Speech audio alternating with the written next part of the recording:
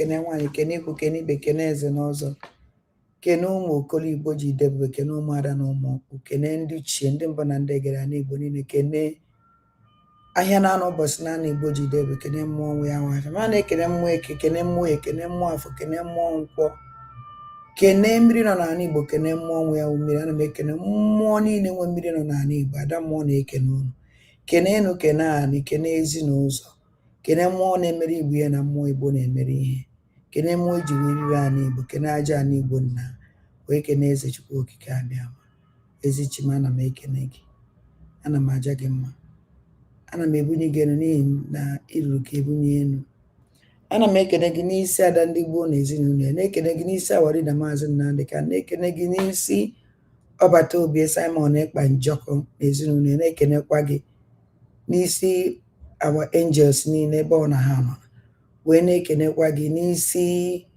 ụmụ aja anyị niile ebe ọ na ha nọ na ana m asị gị nala ekene na nna m ana m asị gị nala otito na ana m asị gị narakwa mbunye elu otito na ịja mma bụrụ nke gị wee ruo mgbe niile ebighị ebi ise our leader Maazị Nnamdị Kanụ ekpere my leader.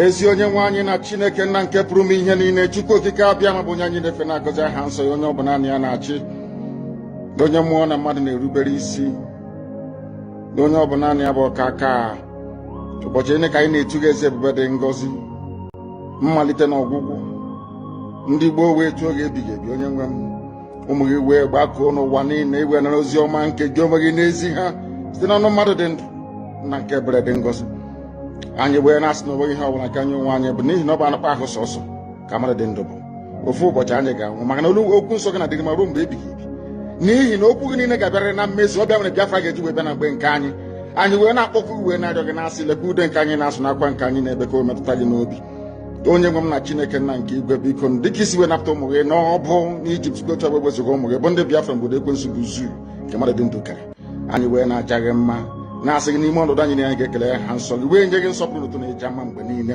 n'ihi na anyị enweghị chi ọzọ ebezuga gị anyị nwe anyị anaghị efe arụsị ọbịa mere iji wee na-agọzi nsọmụkwụ anyị niile ọbịa mere IPOB ji wee gbaa mgbọrọgwụ n'ụwa niile anyị anaghị atụ egwu mmadụ dị ndụ anyị wee na-eto gị eze ebube dị ngọzi sị gị biko gbatara anyị ọsọ enyemaka ọ bụ naanị gị bụ onye anyị na-efe nwanyị akpụ isi ala nye ka i wee napụta ndị gị n'ọbụ nke ekwensu anyị wee na-enye gị ofe na nsọpụrụ na ija mma na-asị lekwa ka ndị iro anyị niile ka kasisi wee baa ha ọnụ ha wee daa hapụghị ego n'ọzọ obodo ekwensu bụ zu ala ọkwa n'ihi eze ebube dị ngọzi anya ọnwa anyị bụ ụmụ gị wee na-akpọkọ ha nsọ gị na-asị na enweghị chi ọzọ egwezuga gị anyị wee na-aja gị mma wee na-eto gị na-asị onye kere ihe niile kere eke mana nwere onye kere na n'otuto niile na nsọpụrụ niile na ịja mma niile site n'ebighị ebi mara onye ka a na-arịọ gị ise ise ise.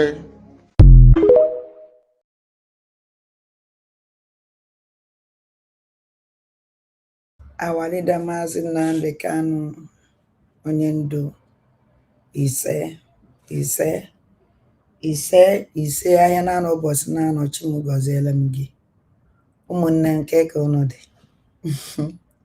ama na o siri unu ike a na-emekwe ama na ọ nọtara anya m nya yes ike gwụrụ m ekwuru m okwu too much nya is like ọ bịa dịka ya sị na ebido m nke ụtụtụ kwugide okwu chijie so wee sị mba na mma agba break gbasara that case ahụ ewetara anyị na platform anyị nwanne ya ụmụnne m case ahụ gbara mgbọrọgwụ ọwụkwụ obere ihe case ahụ siri ezigbote ike o siri ezigbote ike and the point the case nọ na ya na-anwụ enwere ike chụtụ one day anụ na-egbuo n'ofu ya na that compound eziokwu ka m gwara ụnụ the point anọ kịta na ya mbụ a na-azụ agba ekpelechi eziokwu ka m gwara ụnụ the point anọ na ya na that compound enwere many videos si na the compound pụta adịghị mma many things even mụ na nke nke nwoke ahụ ọka njọ n'isi a na-akpọ Chukwuka. Mụ na ya na-agbakwuru yesterday, akpọrọ m ya even before mkpọ ya sef, ya nwewe onye izi sendịrị m meseji before mkpọ ya, then mechaa o sendiele m many things o sendịrị m kwuchi na mụnwa gwara ya okwu ngwara ya, then o mechaa o sendiele m nọmba the woman ụkwa onye bidokwala buru ụzọ sendikwara meseji ebe o nwetara the nọmba, because na Chukwuka forwardoro the woman ihe niile m gwara ya, ihe niile everything m gwara Chukwuka o sendiri the woman. So based of ihe the woman nụrụ wee fụ na okwu awa obere okwu siri ike, so ya nwa wee contact zie mụnwa, which sendikwala many videos ma ebe a kọwara isi ma ebe evu mma ma ebe evu gọma na okwu adịghịzi, mana agwara m ọfadat na okwu megide for social media na ọwụ obere ihe ka ọ, and gwakwana ha dat na nekwe point ha nọzi na ya, point okwu ahụhụ ihe bidoro tata, otego okwu a bido, mana a gwara ha that na hence that na the only thing enwere ihe emenwu emechi ihe dị late, nwere ife dị late n'ụwa a, sọsọ ife dị late wụ na mmadụ nwụrụ anwụ, ịma na onwe ọzọ ife ya emekwute nwunye, mana hence na mmadụ dị ndụ nọ anyị nwewu okenye nọ na gwa onwe anyị okwu, onye ọ na-agwa onwe ya okwu, fe ebe onye ọna si emejọ, because that place ife dị na that family wo nwere onye wu ncha that place, onwere onye wu ugbo, onye ọna nwere fault ya, mana ịma na abịa na ezinụlọ enwere onye na-aka ebinye ọkụ na ọkụ na-enwu, mgbe ọ na-enwere onye na-aka ebinye ọkụ na ọkụ na-enwu, ịma dat na ife ya adị mma, mana mgbe ọ na-enwere onye anaghị ya, onye ọnwụ na-eyi ọkụ nwere onye ọgbara ya gbara na-eje, onwere onye na-echi ha echi ya ndị, mana before eruo to this point, ịma dat na ikwu ekpene ya ikegwu, ibe ekpene ya ikegwu, nne ekpene nna ekpene, so onwezighị onye na-abịazi ya, onye kpọziere ya etiwezie mkpụkpọ sef, onwe ozi onye na-echi ha because na onye ọ na-adịgo is like no breakfast ka ọ wụzi. So dịka ife m gwara nke nwaanyị agwara ya na ihe awụ your house, ngụnwa isi nwaanyị that place, ngụnwa ya ama ka ihe esi were sọpedo alagodo nwa obele, ọgụnwa onye ya ekpekọnọta ịmụ ọnụ ụmụaka etogo, and ịnwụrụ na nwa ebe a sị na o nwere ka nwaanyị na-awụ oluo ọkarịa ịchụ na di ụmụ na-akarịa na-esi ya na abị nne ya, because nwaanyị mụtara nwa ụmụ ya niile tochaa nụọ nwaanyị mụta nwee nwa isi ya na ya akpọ ụmụ ya wee na ka ya akpọ nwa ya wee na nke ya akpa na ịghọ na ọkarịa na dị ụgha na-akarịa na abị nna gị, so na iwe ahụzi gị na-ahụ biri na be gị ebe a, bịara ka m biri na be m ebe a, akụrọsụkwa na ebe a, akụrọsụkwa na ebe a, all the point anọzi, mana ọnwụ na the family chọọ idozie anyị edozie, the only thing that na emejọrọ mgbaghara, mana ịma na o nwere ndị ọ na-aka nkụ, ọ na-esiri ike isi emejọrọ mgbaghara, and amarakwana m ebe ahụ si mejọ mụ nwaanyị emezi ya ọzọ, ọ ife dị na ya, emejọrọ mgbaghara and m emezi ya ọzọ, and okwu baha na nke ụdat na emewezi ya kpọọ na fon ekpelo tọks bịa, mbanụ ọ dịghị mma, ọ akpọzi ego na fon ibi steeti ihe mmiri kwesịrị ime iji biko ọsọ ọfụ na ị nwere akpa obi chọba onye ihe eti ife, ọ dịghị mma, so e nwere many fault that place, and with mụnwa na onwe m believe na ọ na-achọ idozie ha ya edozie, enwere nweghị na ekpuru aja ngwere adịrọ, onwere ebe esemokwu adịrọ, mana esemokwu nụ ha na nke ụdat na mmegbu gị, ibu m egbuo gị, onye evute mma, onye evute ụgọma, anyị agwa onwe anyị eziokwu, ma onye na-evu mma ma onye na-evu ụgọma, dịka ihe m gwara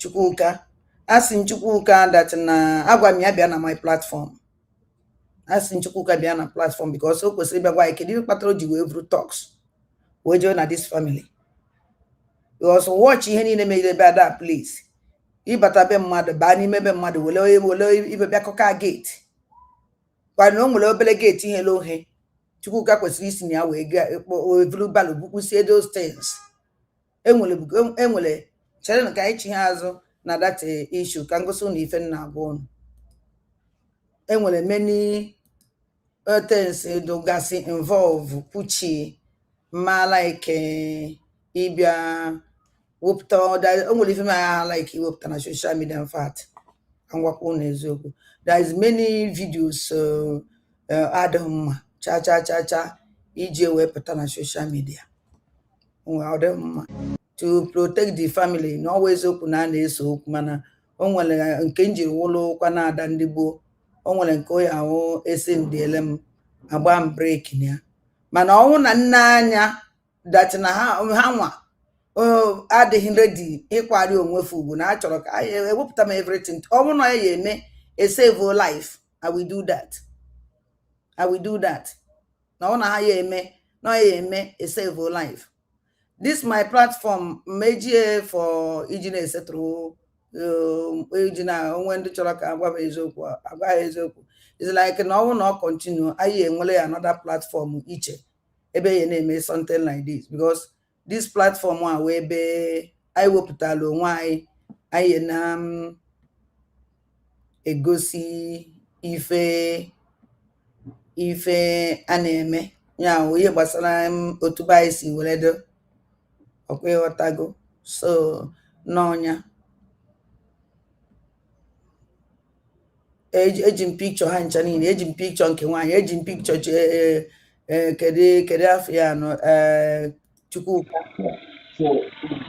eji aga na esi ya na mma agbụ ya na social media ka ndị ụwa ọfụ onwe ya because ife na-enwe nke ime mistake ime admit na eme mistake Chukwuka mere mistake agwara m ya aka na that family achọrọ m ka ngosi unu something ihe a na-egosi unu akwụrịghị nwoke akwụrịghị nwaanyị ebe ahụ mana ihe na-akọlụ call a spade n'anya ihe were m iwe ọnwụ na unu n'anya na-enu ihe ahụ gate na anya dị umeanụ ka ọ dọ naanị ekpuru ife na ahịa ya ka ọ dị na coaching isi ihe mere this place wụ na moto butere ngwa ahịa buru ka ọ banye odi uno ekwọrọ ka ebubata ya ewee mee ya offload hie na nke mere afịa offload inu n'anya gate a dị open na enu gate ya ọ dị open na big gate hie ya ihe chọrọ iji gosi unu destin ụka o ya wụ okwu a continue kwuchi na ọ continue I will go harder nee n'anya ihe na-eme ebe iwe m because ọnwụ na George ife mere na this video this woman lose battle here o lose ya ọ dara woefully o lose kia ngwa ahịa ya dị n'ile adịrọ mma onwere ka ya esisi nwaanyị ebupụtara ngwa ahịa ya ebe o si azụ ụmụ ya asọpọtụ hụm ya mana achọziri ime ya emeghị ya ị na-ewe ekwesịrị ime ya all that ị na-ewe because ndị be anyị si nọ amala kwuo amala saa ọkwa ịghọtago so nye na anyị ihe mere ebe a nke anyị aga na program ji bịa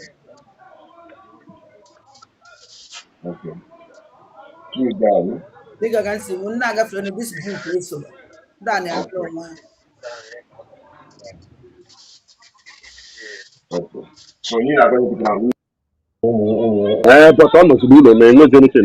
na ọnwụ na unu n'anya emere m ya late agaghị afọ wọdụ ka oke na mgbe Chukwuka abịalụ n'anya mba Chukwuka nọrọgo n'ime already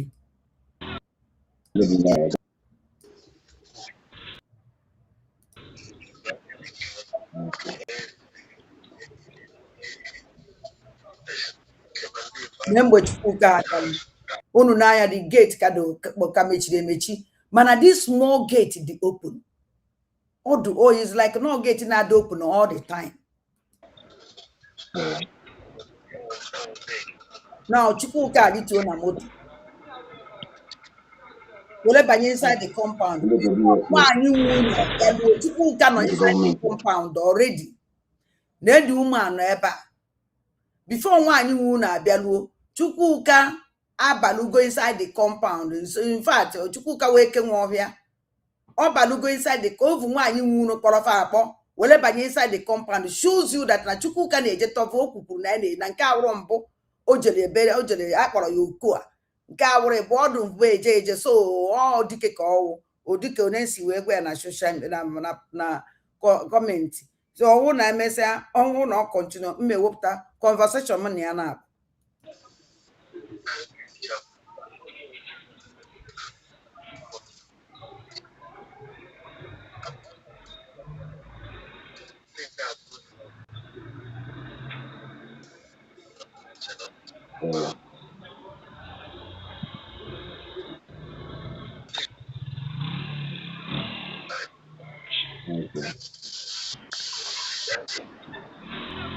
now another group about this person apụtakwa with the motorcycle because the group the one actually with the same group n'anya ebe a wee biwo no wee now this man wee banye with the motorcycle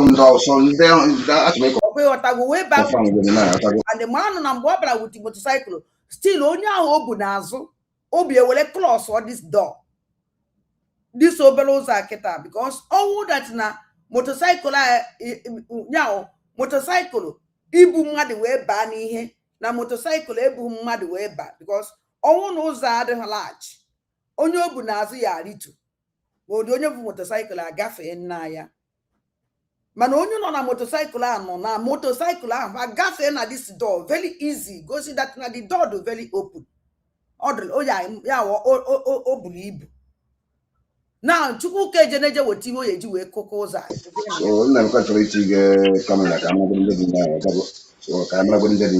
boys ka nkule ha bụ obere moto bịa wute machine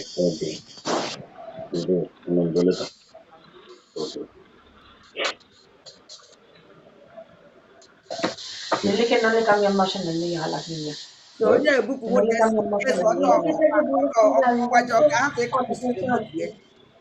oje tinyegodo moto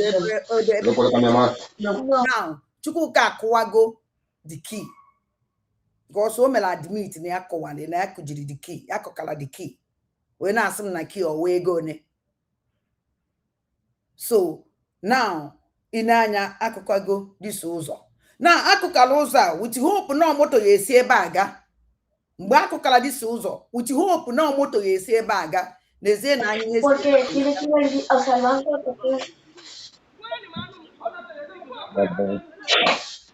dele ihe dat na ebugori anya lee ihe Chukwuka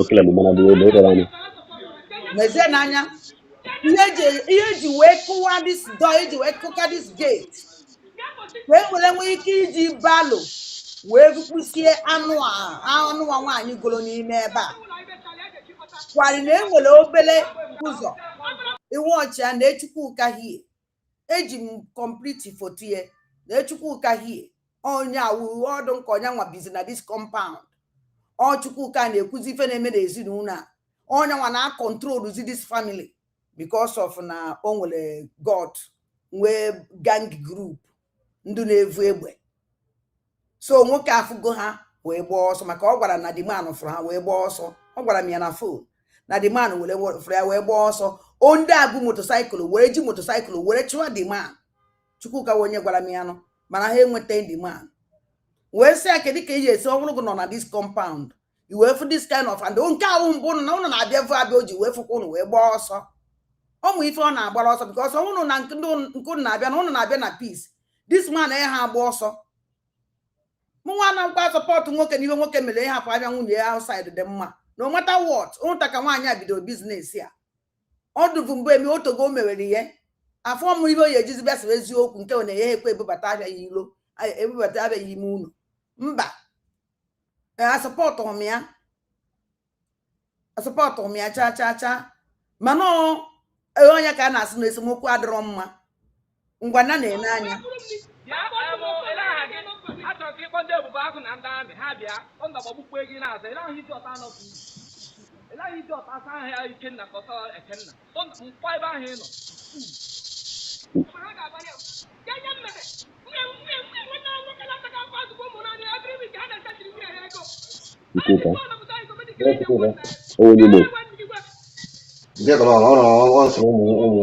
but almost we don't know anything on it. Don't worry. So ihe achọrọ m ka mgba break ebe a. So ife this Chukwuka ji wee kụka this gate ka e wele balo buba ya obere ụzọ a ebe a dị open. So now ibe a Chukwuka kwuru wee eziokwu unu watch ya this man nọ n'ime o jizi motorcycle wee je chụọ the other man chụcha ya o nwetaghị ihe o ji akwa n'azụ ọkwụ na afụgo. So ife eji Chukwuka ji wee kụka this gate ka ewele balo kwesịrị isi n'ọnụ ụzọ a wee gafee n'anya ife ewumanụ kpọrọ ka ọ bịa for die because of that draw. And ife a ihe na-eme na ba steady and ife a ka ọ na-awụ omesia anasị nọ Biafra liberation ewere tinye n'isi Gentlefa ọnwụ na egburu mmadụ ebe a kịta asị gị nọ Gentlefa jere ọkwụ na afụ gị ọya ka nji Chukwu gasa na ife idu mbụ eje na ị na-ejebe ije already na ọnwụ na ị naghị ejie ị kwesịghị ịba na this house ị kwesịghị iji ya wee ije ọ dịrọ mma.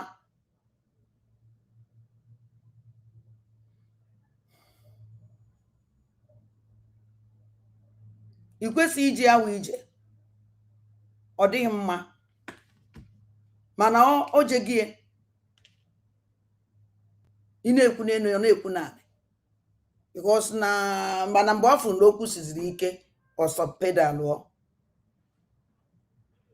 mgbe nsendile picture ya sị na mma agba ya na show ebe ije o jere ebe a maka ka afụzie is in case onwe ihe mere onye ọnwụna nọ n'ime ụlọ ihe na-apụta ya there's many things going on in this house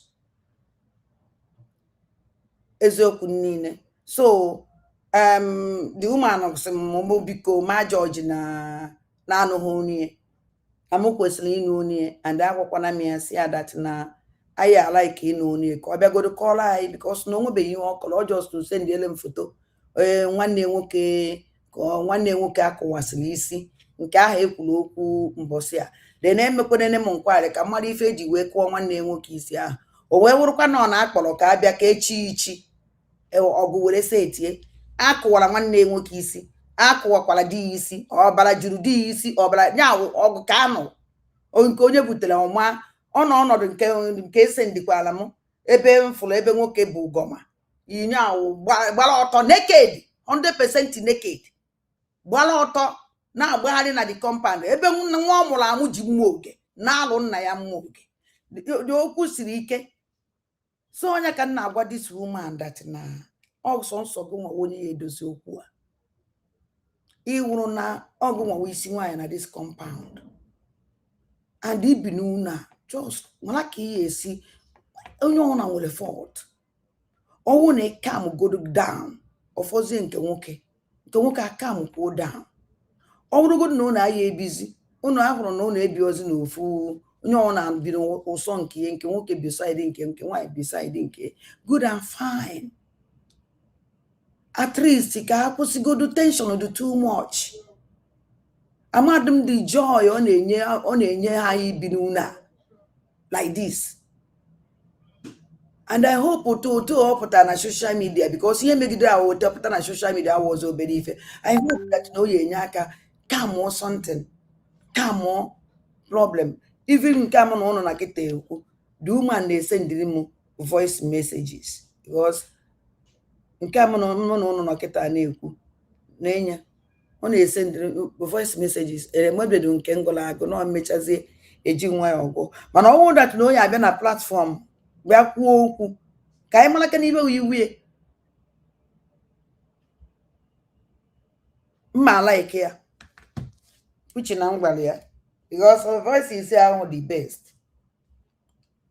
So onye nwa ihe mere m that yesterday ụmụ na Chukwuka olu tata nya nwa na-esendiri m a reply na anya some ndị reply gwakwa ya ebe o si eme mistake ọ sị ndata na onye kpọrọ Chukwuka nwa nwunye nwa ya ọkwefu na destin esine kịta na ya na die fee na nwunye nwa ya nwaanyị anụrụ anụ nwaanyị nwunye na nwa ya nwoke na anụ ọkwefu na ọ na kịta n'ime generation upon generation problem generation ọ sị na generation ya na die pụọ na wee banye na new generation and ha amụtago nwa nke ha mụta kịta na-etokwa with this nsogbu. D'accord. Est-ce que tu as attaqué en pièces? Vas-y, que je te dis tout à boire. Ça va suffire pour vous? Oui, une canette, c'est un nouveau. J'arrive. Mon aime challenge.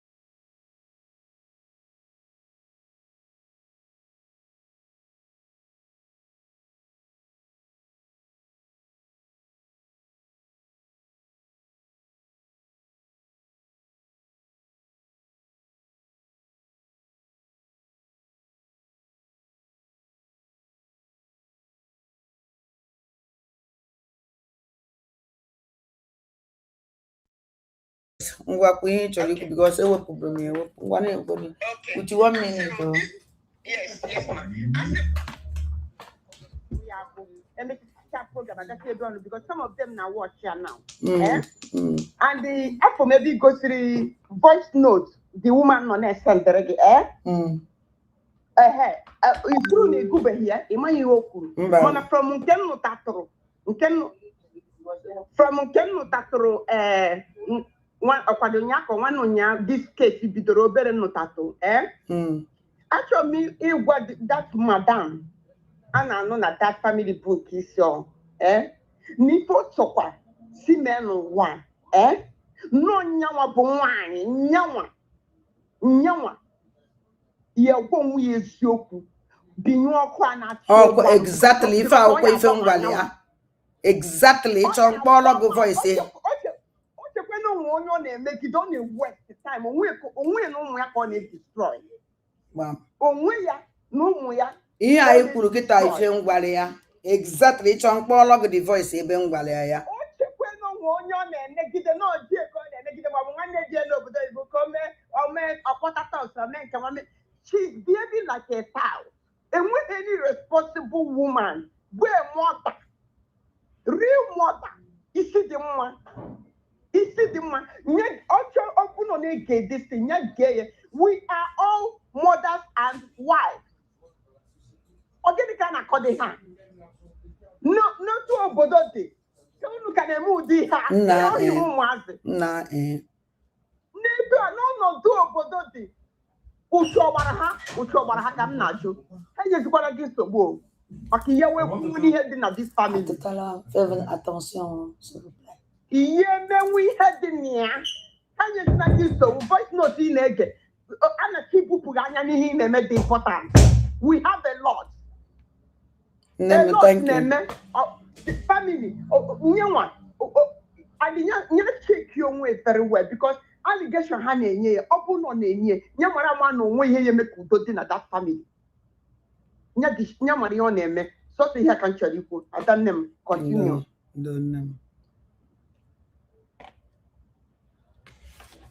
Wow, ụmụ Igbo mụrụ nze m ọzọ.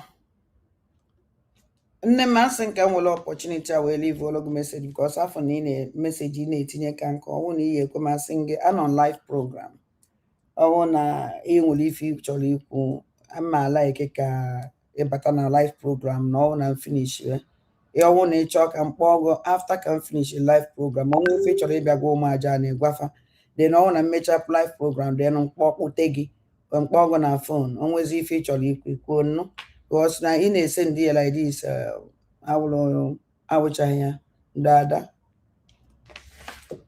Wow, ụmụnne m ụmụ Igbo mụrụ nze m ọzọ okwu ka nkụ. Number 1 wụ na anyị ebidogodo na ihe mmemme emewe aja eziokwu niile aja mana o nwere nke m chọrọ imegodo nke kagodo m mkpa karịsịa wụ this one ọnwụ na unu n'anya ebe a ihe unu fụrụ ubi gasị achọrọ m onye na-evidio this thing wụ kesh onye na-evidio ya wụ ife achọrọ m ịjụ keshi ajụjụ geenụ ntị ka unu n'ife keshi kwuo. leenụ na nke Fideli ebe anyị na-abịa ata anụ ewu na-enwere aṅụrị. leenụ shop lele joint ahụ na-ewu ewu joint ahụ na-ewu ewu na afụrụ ya nwata ezuru m ike. leenụ the joint Now tata bụ kedu ihe dị taa awad keta 26th leenụ ya ezigbote joint ebe anyị na-abịa ata anụ ewu pepe soup ịfụrụ ya ke shop mpụta ụma na afụrụ ka ọ dị shop mpụta ụma lelee ire esi eje Sacred Heart from ihe Igine ịfụrụ ya. Just imagine. Mgbe ọkọ mbe ka ọ mgbe ori mbe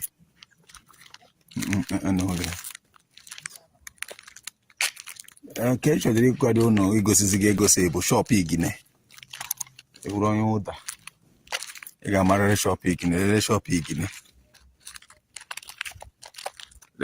Igine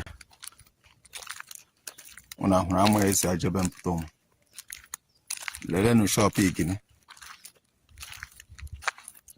Igine Ifemelo le shop Igine Ifemelo mana ya dịba now ajụọ m keshi alịrị na-akpụ n'ala maka ife iwuzi iwu na alịrị were na akpụ n'ala na-aga ụmụnne m ụnụ na-abata ụnụ na-eshi ya keshi wuzi alịrị because ọnwụ unu n'anya ka ọ na-eji ihe ya na-anụ ụdakararam ma ọ na-akpụzi akpụ keshi adịghị ewenizi ọkpa elu na ọ na-eje ije. So my question to keshi wụ keshi kedu ka esi wee chịchịchịcha ihe niile nọ n'ọsọ ibute ụkwa still gụnwa keshi nọ n'ọsọ ibute ụkwa dị onwere ife mere gị ajụjụ na-ajụ iwere nnọọ ya ọkamela wee na-eje na-egosi anyị shop ndị gbara ọsọ ndị ụnụ chụsasịrị ndị gbara ọsọ n'ọsọ ibite ụkwa mana keshi iwu onye ọsọ ibite ụkwa ịnọ n'ọsọ ibite ụkwa iso wee gba ọsọ iso na ndị ọsọ chụrụ and relax nọ na-akpagharị n'ọsọ ibite ụkwa niile ibe ahụ chụrụ ndị ahụ achụghị gị keshi achọrọ m ịma nwanyị olu ndị ọsọ ibite ụkwa niile nọ n'ụlọ na-akpagharị na ọsọ ibite ụkwa na-emegasị na vidio gasị kamera na-egosicha anyị ụlọ ndị achọrọ ọsọ ụlọ ndị achụpụrụ n'ụlọ keshi ajụjụ ka m jụrụ gị wee si o kedu ibe mere ka jiri nọrọtọ n'ọsọ ibite ụkwa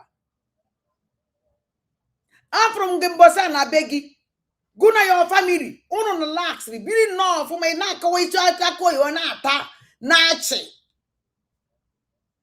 so I do not happy that no one knows what we see to was also go out cash. Ebe the criminals who they keep a wipe what the whole Chukwu of your civil to Quanine Nuno. We be Bruna civil to so also cash can happen no some criminal ndo see if it so we won't be befa. because anybody from of if to kwa no of if to kwa relax ya no if to kwa ihe mere ndị ọzọ emeye shows that no unwa undu bulu ndị ọsụ unwa undu lele ndị ọsụ unwa undu kpachafụrụ ọsụ n'ụlọ ajụọ ngụ kesh akọtego nchọrọ ịjụ gị ajụjụ a why iji wee wụrụ onye ọsụ na ọ nọsụ ibite ụkwa o nwere onye na-enye gị nsogbu ndụ andị achọwa otu isi ekrem iwu the enemy of ndị wabụ chọchafụrụ ndị ọsụ mana those enemies still leave you na-agụ n'ime ọsụ ajụjụ ka m na-ajụ garịrị maka na ife iwe na-akpụzi n'ala because ihe onye nwe ọkpa gị enu because na ama anaghị egbe n'ala a na-etitewago gị n'ala adị nwenataghị ike ije na-akpụ ha ọkpa akpụ na ife wuziwe arịrị ajụjụ ka m jụrụ gị and achọrọ nke ịza amị ya why ndị ọsọ ibite ụkwa niile ji wee gbachaa ọsọ egbuo meni is like na egburu 90% ọsụ ibite ụkwa ndị Chineke gọziri nwa nwere ike iwusewute isi onwefe gbapụ keshi ọsụ ibi n'ọsụ keshi ọsụ arịrị ọsụ ibi n'ọsụ na-arịgharị eriri ebe a elilisi ebe a elilisi ebe a elilisi ebe a with your camera. Are you not ashamed of yourself? And no nwere anything ị na-eme ka ndị ọsọ nata because it go iri relax go shows me that if you want to work for Fulani terrorist under matala afọ ime ha na 911 and ndị ọsọ hapụ gị na-akpagharị na-ejegharị afọ m ọchị ịchịrị ebe unu na-eje atụ ime ma echi ya because ịdị happy na ịchụsisi anafa mana ka m gwanago ọkwa ịchụsisi anafa imego the bidding of Fulani terrorist. You have sold also land to Fulani terrorist cash. Borozie ndị terrorist ka ha batazie bịa bichie bozia ndị Fulani ka ha bata bichie ama na ifu na-emezi kịta land grabbing ị grab ebe a grab ebe a grab ebe a ị na-ejegharị onye ka nna agwa gị bozie fale den come yazie bịa bichie ajụjụ na ajụgo otego ị na-eji kamera na-akpagharị na-egosigasị anyị village by village ụmụnna bụrụ anyị otu ụmụnna ezinụlọ by ezinụlọ main road by main road mana keshi ka bi n'ime ọsụ ihe chụrụ ndị ahụ achụghị gị ị na-enye kịta asị na iwu dịka ọkwa onye anyị ha ka nwere ebe ọzọ ịfọ akwa ajụjụ njụrụ gị adị mma ala ka ị bịa zaa m ya ajụjụ a ka njụrụ gị andị mma ala ka ị bịa zaa m ya dị na-apụ m hie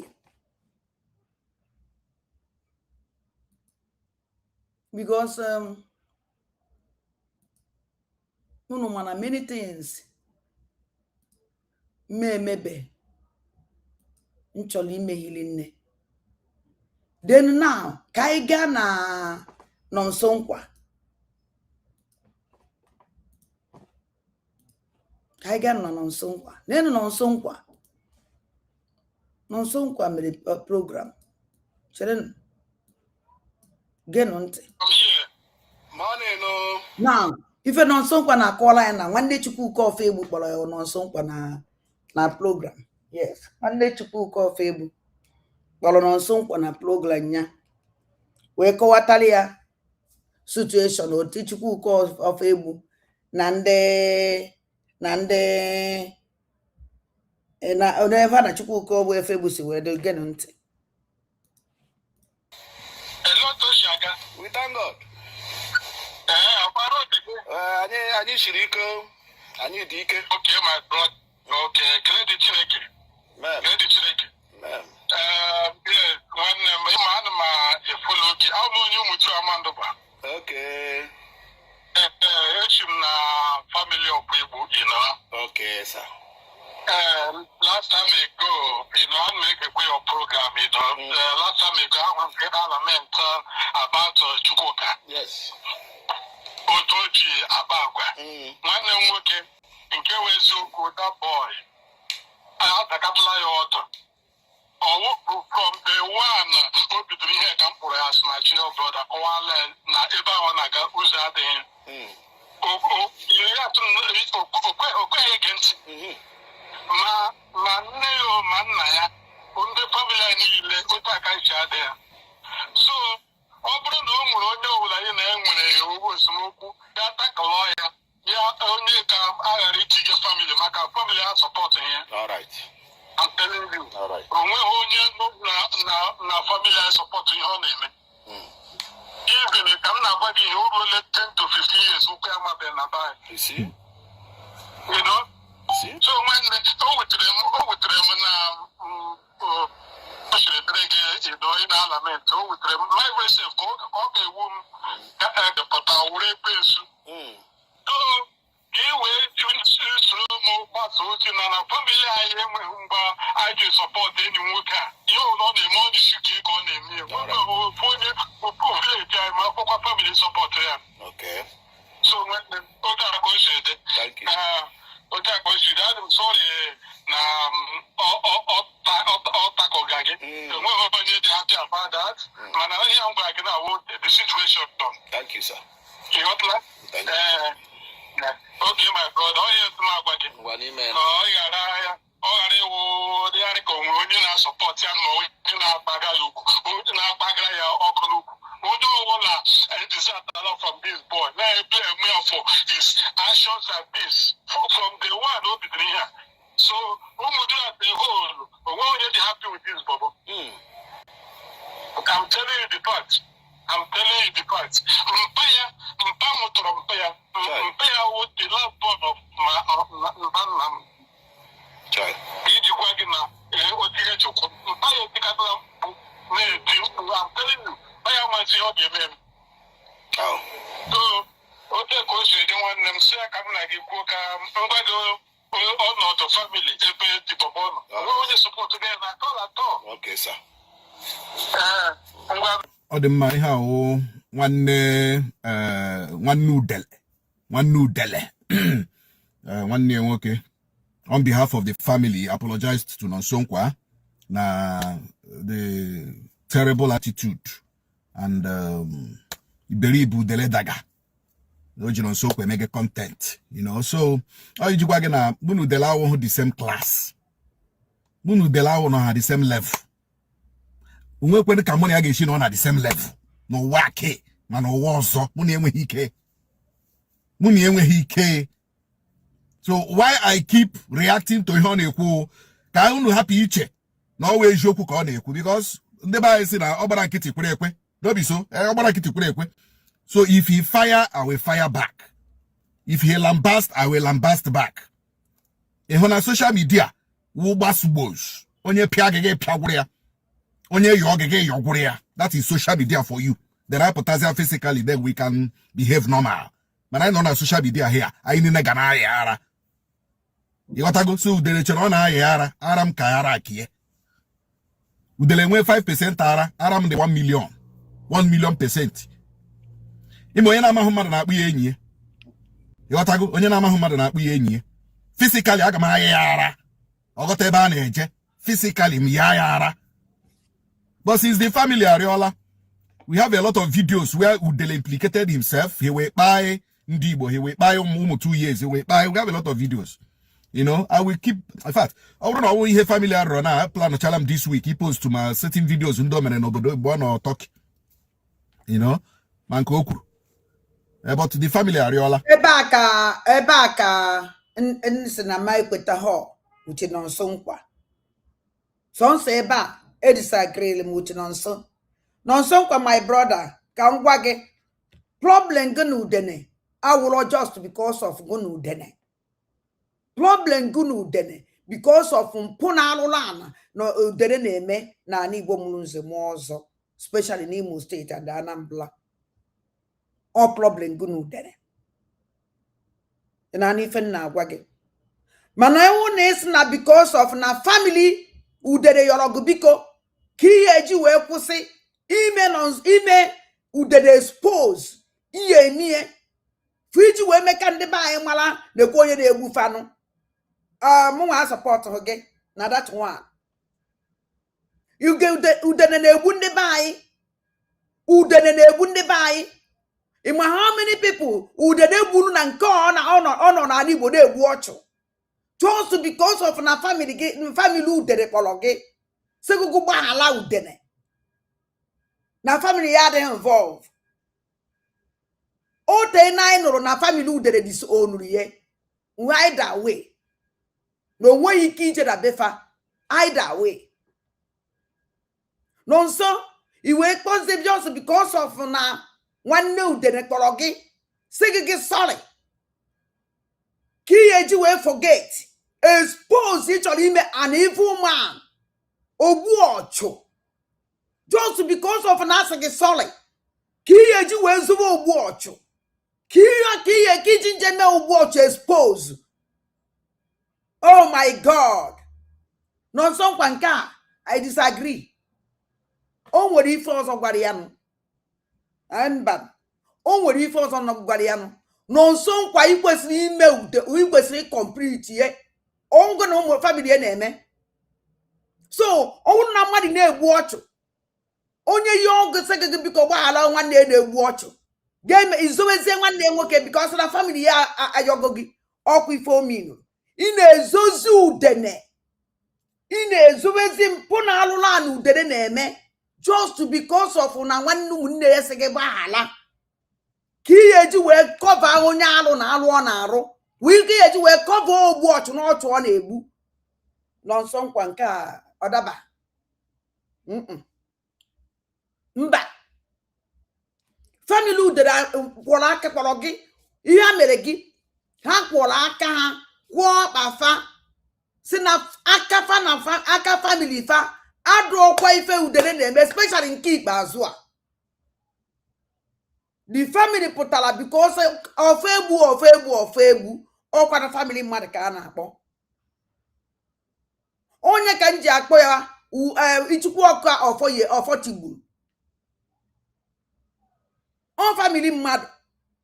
And ndị mma otu family esi wee pụta wee wepụkwa aka ya n'ibe ọnwụ na mpụ niile na alụla na niile ya nwa udere na-eme. So na-eme biko na family of egbu na-ekwe dia stand oifa ji wee kpọọ gị na onwere mgbe ba ji yogo sigo biko go gbaghala kwụsị ime nwanne fe expose ọwụrụ ife akwụ fogu nwe isi that na no because na ụmụnne idere aka na-egbu ọchụ oji ọbara akwa aka na-egbu ndị be anyị Fulani terrorist wee gbarata wee egbu wee sị gị that na ya abịa na your community kpochafụ ya community niile gbuchasịa ha ncha niile na ya na-abịa iwe chụ izowezi ihe because of na nwanne ya nwoke isi yosoro gị na family ye some family fa aka fa adọkwa na fa support ihe ọ na-eme na fa dị sorry n'ife ọ gwara gị na biko na fa adọkwa involve iwerezie maka ya all the expose ị chọrọ ime udene iwerezie maka ya wee kwasasịa nọ nso ife ịwụkwa na activist ọkwa ife ịwụ so onye mee alụ mechaa mpụ kpọgụ ya ọgụ biko family onye ahụ kpọgụ ya ọgụ biko ịgbagharazie ọbara niile this guy kwafuru n'ala Igbo ochu niile this guy kwafuru n'ala Igbo ihe niile this ije otu bere isi n'ala Igbo ije otu because of na family kpọrọ gị ya ọgụ biko ka ihe eji wee stopzie exposition ị chọrọ ime ye nna ọ dịkwa terrible afọ ọkwa ngị na disi akpa anyị bara n'ime ihe ọ dị too big ọ dịghị mma and there is not all day mma for an activist like you. Ihe bịara we save life. Ihe bịara ịkọ ndị mmadụ na-ekwe na onye adịnuke afọ na onye a na-eke osi eje na-eke osi ana ọkwa ife na-ewe m iwe ebe ị nọ because ijeketa ihe na azụ ịhụ somebody dị stable ọ dị mma ọ dị njọ stand there strong ọ dị mma ọ dị njọ stand there because mgbe nnụrụ ibe aka nsị what adị m hapụ ihe ụmụ family of egbukwu ala m kiri ka ha si wee pụta wee kwuo gosi their stand na-ekwe arụ niile nwanne anyị nwoke na-eme aka anyị ọkpa ya adịghị ya oke nọ nso nkwa continue okwupụ gị ife ikwu but ozuzu again I will post those videos so ị na-eche ka ozuzu again now nọ nso nkwa udere na-egbu ndị be anyị na village udere jụọla ndị terrorist Fulani terrorist bịara terrorize awara dị na-egbu ndị be anyị na-egbu ndị mmadụ na ala Igbo mụrụ uze nwa ọzọ ị na-asọ ozuzu again. So atrocities on our community na Igbo adịghị enough. So ibe ozuzu ọkpọkwazie ego afa. He post to say, which means na ha noziri ayok. Which means na ha fight is in Igbo. Which means if you don't call your interest and your name, that's all. Ozuzu ọzọ. Somebody na Igbo with talks and they just in the vine. Kiye nche mgbe ozuzu ụlọ ọzọ nọ nso nkwa ọdụkwa mma ahụ mgbe na-eche na mgbe ozuzu ụlọ ọzọ nụnụ mgbe ọ kpọkwazịrị gị afọ o nwere ike ma ya akpọzine gị afọ ka ihe afọ imezi ya expose ọ kọntinu na-egbu ndị Igbo wuti Fulani terrorist o kpọbatara n'ala Igbo ha kwuo na sị na ife a na-echewo ka ha buchaa ọnụ ha bucha ha n'ọnụ kịta ha dị atak ọhịa a na-echezi kịta ụmụnne m nọ na-abata ụna na-esha ịma na anyị bịara n'oge eji mba this time abịa live achọrọ nke ụnụ ndị ka anyị ga-ewe ntị. I'm agwa na ara ka anyị na social media. I'm not a gentleman. I may look gentle, but I'm a gentleman. A policeman mụrụ m. Onweghị onye police mụrụ na dị gentle. Awụ m onye ara etoro m na barracks. Ama m na aghọta. But since the family arịọla nọ nso nkwa gbaghara ya. Onweghị any family member na support ihe ọ na-eme. I will forgive him. You know? I will forgive him. And I will not mention the family again because the family onye chi tackle ya tackle ya asudele all. Ama mi na ghọta ya tackle ya asudele. Ya webatala family ha because family of Egbu awụ family na-emebi ihe. Family of Egbu adogidele this guy aka na ntị dogide aka na ntị ọ daa anụ ntị. For the past 15 years Olarubu m duru m Amandụba. For the past 15 years udele Olarubu ụlọ nne ya I will go to his father's house. Very soon aga m aga uru ga m eme video na ụmụduru Amandụba ji ndị mmadụ ụlọ udele. Yes, I will go to Umudrama Nduba. I'm a Ganu Lumpia. Ulumpia on Alabe for 50 years. More on Sonkwa. Gaija kam Garuli and Ulumpia. Why are you going there? Are you go Gumba now? In this place, he just a video cook in our choice. In our choice, the no because the Yogogi, behalf of him, on behalf of Dene. So will be Gogobalo. No, I don't want to know what a web one near for. So and the go on what guy who have been on social media, sign a forgive you go there. Come on, make what was yours. So he is a bomb because can be the Jeba, me. Or cook, which means Rabika Yoroge, Ninamata.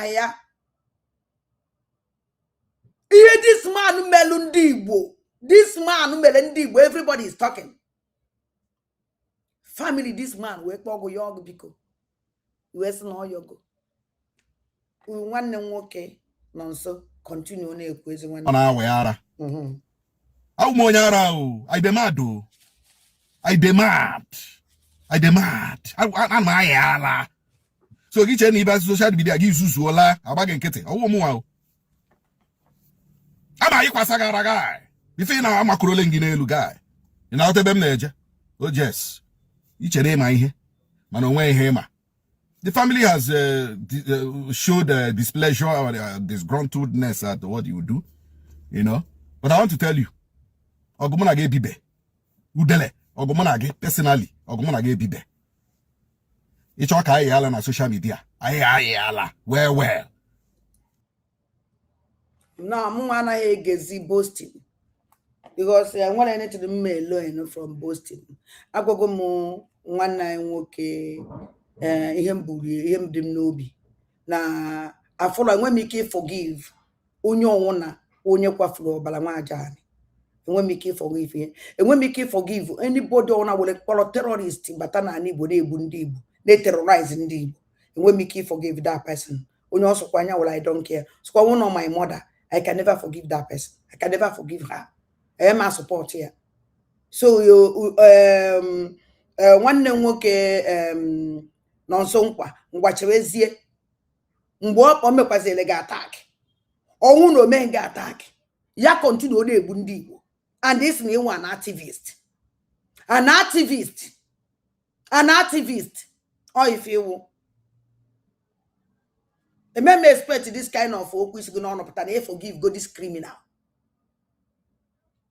na forgive go onye na-egbu ọchụ na-egbu ụmụnne gị gwala gị na ya abịa na your community onye ọna na your community ya pụọ that he is coming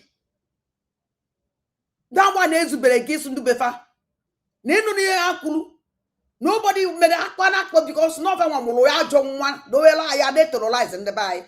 Na family that man was reported tender all those sons of Kafaye Yozia. Family Gaddafi and Dibenana Papa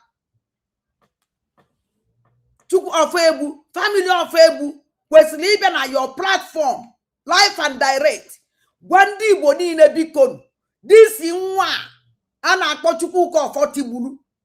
N'iwe ụnọ na na-eme ije ụnọ na na-eje okwu ụnọ na na-ekwu iwe ụnọ metere biko wọkwa n'aka ndị be anyị ọnwụkwa n'aka ndị be anyị aka ya dọkwa ya akpa ya dọkwa ọ na-eje eje na ya ma akwa na-ekwe ka o si dị na-ekwe ka o si wee dị mana akpọrọ gị sị gị sọrị and ikwele na sọrị what of anyị nwa what of ndị ogburu ndị befa what of ndị Igbo ọ na-eterrorize? Are we going to say sorry? Are we going to take apology? N'aka onye n'aka nwa ụmụnne ndị onye na-egbu ndị be anyị nna nọ nso nkwa for congratulations, or you have made peace with ndị na-egbu ọchụ. Go ahead. But let me tell you something. Ọwụrụ ọsọsọ nna gị ka o megidere. O megidere ndị Igbo niile ka na-emegide anyị up to today. This guy called Chukwu Kof Egbuwe terror for ndị Igbo niile. This guy called Chukwu Kof Egbu is an abomination child. Let me show you something. Nonso. Ana m abịa.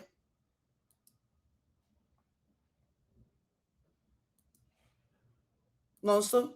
Achọrọ nke ị ga this man ntị. This man is not an Igbo man. Ọ bụ onye Igbo ka ọwụ. Mana na-enye message o sendiri Chukwuka. Go and wear protection if forgive go. In Chile, this evil way they do to your mother people, the Igbo people, I hope you like them. You just decide to rise against people who bring it up where your father abandoned you. Okay. Now this thing way they do finally, if you can't turn against you, waiting go tell your children. Yes, so when mama this idiot called Chukwu call 40 buru. No, any 911 when you in cha mpo. Now one day this no one Chukwu Kof Egbu. Chineke kwa foko. Mmana Kof Egbu afa. Until the 5 years on social media, onye fa apologize who non so kwa kamela apologize. No not the whole Biafrans. This is Chukwu Kof 40 bulu. After Kana Ozuna Muriamu abomination father on enu 911 when you name channel for boy or female mere this criminal abandon. Ndị Igbo wee pichawa ayo na-etu nwa ndị bae sigi that na ofu onye amụ nwa ọnụ n'ọnụ nwa ya nụrụ ọnụ nwa me mbịa ngwa ngwa ọ bụ ofu onye nwe nwa anyị agbara na-eje ma nke ya egbu anyị n'ikpeazụ anyị na-agba na-eje maka na asụ na ọwụ ofu onye nwe nwa. Ndị Igbo wee pichawa disi ozu wee pichawa disi udene wee pichagide wee pichaluo ife a pichadulu this nonsense. This criminal wee turn against ụmụ ajali wee gbuwe ụmụ Igbo n'ebe isi ogbu ebele isi wee pụta na social media wee proud boast o si wee gbu IPOB niile nọ na befa becha ha ncha niile isi wee pụta na social media wee boast o yesi wee gbuo Ebuka Obi bere Ebuka Obi isi wee pụta na social media wee vow that the communities nke ikpeazụ the communities back out that na na-abịa no fro n'anya eje ekwe ọnụnọ na ntị ya gbuwarakwa. You see, achọrọ m ka nọ nso nkwa bịanụ message esend this udene Chukwu Kof Otibulu ya gee ntị o ji wee sị na ya forgive go ye. You go say your mother people now wicked people abi. Without nothing, go there, they make noise, they brag. Say you are looking for the Igbo terrorist. You are waiting for them to kill them. My brother, Igbo no get terrorists. Okay. The terrorists, na your papa people, Hausa people. Thank you, my brother. Go not. Anọchọrọ m ịma Ijuka iji nọ nso nkwa nwanne m nwoke. Nọ nso nkwa. Ịnụrụ ife okwu. Na ndị Igbo enwere terrorist. Na only terrorist enwere Chukwu ofe egwu nna ya fa ọfa nwa the terrorist. And the okporo that terrorist ndu be na ya ahụ gbadata anyị Igbo wee na-egbu ndị Igbo. Nọ nso nkwa. Isi na forgive go. Congratulations. Na na-ege ntị. Ka afụrụ m ụfụ. Go kill the terrorists. We have 5 groups. You come your mother side, people will bring you up. They rant, they do nonsense. What of now this thing where they try to want to, they about to come turn against you. And they can start to run etasketa. My brother, if you run to the south will push you out. If you run to the north, finally, the northern has to, they don't use it finish, then go push you out. The east go push you. In fact, every day, 4 corners of Nigeria go push you out. You better refrain from what you are doing. If you get sense, you better quit, run. Because finally, the Igbos, they go conquer you. And the man where they follow Asari Tokbo, go abandon you. Okay. For now, they use you, they carry you, make money. Waiting your mother people do you. People where they fight for their rights, if they go against them. The one Nigeria now, the Nigeria where we dey, only one sided. No only we Niger data or oil, now the Hausas they use. But the gold, they no bring them out, make you to use and make it go round for everybody. The oil itself, we Niger data gets it, then deprive us from the oil. The east to the oil to, now still the Hausas they use them. A guy this stage age where man go reach, you go come up from your mother house, go there on your own. So now, if the Igbo say they don't tire to stay with their fathers, for instance, say they won't go na crime, you can allow them to go there on their own, make them live their life, marry they. You now bring out yourself, Asari they use you, they go front. But no worry, you go run to the sea will be boiling. You go run to the rock will be melting. You go run to the sky, the sky will be cold on you. But finally, nemesis will catch you up and regret will make you look good. Continue your evil to your mother people.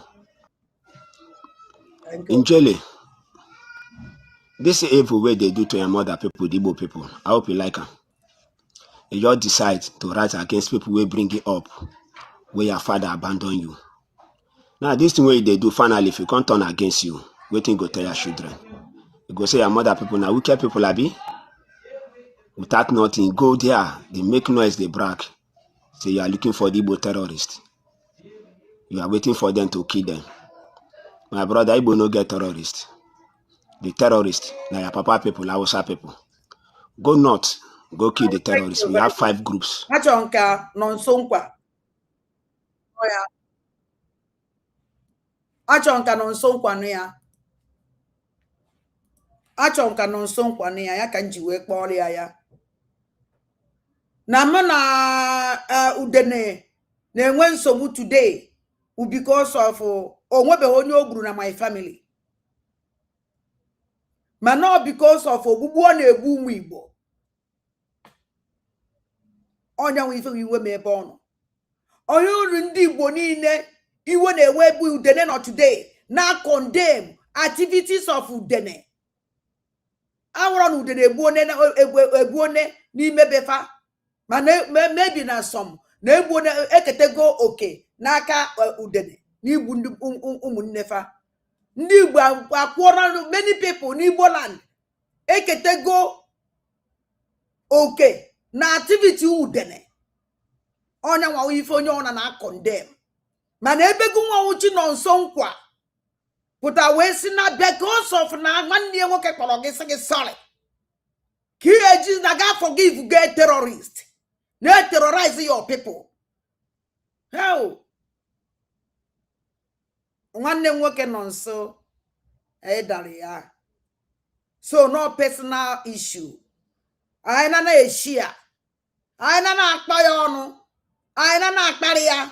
Anyị na agwa ya okwu. Anyị na abụ ya ọnụ. n'okwu ọ gwara gị anyị amanụhụ na anyị na-ama na gụ na udene nwere personal problem anyị anyela ya ji okwu ọ gwara gị were mere ife maka emesi ụnụ na-aba esetụrụ as you people settle now as you forgive him.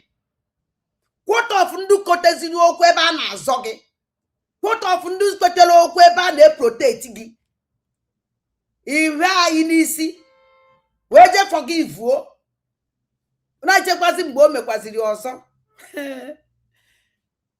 Nwanne m nwoke nọ nso ndewo, achọrọ m ka unu gee ntị ebe a. Unu ma this idiot anọghị. All this guy jidere this idiot unu furu here, this criminal unu furu ebe a abanide egwu ife nna akpụ ya, jidere ndube fa wee gbuo n'ọsụmohu. This idiot a ifuru n'ihi ala gbochafuru ihi ala ya na Benjamin mmadụ bụ onye oshi na enyi ya. Geenụ ntị. Kene mụ na asị m kwenye shi ya zara ha bụ nwanne ụlọ nwoke Ebeko Dike. Ihe m chọrọ ikwu na ihe gbasara be Odimeje, which agwa m enyi nwoke mgbe ọkpọ m sị na otu Odimeje na-ekwu ihe gbasara Nnamdi Kanu na ha ga-ese ndịkwa ndị ọtọ pilot bie. I said it na ha ji eje ebe ahụ. Enwere something chọrọ ime ka ndị be anyị mara today, ka mmepe ndị be anyị anya. Ịfụrụ ndị BLA Jetu Yahoo Angel Makeup, Botozo, and OIE Million. They are working with Chukwu Ijere. If Ijere is working with Simon Eba, Asari Dokubo, Ebubago, and the Tiger Base, Nigerian soldier and Nigerian DSS, all of them are working together. They know what they are doing. Even if we have that now, as a banner goes through Danya, or that don't meet you. You understand? Oza Mahabugino, Nebanyan order. If Lunda mentioned their name, Hancharin and I work together. So you should not be deceived. Nobody should deceive you. Ijele is working with Simon Eba and his criminal gang. He is working with the aside about Tiger Base, DSS, and soldiers. And then we'll make and buy mara. If lo Ochuchu Hana chop on the buy through autopilot liberation terrorists, as in a Hana Eba, he have calculated well plan. Even about Odimeje, I told one of my friends and their brother, Mbobolomo, I can make the voice note, but I'll try like in the mother no because I'm here. Agwa nyasia onyi nya gente owu ni gente now nya watch ya otu Odimeje na fight it for the release of Mazi Nnamdi Kanu na fight APC government and he don't want to join APC na ndị APC je send ndị doctor pilot liberation terrorists who ndị BLA and BDF ka ha jebiri bie sizie bie we na eme operate osim no ye odon possible nsi ano ye ha na eme. We are into the system now to know what they are doing nsi ana ha ga-eme ya. So olongbo ha na-akwado ije njem a ọ na women chọọ ịchụ ndị a anyị adahapụtakwuo na announcement na-ekwe ka anyị si eje ma ọ na ka anyị si ana and we capture them. So the very day ha bịakwuo na ha na-eje ijere bịakwuo na ya na ọsụ na ya nọ ebe nọ n'ọlụ I laugh mkpọ ya si onye ọzọ m nsi efu ya Nigeria abatago na onye gwa ha si dị na so that ha si na their criminal camp gasasị ya na ha abatago after all na gọọmenti enyekwa ha ego. Ihe ha na-eme ndị mmadụ the more you look the less you see.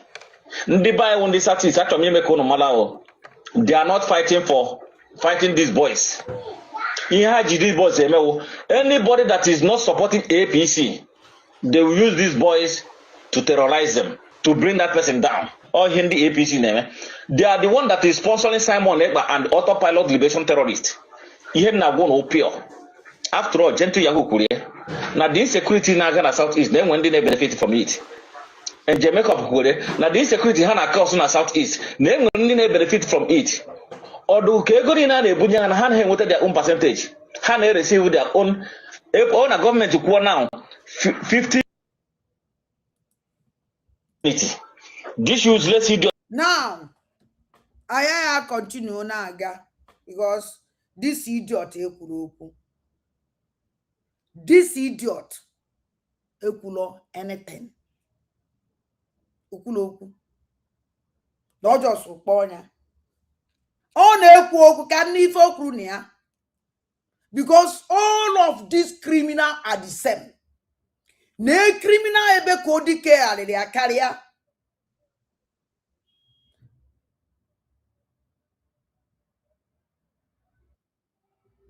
Emmanuel KBJ. Nedi sebe kodike alili akaria na terrorist gang group ye. Hanchadi know the same. All of them are the same. Onwedi ife di iche. Onwedi ife di iche. Mana nsogbu adro. None that wokori befa wokum. All this criminal. Buru ife di ne buru. No osumo nenya n'ihi ala. Mbu this criminal. On it amada Germany kono. When terrorist gang group. Bukole buko ifa ana akpọgbusi ndị mmadụ na bai. Ya na nwanne nwoke a na-akpọ Benjamin mmadụ we onye oshi because ha ncha niile we ofu obodo ka ha si ihe ala na o ya abịa ebe a oge ụnọ na ọsọpe so wa dụrọ unu ya emecha afọ ife unu mere onwe unu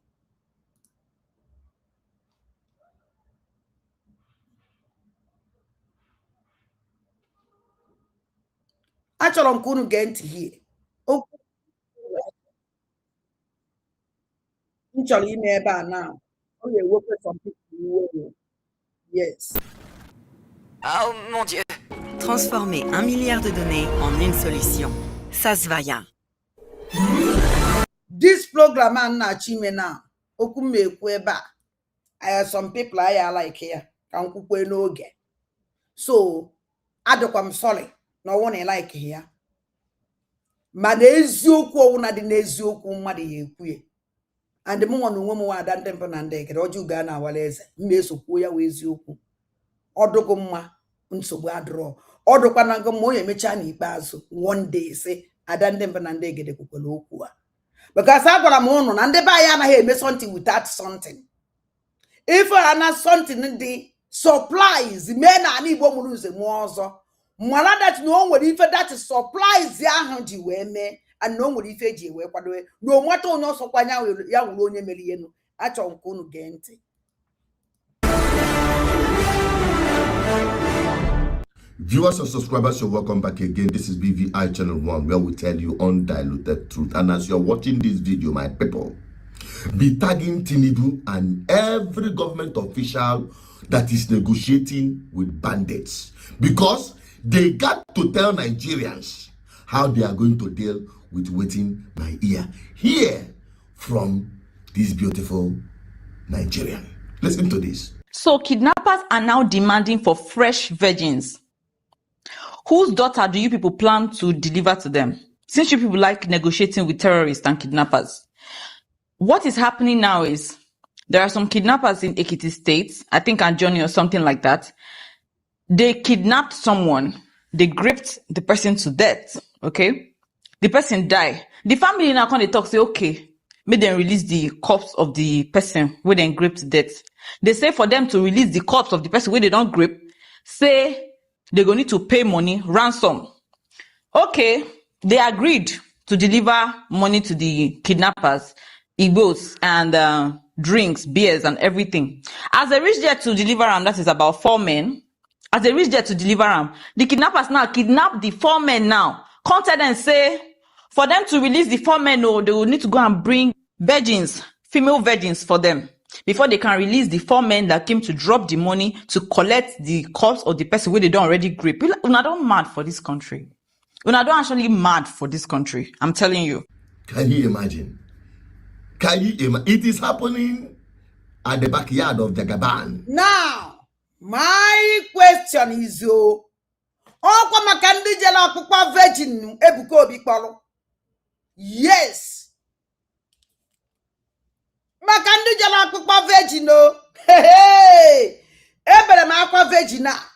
Si waya ji wee kpọọ Christian night virgin by Ebuka Obi.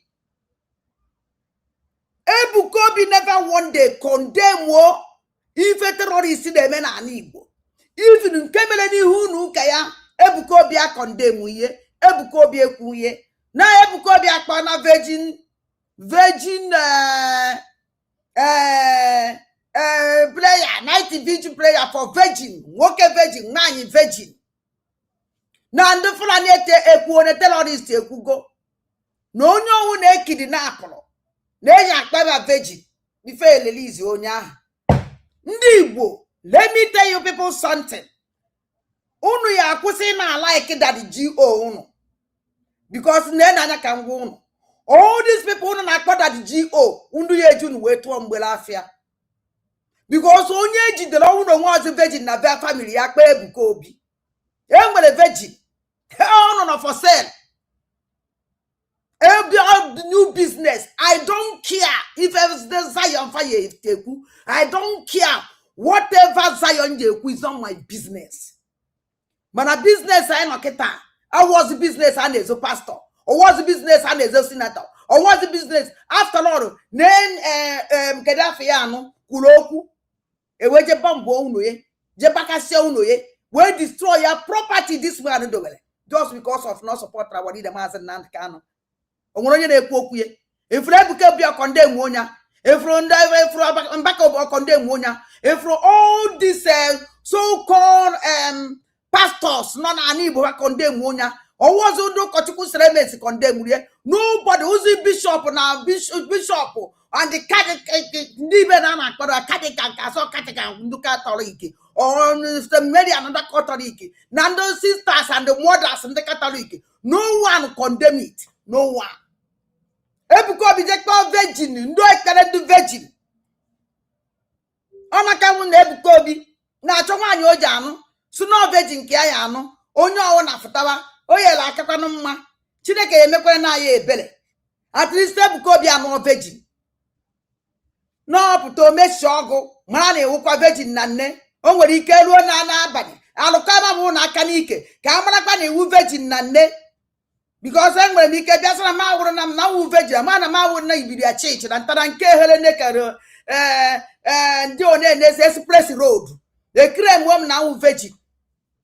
Oh, no, no, taste. Oh, well, I pop a zone on Azuno because even in a case go say on social media. Uneja virgin tasty, virginia tasty. Camera cannot catch what you call her and the how stupid and the foolish shade. He like it, I practice that taste on you because you like your father GO. Ngwananya now. No flan tell all these requests when they virgin. Ntown. Yes, ni munu ni jele virgin. Jele night TV virgin.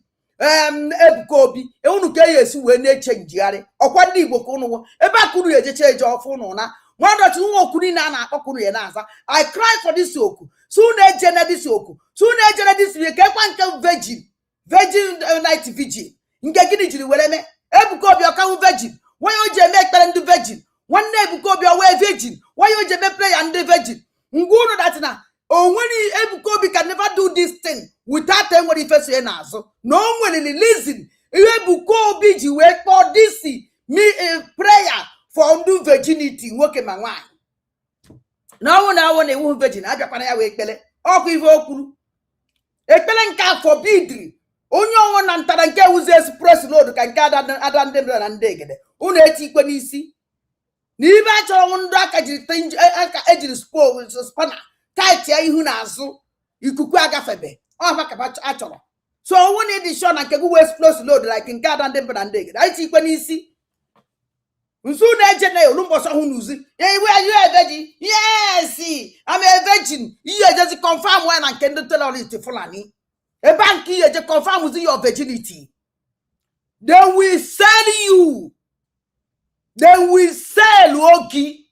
You just confirm with the family. Ya maizi guntaranke. Oru no onwe we ka hwore gi we confirm ogu nwamazi. Oru no nku ka hwore gi we confirm ogu nwamazi. Oru no sisi mwa ba ka confirm you get to confirm with your virginity. That is your problem.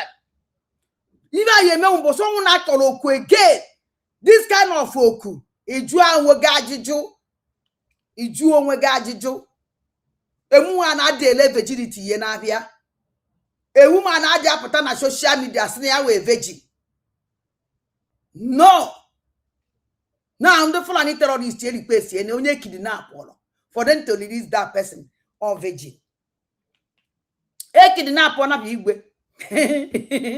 Na Enugu state.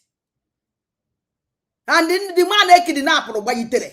Aye be request virgin o. Ha kwa virgin ndi Ebuka Obi. Hey. ebe akunu ya emecha kreva ebe akunu ya akpari chiche onwe unu oye ofutu iru ofutu anya Ebuka Obi na-esigodo ndị ụmụnna ya kpọpụtara anyị ndị virgin na ụmụnna ya si na mbara be nne ya kpọpụtara ndị virgin na mbara be nne ya si na community ya kpọpụtara anyị ibela anaghị eme ụnụ ibi si na like somebody amara na ị na-eme exist somebody ada fight gị somebody amadi na ị nọ onwe dị ife o ji ga-eme ịbịakwa iwere ego tụọla ya obulu na wee na-eri ichi onwe ya ọkpọrọ oku virgin o setigo onwe dị agwara m ụnụ o nwere oku o ji akpọ jụọ onwe gị ajụjụ kedu the reason kedu ibe jikọrọ chọọchị na oku virgin if you are a virgin you come if you are not a virgin don't class na this one is special if you know ya agwa gị na ọnwụ na are you sure that you are virgin yes I'm a virgin ọrụkwa na nchọpụta na ewu virgin I'm a virgin are you stupid o setiene amaracha anapụ ụnụ mara identity unu mara obodo unu si oge du ha na etinyela unu ịpụta ha na ekiri na apụọ gị so ndị virgin niile jere nke Ebuka Obi is better na unu biro kịta mara ọbịa chere unu tikọ ya isi akwa maka mgbaala unu na ose etiena ndị Fulani ehitigo line that na ọnwụ na-ejide gị ekiri na apụọ gị na eyi akpata virgin o bife elelizie gị enwe nefesis virgins na Anambra enwe nefesis virgins n'Imo steeti enwe nefesis virgins na Abia steeti and Ebonyi steeti so nsogbu adọrọ dụkwadụ njikere osetie after today any call stupid very stupid call all this is so called man of rubbish call them man of God ya unu nwoku niile ndị akpọrọ unu kunu ya eje na ndị a niile kọlọkpọlụ onwe ha man of God all of them are man of devil man of demons man of evil people all of them sana amụnwa wa ada ndị mbana ndị egede kwuru because all this ihe niile na-eme ndị Christian so only one man stand there strong to fight for the Christian one man one single man otu mkpụrụ mmadụ all the rubbish useless peoples do na the whole and Igbo niile enweba nke binyere wee sị ogbugbu a na-egbu ndị Christian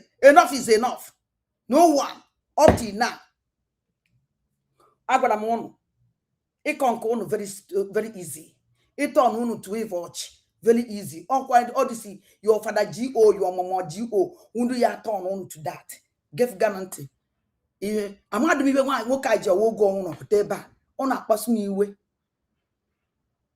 amadụ ibe this man ji awopụta ogo unu pụta na social media na-akpali onwe na-ewepụtazi gedebe ọ na-ewepụtara ife afọ when Obata Obi is fighting this in a fight Obata Obi every day by day now Obata Obi is not here a year and or maybe 2 years well look at what is going on a person on social media achieze even on a prevent or chunk or make it no here obidogo and you are not capable to stop it you're incapable to stop it not again.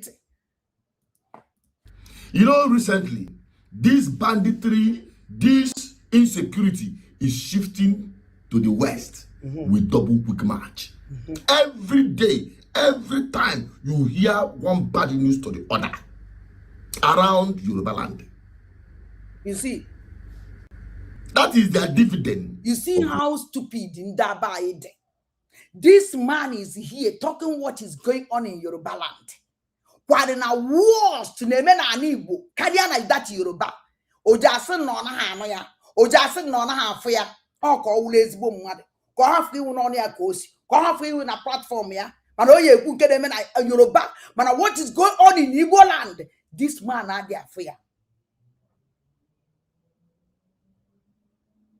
this of police centric as na Enugu state na terrorist mere ihe a gburu mmadụ one na Enugu state mba ọfụ ya mba on Enugu state na Abia state mba na Ebonyi state na state nwa hụrụ ehu ọnụ ya ihe afọ oji platform ya kwuo nya na-ege ntị olezukwu n'okpuru ama I think it is their own turn for those of them who voted along ethnic sentiment in the past election.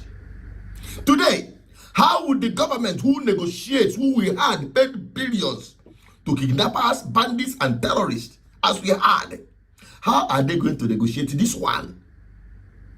We've seen it happen several times, and Nigerians are still asking, how did you rescue these people? If it is not the negotiation, we know how this whole thing happens. But now they are now demanding fresh virgins. Okay, whose daughter, according to this beautiful girl? You know, Nigerians, you are very wonderful.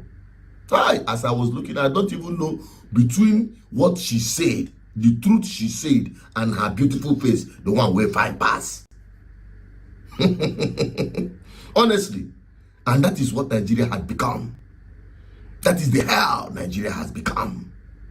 You can imagine going to pay ransom and you become the kidnapped. In fact, I don't even know how people have the balls to trust a kidnapper. Just like the lions inviting other animals of prey to come and enjoy a banquet with them. How will you trust that you are not going to be the food? That is what is happening in Nigeria. How can somebody think or trust that a kidnapper will let him go after paying ransom for another person? Now they are demanding virgin. Whose daughters are they going to offer? Nigerian government, I'm asking you. Whose daughters are you going to use to negotiate this one? Because you had gotten to this. That is how you know a failed government. Chelegodu, which daughter? I cannot your daughter. Again,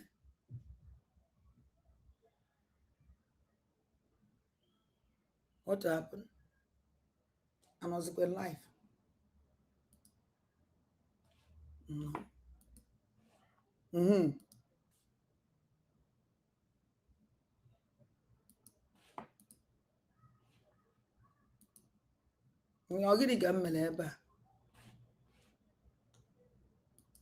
The primary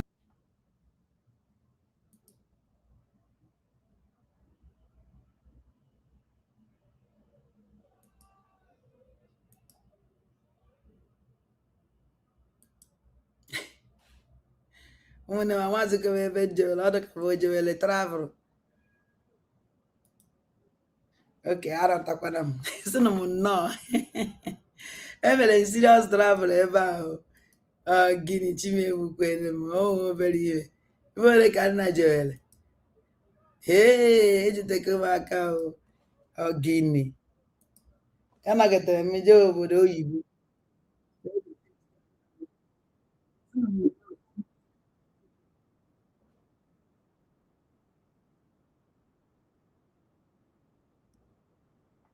back again. This is BVI Channel 1, where we tell you undiluted truth. And as you're watching this video, my people, because we had, how are they going to negotiate this one?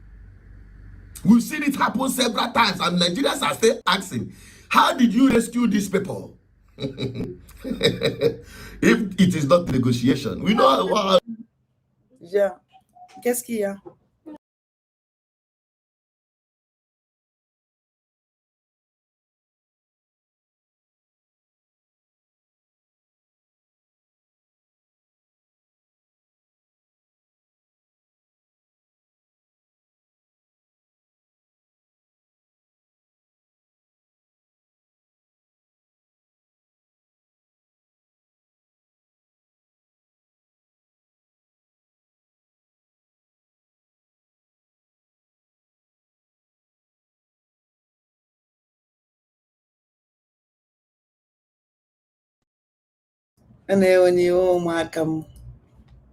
Now, this our brother, Najo. Nigeria had become. Kedonyo ya unwa. Kedonyo ya unwa nkia. Ajuzudonyo ya unwa. Ajunonyo ya unwa ya. Na group of virgins mapped out for them. And we go a group of virgins, yo.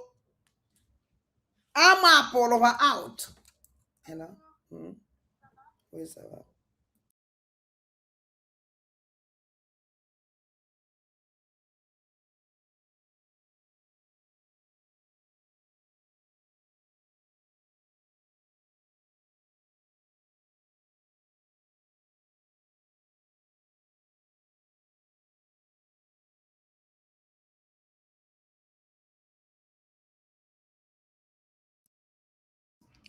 So, on a jonyo ya unwe. Ajuzina, and we go group of boys and the girls. Veggie. I'm a land fowl. You don't need to ask. No leach out to Ebukobi. Or leach out no to Ebukobi. Then you settle with them. Bunyegu veggies in quantum. You never when you want the Zion minister. Or when we are don't come against you people, and I don't come against your faith. Man, the truth must be so must to support kunu and to slow you walking a day. So yeah.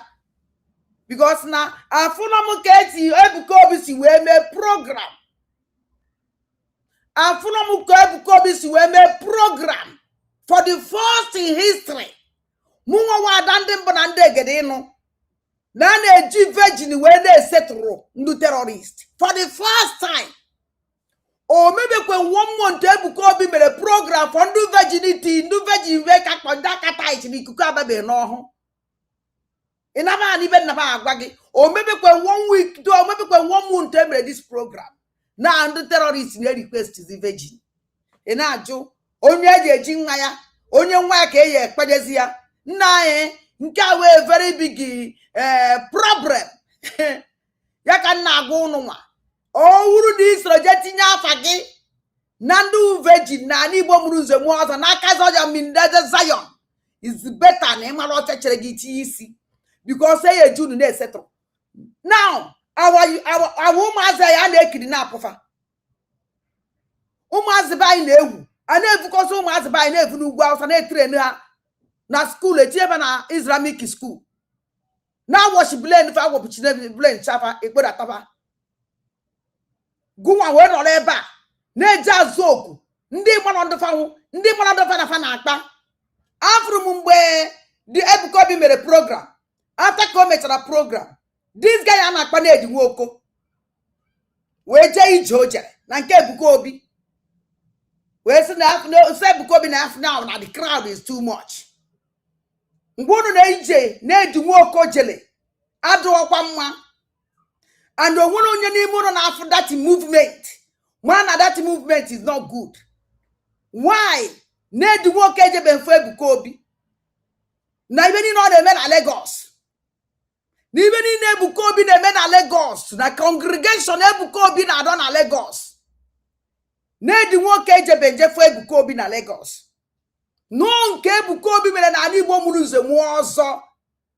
Ka na edi woko ma na enwere congregation. Wele gbadata. We je fo Ebukobi. Ife ogwara that na ndị mmadụ dị too much.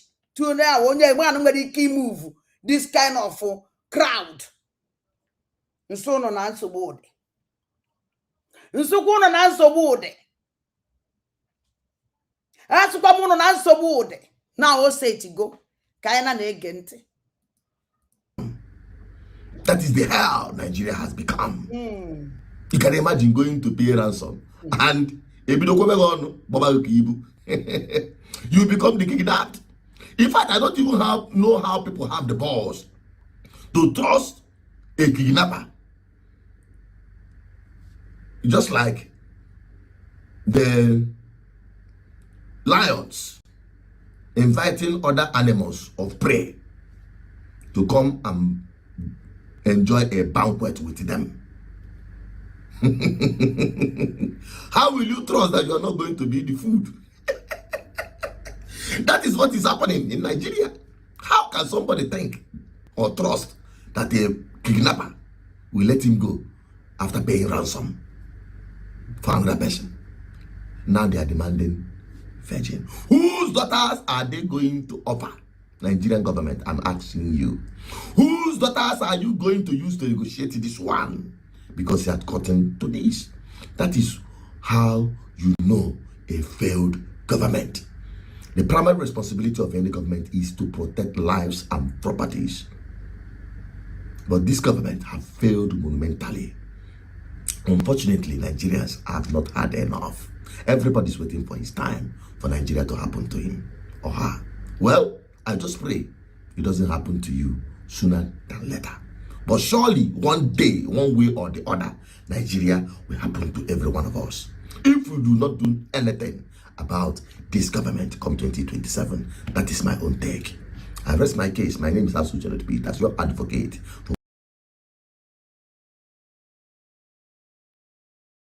Don't na your case ilezro. Case gamaka. And the other very important.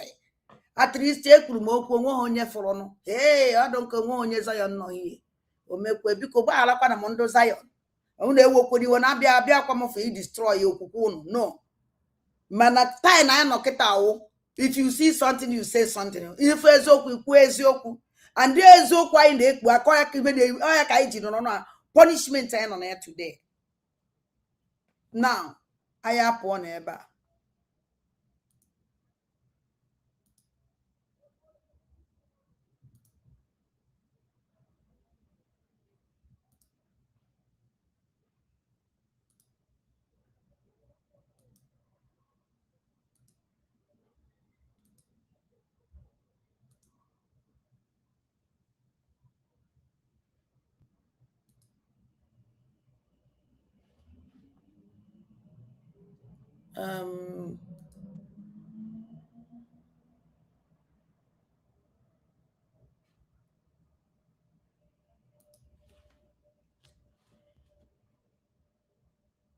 Achọrọ m ka unu ga-egodo this thing. Ebe ezi ka nọ. Unu echezọkwana. Onye ọ na-adịkwa njikere o. Onye ọ na-adị nnọọ njikere ka njikere. Ezigbote njikere o. Ezigbote njikere ka njikere. Because of our leader,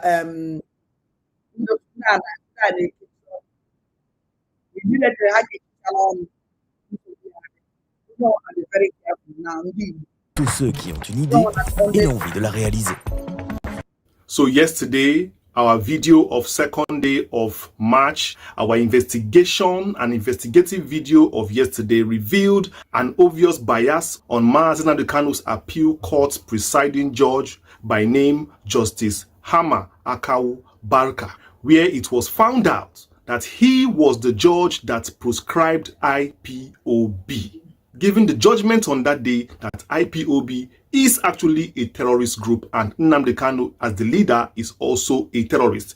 This was the judge that, presided over that appeal that Kanu challenged as regards proscribing the IPOB. That act alone makes him obviously biased going into the appeal court case coming up soon. That's you see. I want to know but understand even however. When I see our brother this exposition this criminal rubbish lawyers or judge. I don't know what I'm gonna come and compare these criminals. This man won't mele now proscribe IPOB terrorist. This man won't mele jidere de Biafra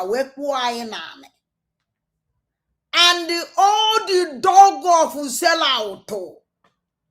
Mandu wadum mao, mandu wadum jo, onwebe honye lazy alarm. No one. Onwebe. All the dog of sell out, both good dog of sell out, I don't compromised. Both the bad of dog of sell out, they compromised. Onwebe nke putarano, let's say this alarm. No kwa this lawyer. It is shown of Amakwan. It is shown of Amma. Even after morning, even after to be a coordinator, una collect money from the country ba na coordinate ono so ba be woputa tina ono so ba be woputa. That is the only thing that they want. That's all. Now collect ego onwe ndị chọrọ take asylum because onye ọ na all the coordinators or work all of them enwekwere good ones. Mana ndị ba anyị si na mechanic ekwe ha anyị mara mechanic ekwezi ha anyị mara ndị ala ana ilu ofe nso ịma na onye ala anaghị na ọ na-aya ahụ na ahụ adịghị ya onye mechanic na ọjọọ na mmanụ moto na ntara nke jidere ya kwa emebisie. Now, I my question, my very good question, my very important question. Where is all this dog of sellout? One will idea na this criminal. One proscribe IPOB terrorist organization. I'm not a idea. And then need to recover Zamia because what very important. Where is Paul Achebe? Paul Achebe, after that is one of the dog of sellout or that been compromised.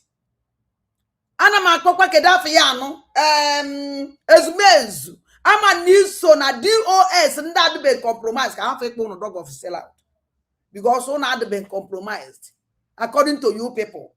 So uno would demand DOS and the doma uno wokola idea.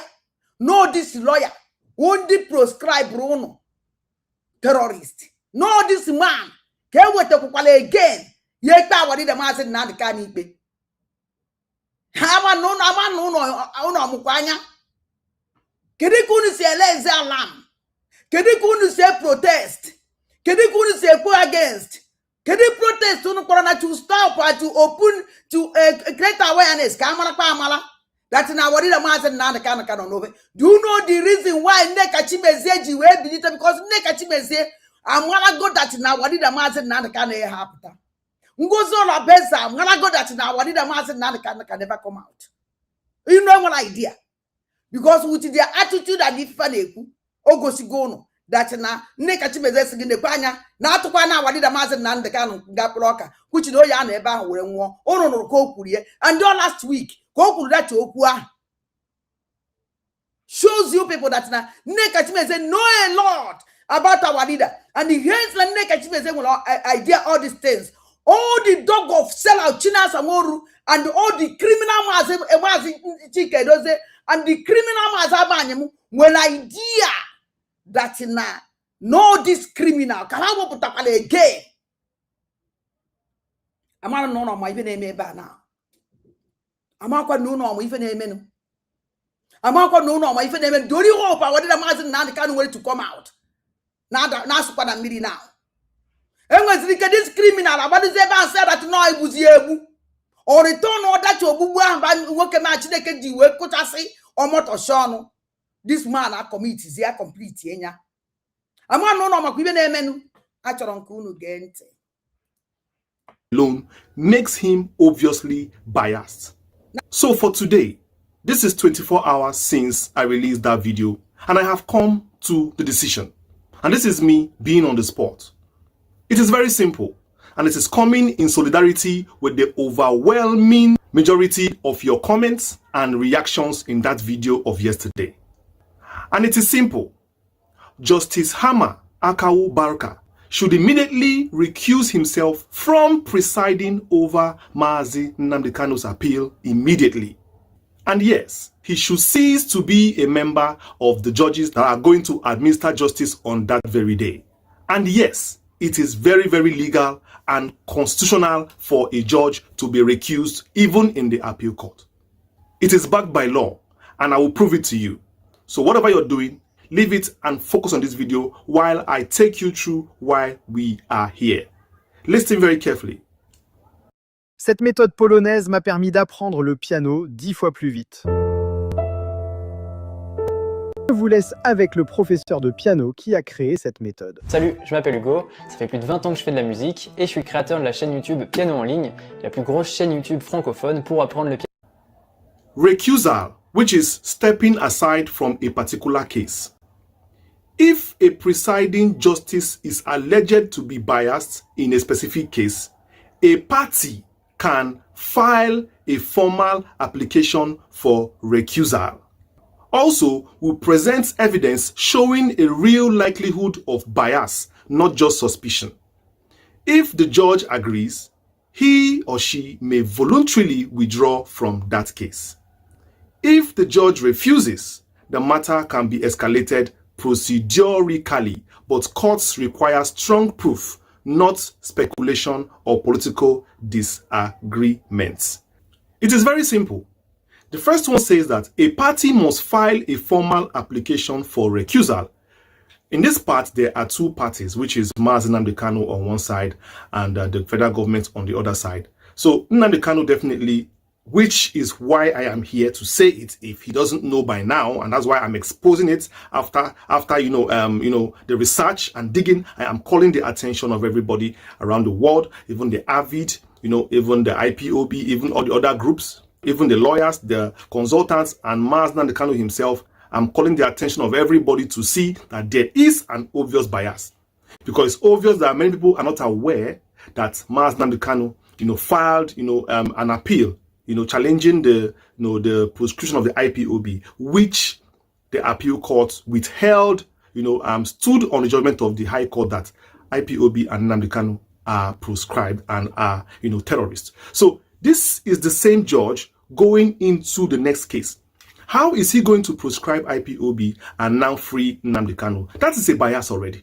So we are scared that we are not confident rather that he is going to do justice, because he has already been a party of a group that Kanu leads, and he has given a poor judgment on that particular case. So, and he has showed his stance as regards Nnamdi Kanu's activities, Nnamdi Kanu's methods, and what Kanu stands for. How is he going to come into this appeal now and change? That is why we are saying, that this judge cannot, hold this case, and he should be recused. So there should be a formal application for the recusal. I am saying this clearly because it is obvious that the judge is already shown bias. He has already shown bias, and also will present evidence showing a real likelihood of bias and not mere suspicion. There is a clear likelihood of bias. He is the judge that upheld, the proscription. So that is bias already.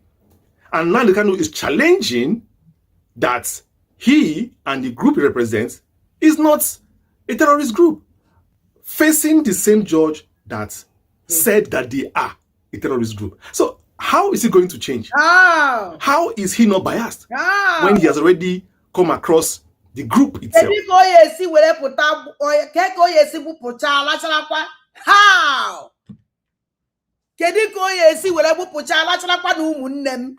then will all these criminals through social media, they love our leader Mazi Nnamdi Kanu.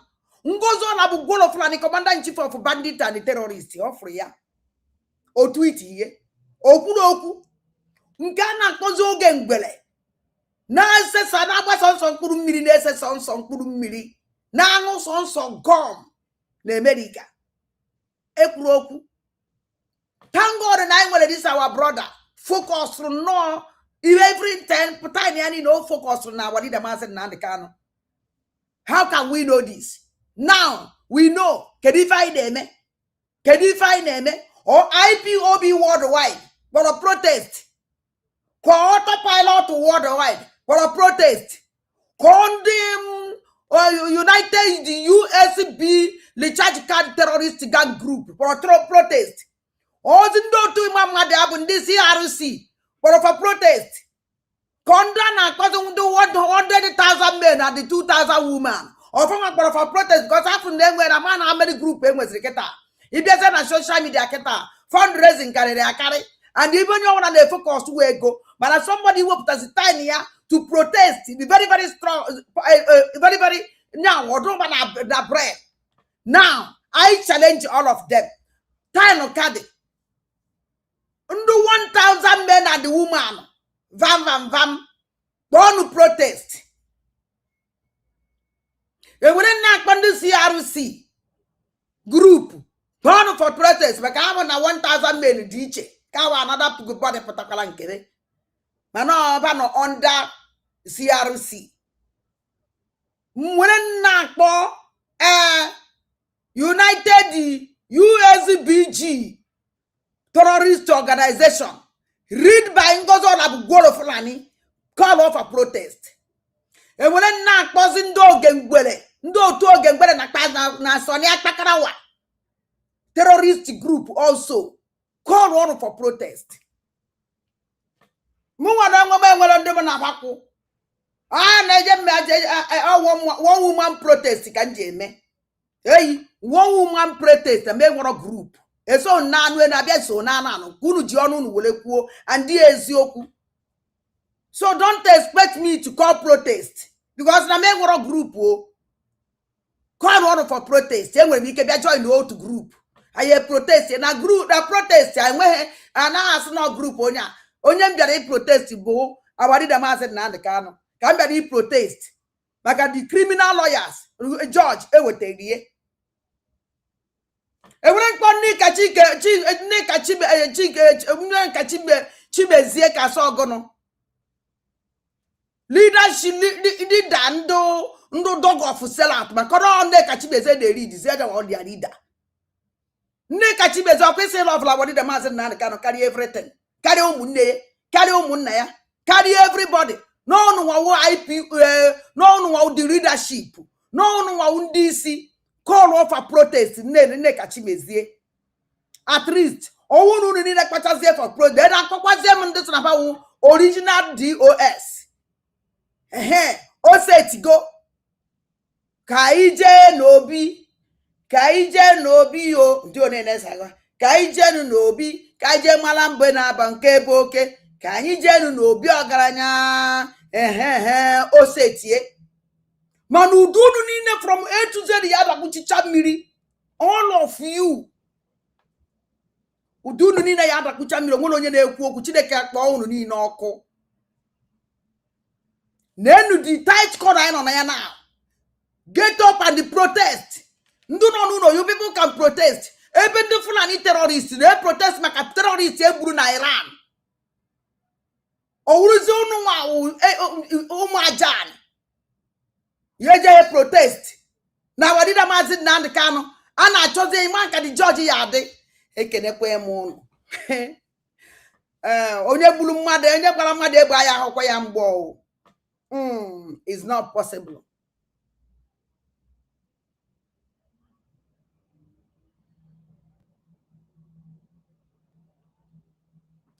Nana ege ntị. Is KANU and IPOB a different group? So, except somebody makes me understand better.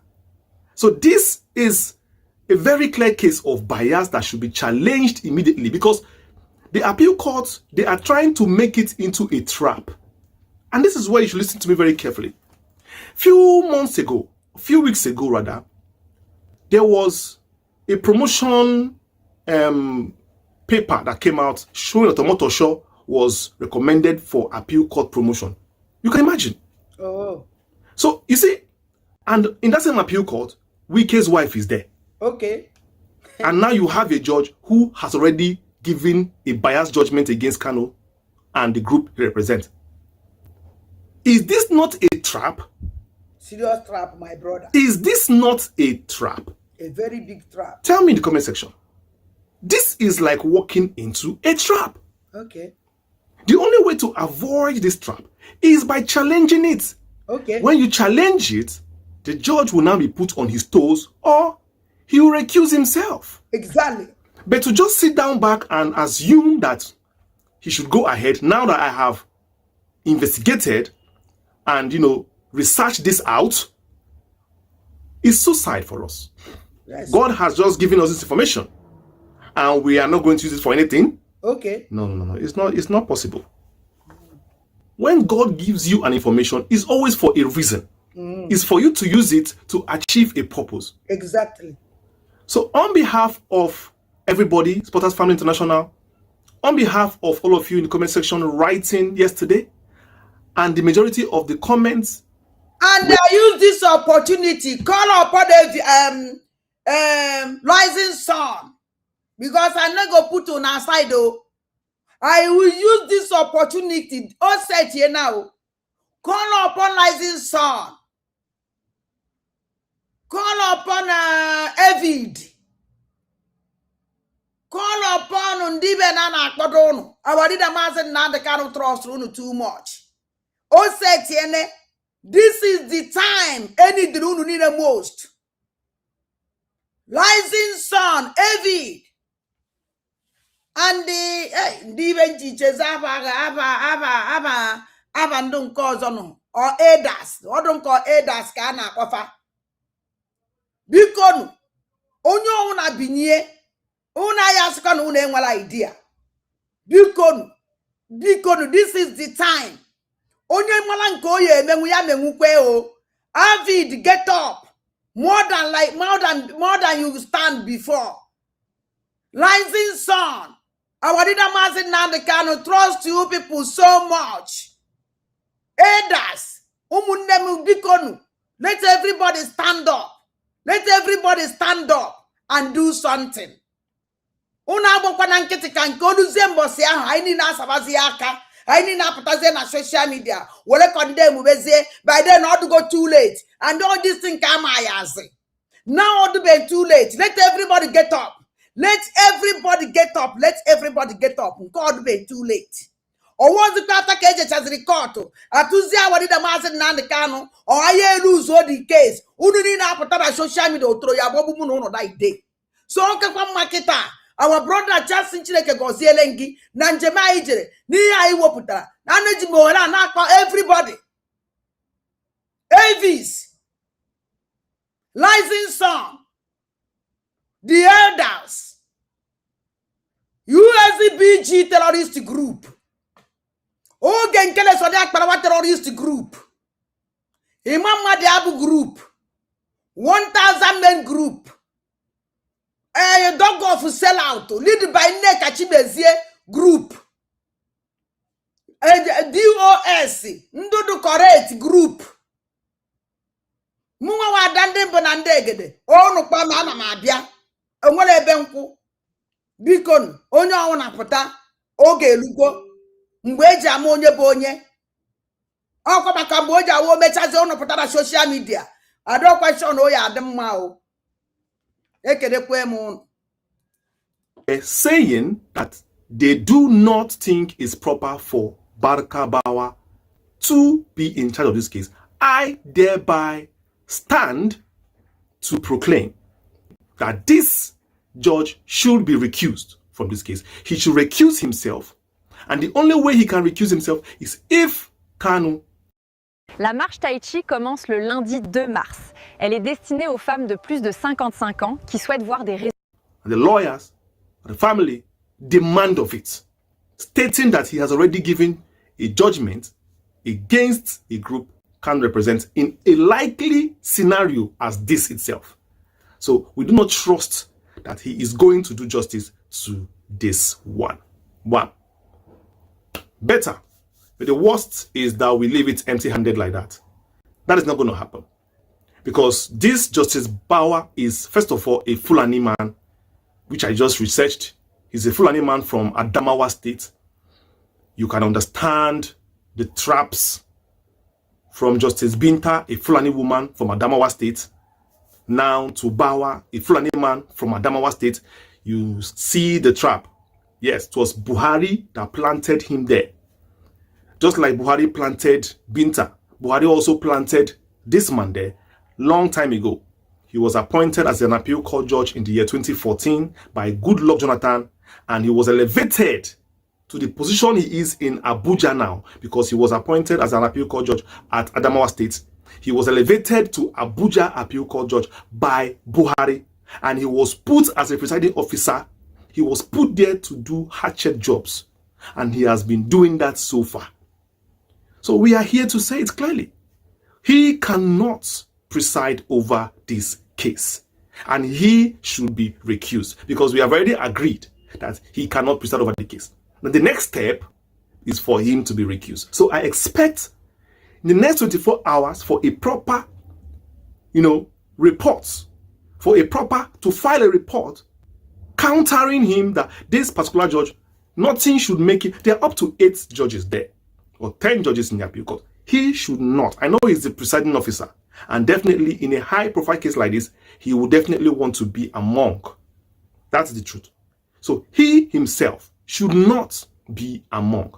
And I also want to add Wike's wife. Wike's wife should not be a monk too. What do you think about that? Wike's wife should not also be a monk. And on no account should Omotosho be promoted before that day and be put in this case. If it's that one, we Kuma end the case. Let them go with the judgment. That is simple. If they want justice, they should do justice clearly. Kanu has won before, he will win again. But not by Magomago method. If you want to win a case, win a case. Stop bringing people who you have already, who have bias into this case so they can just hand over judgment to you. Exactly. Very simple. Very simple. Very simple. What do you think about this? Do you think the family and the lawyers of Kanu should file for the judge to be recused? Yeah. How should they go about it? And what is the way forward? Also about Wike's wife and other judges who may likely also have bias in this case. This is the time. Meme Kanu. Tane Lugo. Gediabayano. Kanu Takanu. Umunne family Kanu Nine. Ndadia state. Family ka umunna Kanu. Okachasi the family. Ndunde na najiya nafa. It's better not only act immediately. Ezoku Nine is better that you know not na ono fulo our leader mazin na the kana na anya nwannu unu nwoke ofu nna otu obara na asu n'unu kita kunu kwesiri stand up more than kunu si we stand there before to fight for him.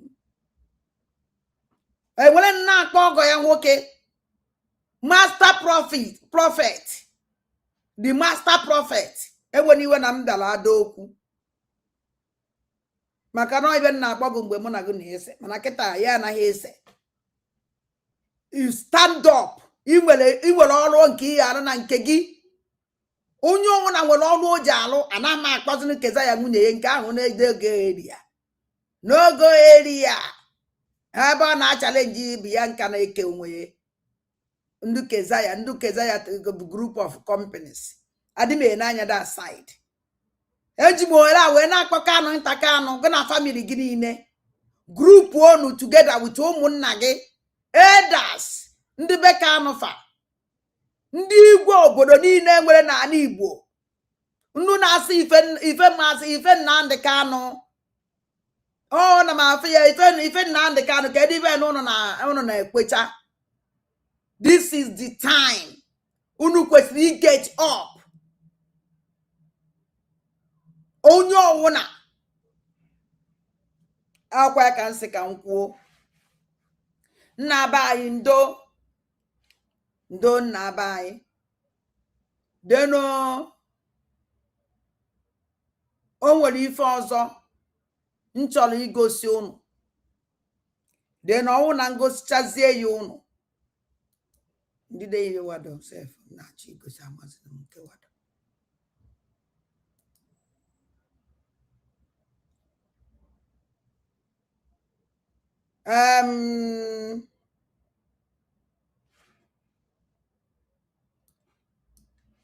o nwere ife nchọrọ igosi na odo I watch before me somebody just to send let me eketa I mara na ife mele ebe a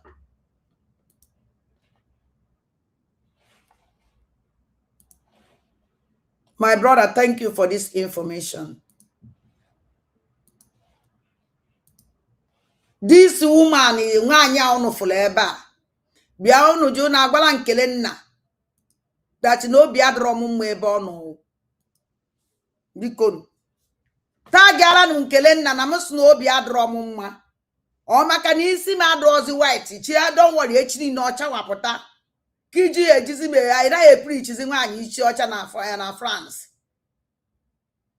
iwepụ God na your Bible tiachi mazu na that chapter ahụ preach nwanyị isi ọcha na France. Let's preach nwanyị isi ọcha na France. Continue to preach me. Stop boy preach me. Ọ na-ewekwa m iwe ka ọ na afụga ebe ị na-preach egi man iwe a na-ewe m ọkwa ya anya ụkwụ ka ndozi. So biko ha fụgodo egi man ejighị okwu preach ada ndị mbụ na ndị ekele so ana m achọ ịkpọ kele nna television kpọọ all the terrorists zombies and chihuahua juru na social media group Ngozi Olabugolo for Ngozi na-enye nni ana m akpọ na ụmụ amoosu obianụ gee ntị amakwa m ibe ekwuru ebe ahụ na na-ege ntị. Biafrans will be going home in mass this year, and nothing will stop that arrangement. We already have arrangements concluded for direct flights from the United States of America to Nigeria, from Europe to Nigeria. In the next couple of months, we will be able to finalize that agreement, and we will let the Biafrans know the airlines to board where they want to go home. When Ngozi Olabugolo stop. When Ngozi Olabugolo Fulani, the terrorist woman in US, in Georgia, Georgia Kobe. Na Nigerian government they negotiate ibu na obata obie. Mere this program. Negotiate. How they negotiate ke yesi we ibu na obata obie to Nigeria. This terrorist woman mere this program. This bandit woman mere this program. I must say another program. Because send yes mkpagodu nka before all the second one. Ka ije na second one amakwa mi be akore ebe ekwukwe na nyekwukwe ya ọzọ. Amakwa mi be ekwuru ebe ahụ. Kwa maka mbono ya ase ada. Ka m biazere na second program. Amara n'ihe ekwuru ha. Anyị mara n'ihe mere ebe a.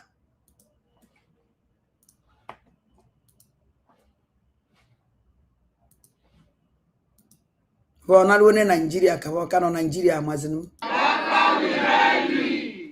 All hail Biafra!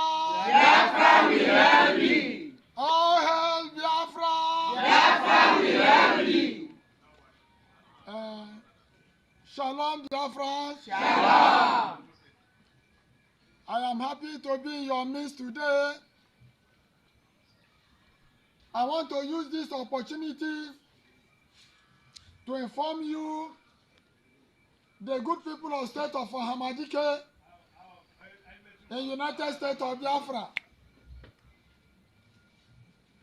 that the 40-man elders of the state, in homeland and the stakeholders, after deliberating on the current affairs and issues that are confronting us as Biafrans in homeland, the following resolutions were passed, and they are as follows: that the Deputy Prime Minister of the United States of Biafra, Dr. Ngozi Olabugolo, from this day, the first day of March, the year of our Lord Jesus Christ, 2026, have 60 days from today to return back to homeland to govern us as the Deputy Prime Minister of the United States of Biafra. Yes. And she is expected to do the following: to make sure that the Biafra government establish committee that will take care of election. Is it in how many days? Have 60 days from today to return back on the current affairs and issues that are confronting us as Biafrans in homeland. The following resolutions were passed, and they are as follows: that the Deputy Prime Minister of the United States of Biafra, Dr. Ngozi Olabugolo, from this day, Excellency, the first day of March, the year of our Lord Jesus Christ, 2026, have 60 days from today 60 days. to return back to homeland. Omekwe. To govern us as the Deputy Prime Minister of United States of Biafra. Yeah. Omekwe. Cheleka tapeta ya. Hey. Ngozi ola bu gworo fulani. Ima ni injelebe time. Fright yeji we evunaga na Nigeria mana ndị emere understand. No one mgbe isi na flight ebunage to Biafra land. Ni gbalaba that na flight ebu ha no Nigeria ka o ye ebunafa. Not na Biafra land. Onye nwe the problem na-enwe with these people. Now maybe na be make understand. Na that Nigeria ha chọrọ iji die flight we ebunafa. Awu ebe anka Biafra land no. But we gbase go say that is the flight ahụ. There is 60 days for you to do turn march, turn all the flight back to the Biafra land. And you have 60 days for you to come back home as a minister, as a deputy minister. Kibeze governor was here the 40 state of Nkurumiri and 40 state of Ndo na Angogom and the 40 state of Umuchiwawas. So we born at you as an can't pay money only choke when they are not just English, only English in no. In an English in the Kurumiri, my Baba Kurumiri. I go on a Baba Kurumiri, Nako. So, number one, I come back, Mr. Man.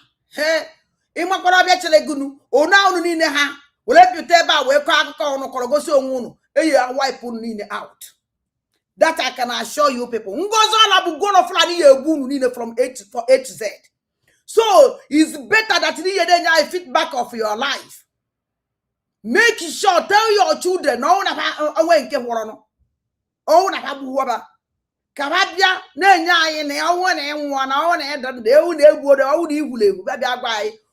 no here.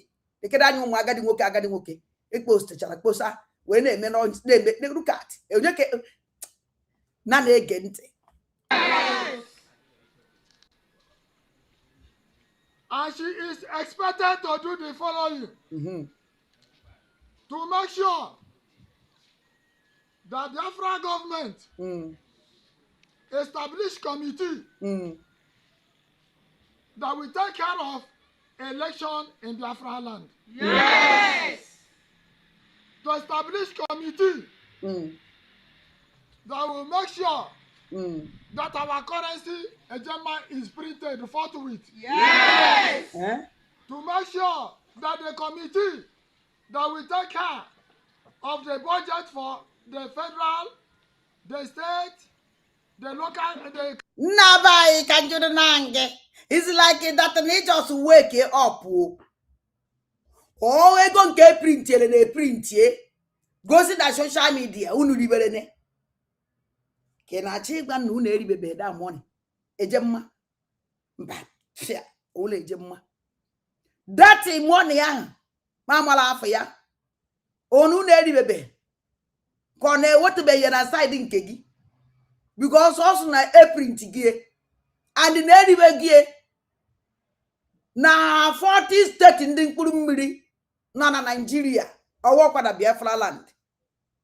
So, all that in a man here the money. Now 40 states of Ndumpurim goes on a Goro Fulani. Yana 40 states Umuchiwa was zombies in goes na Nigeria. No one on a Biafra land. In now Nigeria, man, he miss a flight to draw program, a board draw program. A bahaiku, one he bomus and wazo. So in Merike, when I buy a flight, she has a baby that flight on a Tyson man flights and I like a TC and Aya. Or half the ebo jada de bozo. So our ejemma egonna balano wambo oh bego kere kele ega marambo ego jiri nwanu nemolani igbo ja payo ejemma owere ja payo ejemma enanu so ejemma yi afutabe Biafra bia I woto why I enwe geje mma I amaraga afọ ya mana kwado ka ọ dị enu ibe na aga unu so ebu unu chọ ego na apụtago na amaro imi flight unu misri road fly ya no chihazo to Nigeria ebe also flight unu ya da and secondary then ọwụrụkwa that na unu ewake up na unu afụago the reality na egwu onefe unu gbuwozie nwa nke hụrọnụ kịta unu tete ụla ụmụnne m ịlahụkwala ọfụma anyị pụrụ na unu tetela ọfụma continue unu counties, ministries and parastatals are being put in place so that after election, budget will be passed and all that win election will take over their offices forthwith. Yes! Ngwaneze n'anya ndị ngozi kpọ ndị a na-edeceive. Kedu ka isi je deceive these people? Number one, all these women si n'ebe a kịta nwere nke ji smartphone. Wedu nke mu ibe a na-akọ social media. Their governor na-edeceive a na-egwu ha wayo na-anakọba ego n'iri. Just look at ụmụ agadi nwoke nwere young boy ifuru here. Onwere somebody ifuru dedicated. Ibe niile n'ebe a ndị otu ma onwere nke mma nwere nke bama. No ibe agbara ya ekwere mana nke m ibe nke m ji wedu mma marata ibe ụdata na ena m eso social media. Enwere m opportunity which na fe nwere the opportunity. Achọrọ nke unu na-ege ntị. Failure to which 60 days from now, she ceases to be our deputy prime minister. Yes!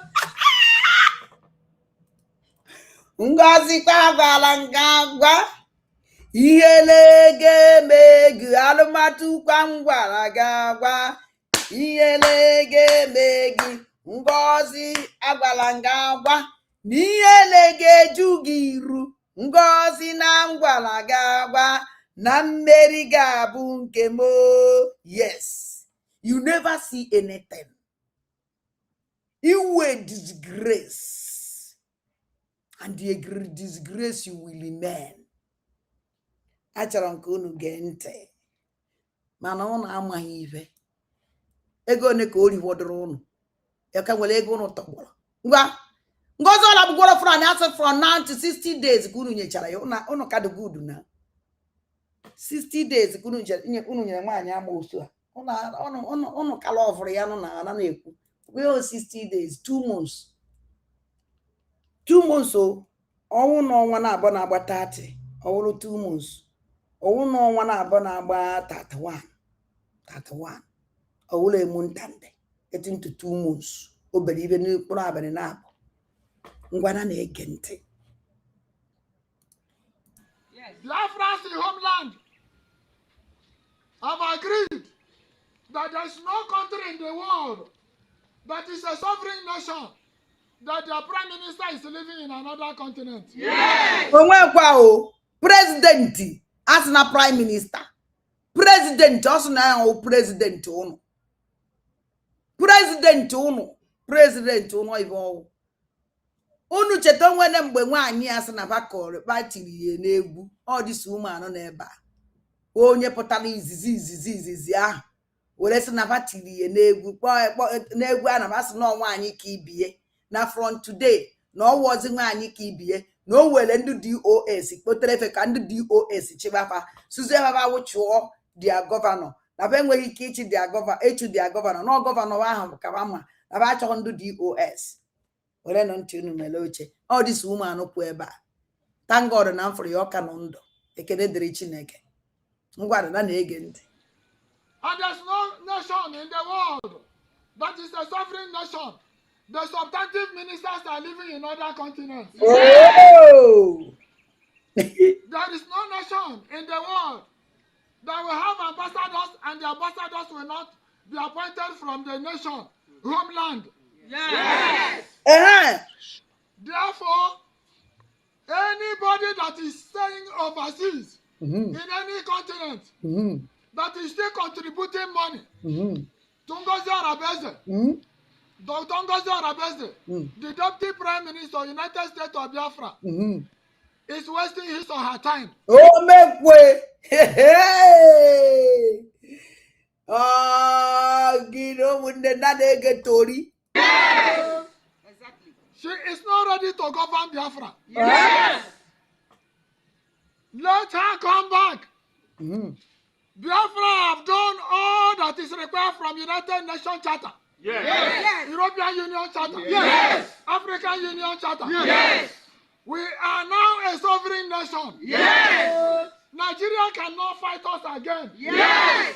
It is because we don't want to go for another civil war. Yes. That was the reason why we decided to fulfill these charters. Yes. That Nigeria is signatory to it. Yes. Not even Tinubu have right to fight us. Yes. What we are saying, it is only cowards that will stay outside the continent and be telling us they are governing us at home. Yes. 60 days from today, if they refuse to return back, all these things you have said, we will implement it. Yes. Shalom, Biafra. Shalom. We are making decree that as far as Biafra is concerned, very soon, the criminals that enjoy our wealth, our crude oil, our gas, our uranium, gold, limestone, coal, everything, it will stop. Yes. We have nations behind us. Yes. Israel is with us. Yes. America is with us. Yes. Burkina Faso is with us. Yes. Mali is with us. Yes. Ivory Coast is with us. Yes. Hey! Gini. Nke awụdachi.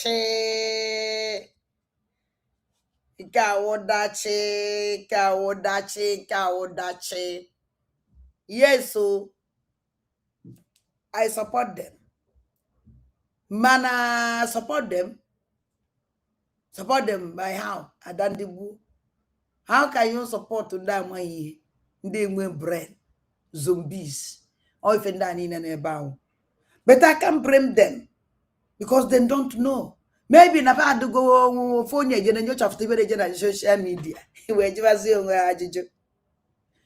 This is state here on for state here na enye nsogbu. Ibu state here. State here na enye nsogbu. State here na enye nsogbu and I like them. At least maybe don't will only nyele smartphone.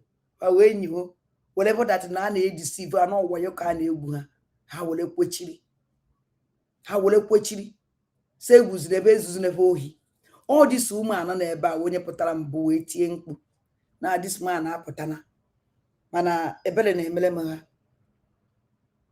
So, do you guys be the charge card terrorist group? Una don't na iwe ndo no na achigwala unu. 60 days ka nyere your terrorist madam. Mana ba we chezo that the terrorist madam ba onye Biafra. I chezo that the terrorist madam gozi onye jigawa. Ịnakpachi ya ga atọrọ m iche ụmụ amoosu then I pụọ nụ here anyị jee nụ n'ọzọ because we have a lot to do. This program mara mma.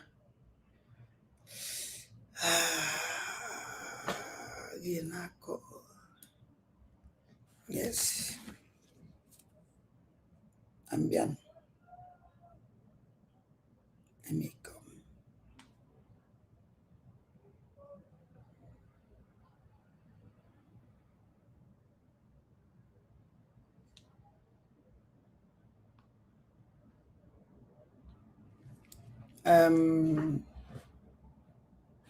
Okay. I get in this program. Then call. I'm program amala ezigbo mma. Achọrọ m ikwele this my sister iya iyo maka ote na nkwedere ya. Mana abịa na ya the program were wolo 20 minutes mana ka ekponya. Odumeje has said what many pastors will never say in Nigeria. Fear no go gree your favorite pastor. Speak waiting Odumeje speak for in church. Odumeje summarized Nigeria inside not up to 20 minutes video. The reality of Nigeria. there for this 17 minutes video. This is what we have been speaking about. This is what we have been saying, shouting. The man they call a fake pastor is saying what the real pastors will never say. Hey, my brothers and sisters, come and hear someone. Come and hear preaching, undiluted one. After listening to this man, you no go agree. To go church again, no go hungry you. I'm telling you the truth. Every day you go church, oh, you will prosper, you will prosper. God will open door for you. Open doors and prosperity. The same thing, no, then they repeat that. As open door, open door, open door. Problem. The more open door they are preaching, the more problem is escalating. The reality, we call him a fake pastor. Oh, Dumeje is fake. He's fake. Or you can't hear what he talk. Or Adeboye. Your pastors, all those big pastors, your general superintendents, general overseers, they cannot say what Odumeje say. He's talking about, he's talking to Hausa, Yoruba, and Igbo. He's telling them in the video that Nnamdi Kanu na the person we love una. Now the person where they tell una truth. Now the person where una go listen to. Oh, my brothers, you need to listen to this. Please let me not speak too much. Kindly look for something, if not juice or anything, just a Sunday, a very Sunday, wonderful Sunday morning or afternoon or evening, depending on your time zone. Just sit down, take a juice, collect your cup of juice, and sit down and listen to the message. I think God gave him this message to deliver to people. This is what Nigeria pastors. Now, what you know, pastors supposed to preach. This should be their message. Now, their message, this should be what they should be telling you people in the church. I will have read and ask you know, God will do this, God will do this. God will do this in the night. They go come by all of them inside sleep. Listen, my people. Every Nigeria must praise that man, and now the Carlo is fighting for everybody, because all these people you call senator, governor, they are there eating your own resources with them and their family. That is why they don't want you to divide the country, because these six, they are using your resources. Look at Imo State. Imo State don't even know what they have. Why should the president are coming there every time? Imo State have oil. The whole Imo State is supposed to go and fight for their oil. Imo have oil, but they don't know that that oil are taken by the federal government in the name of Nigeria, eating their own resources. That Imo State, all the whole Imo State, every son and daughters of the son of the soil of Imo State, the government must be paying you salary and give you a job.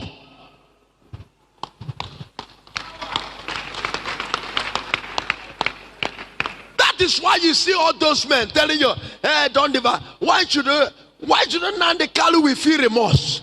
Remorse of who? People that you're using one Nigeria, taking what belongs to you. Look at Abia State. Abia State. Aba.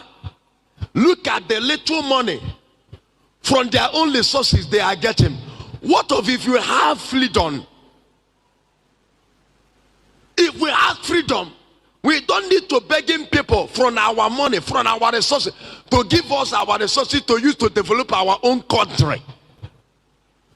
You are begging somebody to give you your own money, your resources to develop your country. That is what Nnamdi Kanu is fighting.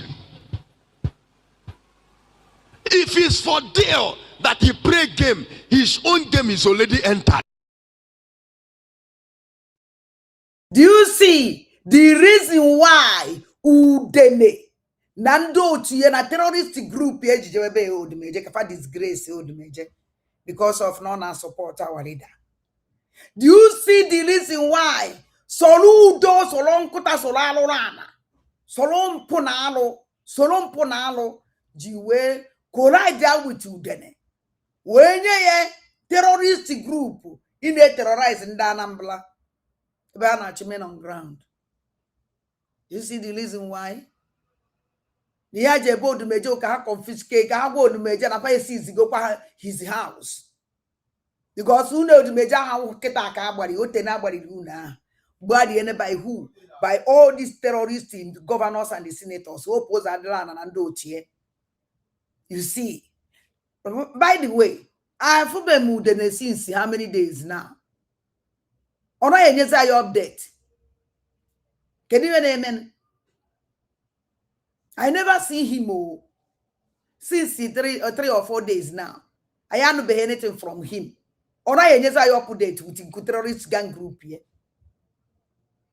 Oh, let's look because now gente. Now you will name his price. They will pay him and he enters home. They are angry against him. All the politicians is because an Igbo land, because he refused to do politics. He refused to submit to join them. He said, no, I want these people to be free. Sure. I want this Hausa, Igbo, Yoruba. There's no way these people are made to be together because there is no love in themselves. Ever. But because all the people, the senator, the governor, the president, because of one Nigeria, they are taking what belongs to you and eating your own resources and using it to build their family and also train their children that are not in Nigeria, that are not the true son of the land, fallen children, training them in a good school in overseas. But you are going school in this country. Look at the people. You feel remorse for who? People that are using you, that they will feel remorse. His anger is because we are living like a fool that we don't know. Look at how people are negotiating with the bandits. Oh, because they don't want the people to spoil their business.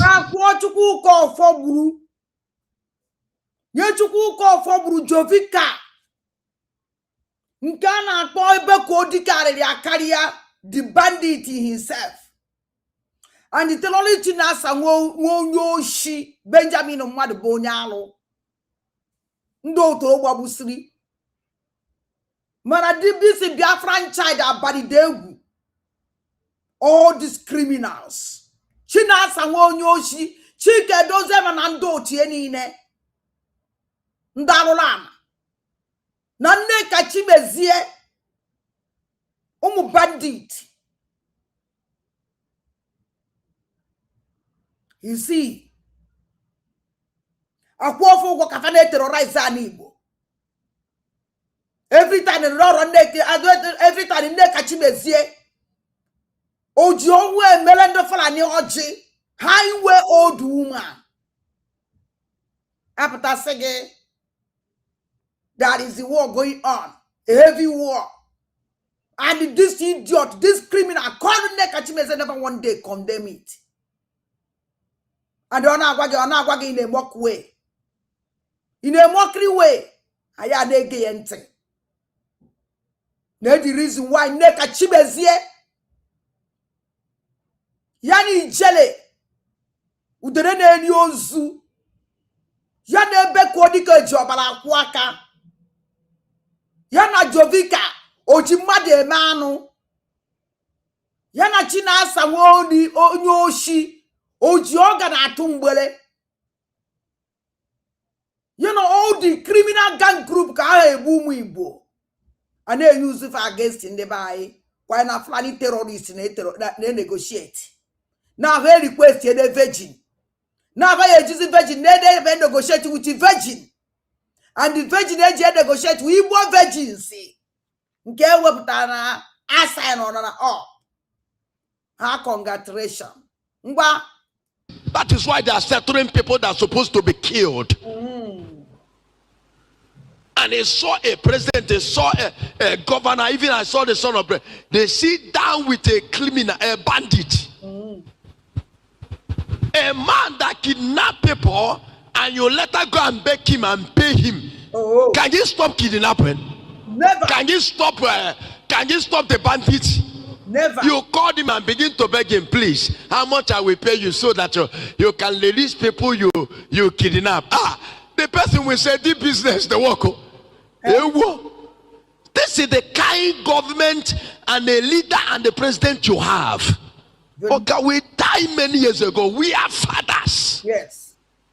This This is our country. Exactly. And we talk too much. It's high time we shall come out for protest. Exactly. We fight for our light. Whoa. Take the government out of these old people. Guinea. They are there. All this is, I'm a senator, I'm a governor, I'm a president. They are there for themselves. Docha over tolo, hanchani le tochala wo. Ebo soludo ogo no draka kalugo. Okangwele. Degewezi awo. Odoka wa ambala. Hozinga na copy tamba na bounce everywhere. Jiri breach intenga sicho onwe on eji oji me ihu acha. Hozinga na akpọ nwa huru ewu. E Yoruba man huo atụta ya n'ala Igbo pụcha ya aja ebe a na-emere ya ebele. Kozi wopu zalụrụ anị oji ọbalo eme oji. Oji mmadụ emela anụ riele na anụ ụmụnne niile dị anụ mgbu dị Imo steeti nke nwunye na-eji ọga n'ụdị Igbo esiri nri everyday bụ ọ na-ataziwo mkpụrụ obi bụ opụ ụzọ alụrụ anị otoro gbagburu koziluchasị okoro Awụsa na-ejezi ka onye akụjiri ukwu ibi ebe ọ na-eje ọkpa ahịgọsichana ntadịra nke bigọsịa mgburuchasị okoro Awụsa odo otoro gbagburu. All of them are criminals. On that anya. How come? Do you know what they call leaders? Look at the way the country is. Since I have told, nothing have ever changed. The food is skyrocketing. No job. Meeting upon meeting. Which meeting? Meeting to borrow monies. The money you are borrowing, the government use our name as the Nigeria, use our name borrowing money in our head. Now, all those money they borrow, my money is there, your money is there, it's on your head. They borrow it in the name of one Nigeria and go and borrow the money. It is your money, they use your name, they use you to go and borrow that money.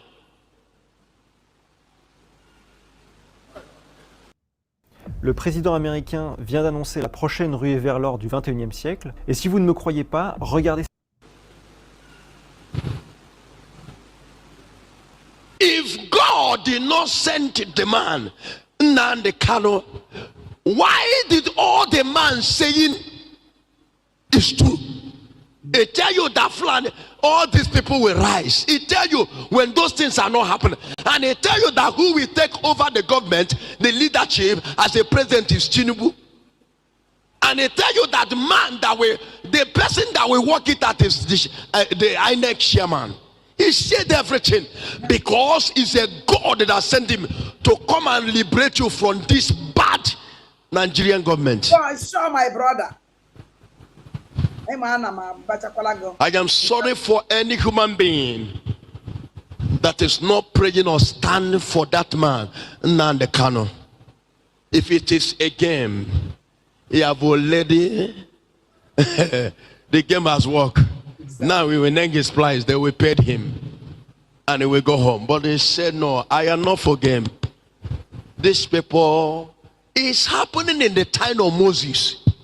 Moses have that opportunity, but God is sending. Moses is not a pastor or a man of God. Moses is a man that was born in a city that is sure that people has hijacked the city and make these people to begin to work for them, building their country and use their own strength that they will use to build their nation, building another nation in Egypt. Moses is saying, no, I must save my people. That is why God used Moses to bring, even when Egypt, even when Israel are fighting him, they did not know what they're fighting about. Israel later confess, oh Moses, why you don't allow us to die in Egypt? Do you know people people that is fighting for. Let us say to Moses, Moses, why you do not allow us to die in Egypt? And you bring us out here to die in desert. That is what we are doing to our brother today.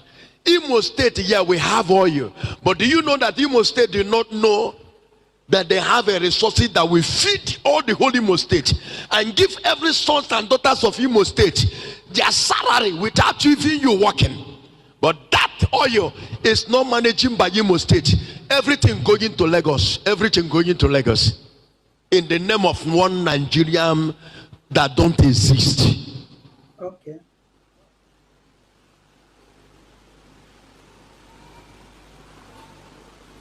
I pray for you. May God fight your battle. May God fight your battle. We are not glowing up. We glow up and begin to know why politicians are begging you. Do you think they are begging you because they love you? Nah, lie. Because they are using you. That is why election, you will see where they will hana ngoka. If onye da afwanya, a politician, man election look at if you be na ngoka. Say, how are you? Suta Megan. Oh. If you find a main load, fana yara, ne lea ko green, ne lea ko sell, on a web na main load. On a kadoji kwa gadi one, a bono, a load. Suta me. Businessmen. Because they are using you. Well, Abia State, Fiana, Ropata, shake them when we're freedom. You are now taking your own resources to work for yourself. In your own resources, mother pioneer or that chage, is here because I'm calling your quanage because I am under on a Kenya Londozo. Is here, thank you, sir. In your own money, your resources. We are very stupid. Very stupid. Very stupid. All the whole youth of this country, let us arise and take back our country and decided how we are going to do this. Thank God that everything in Nandi Kano has tell you is already happening. Are you not seeing the Fulanis everywhere who are the ones supplying them such sophisticated weapon? It is the people that they know. Exactly. They use it for politics. Take care, man. And any promises ni na nenya. Promise your Nandekalo. All of them are angry with him because he did not want to take the bribe and join them. Sure. If it is a game all over guy ya bago. You need to say the price. You go on our country. You go one desert.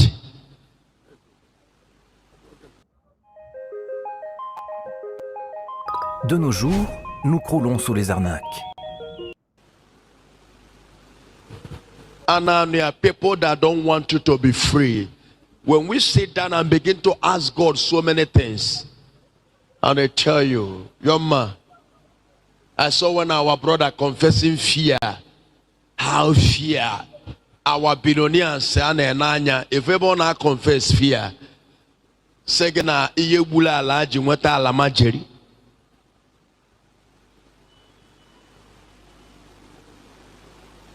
Outside, nobody loves you. Nigeria, Igbo, Yoruba, when I love Libya, it's better we tell ourselves truth. Sure. If a marriage cannot be in love, on a separate, they be divorce. Look at how people carry gun, pursuing people in the name of Nigeria. Open about this one Nigeria. Can all these people carry gun and pursue us? Never. There's no way they can enter our own country. Yeah. Exactly. If you carry that gun, you carry them for your people. We'll be watching you people in our own net. That not people are fighting,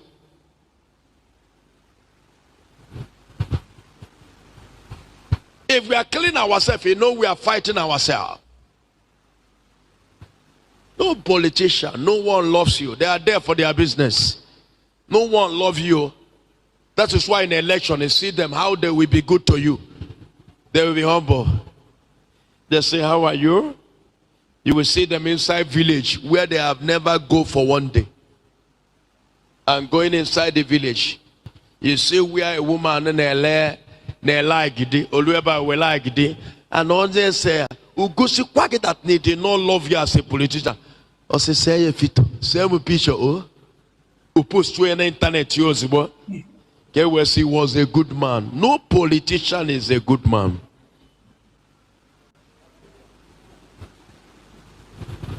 If they are good to you, if politicians, they love you, people that want to represent you, they will give you 24 hours. Go to their houses, all of them have 24 hours light. 24 hours. Their children are going to good hospital. They have a doctor in overseas. Exactly. If their children are getting sick, they travel. Why can't they give it to you if they love you as a politician? Like go to represent you. Exactly. Nice. Many of them buy jets because they know that the road is not good.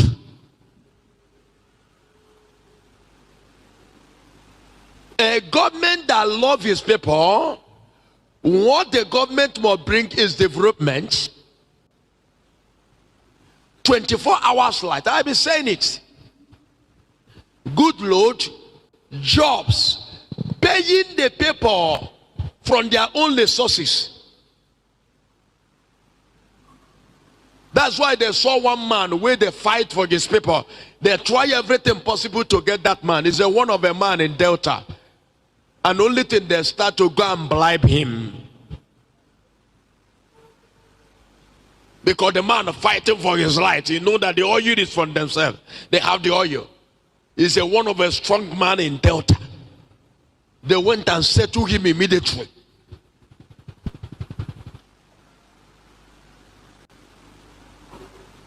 Always pray. Only one person, I repeat it, that love you so much. Hausa, Igbo, Yoruba, Ishina, and the Kalo. He wants everybody to be free from the bondage of cabals. Why you saw them telling you stories that look like it's truth? Because it is a business to them. Jelam, Kelam, Jelan, Kelam. Why they are saying Kelam, Jelam? Anybody where you see speaking against it, Nandekal is the highest enemy you have. Sir. Enemy of progress. Sir.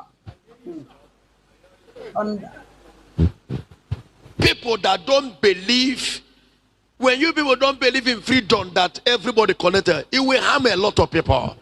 It will harm a lot of people. I stand to say, because heaven know that they send me to stand for that. I can never stay without saying what God tell me to say.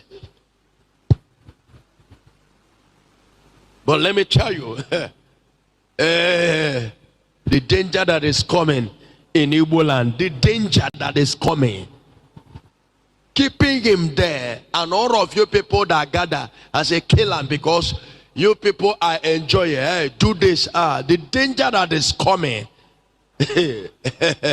a lot of people shall feel the pain. And pray that nothing happened to him, because if anything happened to him, that one shall be worse.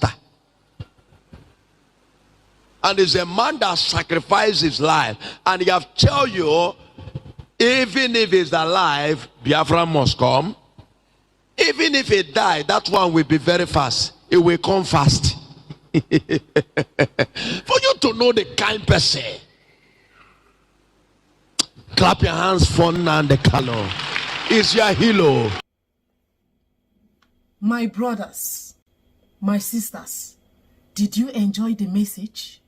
I don't know about you, but I did. Did you hear him quote Matthew, Mark, Luke, John, Deuteronomy, 1 King, 2 King? Our problem is not in Deuteronomy and James and Luke. Our problem He's inside Nigeria and we go tackle him. This message is happening inside the church. I did not hear Abraham say, apart from the instance of Moses he gave in the Bible. But it is our reality he is putting to our face. Like, this is what is going on. And this is what we must do. Now, waiting, they're supposed to preach for church now. He who has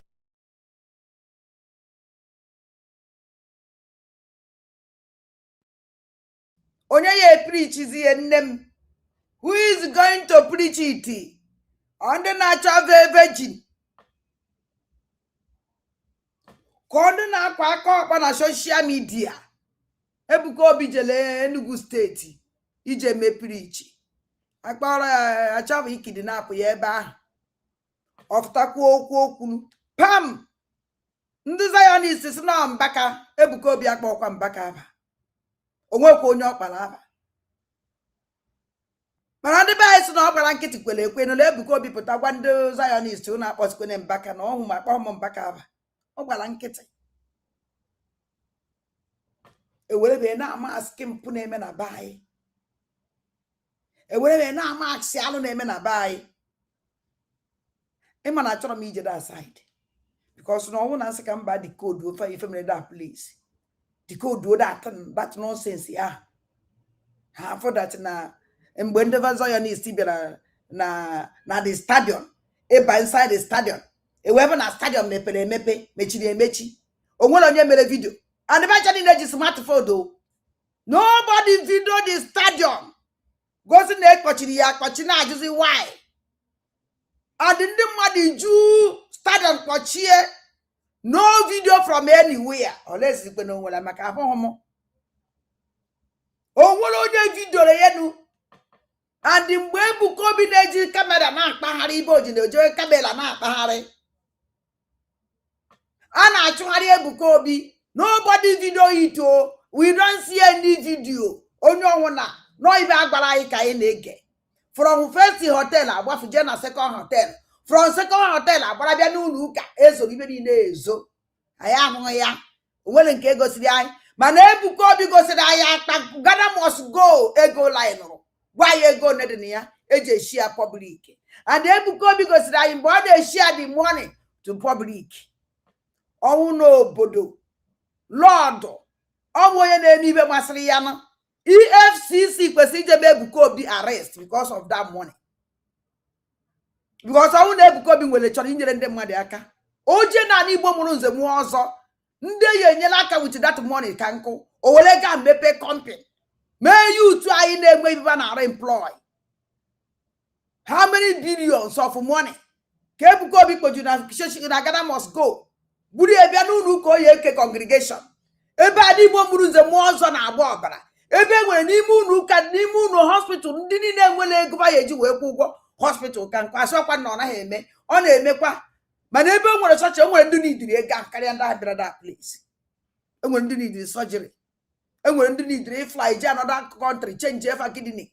O nwere ndị nne anyị ọkachasị ụmụ nwaanyị ajadu. Enwere onye na-enye efa na ụmụ baka pere mpe dibe nwụchụrụ anwụchu. Ọkachasị ụmụ agadi nwaanyị amụtaghị nwa mmiri na amụ every day by day. Ụtụtụ na ehihie na abalị. Undo foundations. Undo na-take care of those people. Kwari anyị nwere churches na-ebugharị akpa Ghana must go ego. There is one woman follow. Binna ya kụrụ ngwọrọ. Nobody is taking care of him or her. After me na social media. Oh, dear back Ebuka Obi kara ibu ego anyị je nyere nwaanyị ahụ aka. Mana ibe nwe mkpadatu ụmụ nyere ya aka. Asọkwa na ọ naghị eme ọ na-eme. Mana ibu such a money. Such money. And Ebuka Obi agbaga ebe esi bute ego ahụ. Don't worry. Ọkwa ifule ego ahụ Ebuka Obi kere. Emechicha ibe se ego ahụ apụta. Emechicha ihe so that money. And ebe ego ahụ si apụta. Onwe ibe ọzọ nwere ike ịgwa ụnụ. Because I told me by inside that matter. Was all number inside that matter. Only after that is then will game out of that place. Very serious game. Ebuka Obi zoro which in do tie. And the men by you to will anya for whoso. I know Nezanya on one side. Ebuka Obi jeri mission. Jeri jela Enugu State. Ije me ihe maya. Eji kere kpachie gate. Eji kpechi hari ya. Eji chi korea na the first hotel. Or one for France First Hotel. When you na second hotel on the other for vision. Before J Jam, or man who depend on them, man on our even in the before them. Those I know they will put away. Can make you one or can have one halfway come over. I can answer the matter with you on even a state. O tene kwesi ndị Igbo kwesi ka dey mewa otiwala anya vuzo. Ndị Igbo kwesi ka all these pastors and the anama support ndị dibia o. Kwunu buru ka gbaru no kwa nkwo sera ma akwa kotiwala kompota nwe aṅụrị si ekele dịrị Chineke. Na nchọrọ ka edemolish kwuo unu ye. Ekwukwere m ya ekwu. Ọkwunu buru ibe ngwara eke nwunye eke hit. Ọpọ no bechichara akwa ni na ama hate ha. Oh man no even ma na agbara nya nke utility. I support nobody. Ono so kwanya woro ono vuru kam gas na abo eze ndi biwa ko eze ndi biwa ono riwe ngwade ya eziokwu must be eye ekwuriri ya eziokwu ona agbagodo agba ya gba mana sukwu onya na ebuko obi mere unu ni na etewela anya afọ ụzọ ibe ni na okolo nwe no bi unu furu footage onwe no kamera ogosiri unu onwe na na-esi unu na ekosi me ndị ebuko obi jere na stadium. We even a stadium kochiri akochi. Etinye security. Nobody will enter. No camera from nowhere. Nobody show us the gate. Natata na ebuko bi na emi ba belo wona kochi the stadium. We security go everywhere. The best place take was this evidence of this thing. Nobody show it. Nobody video it. Nobody talk about it. Even though Zionists and get the surprise now on the gate. And where security go everywhere. But check law call the gate. On from video. On from camera. Nothing.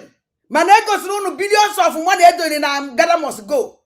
Ebuko bi akpatu egu na wona ngote such a money. Now go see this morning. We go there na Ghana boss go. Na the EFCC ya gaburie. You know na the EFCC na chahari Ebuko Obi because Ebuko Obi enwe right. He patrol with such a money. Owuru na ordinary person kite jefurie. Ko be ko we boss we gute that money. Owuru na ordinary person no wuri be mere me no no di last lazo. The EFCC jefurie. Uno onu the EFCC. Na Ebuko Obi ko be ko e boss nwete Ghana must go talk or no ego Judas no billion eje kibeni na stadium. Nobody.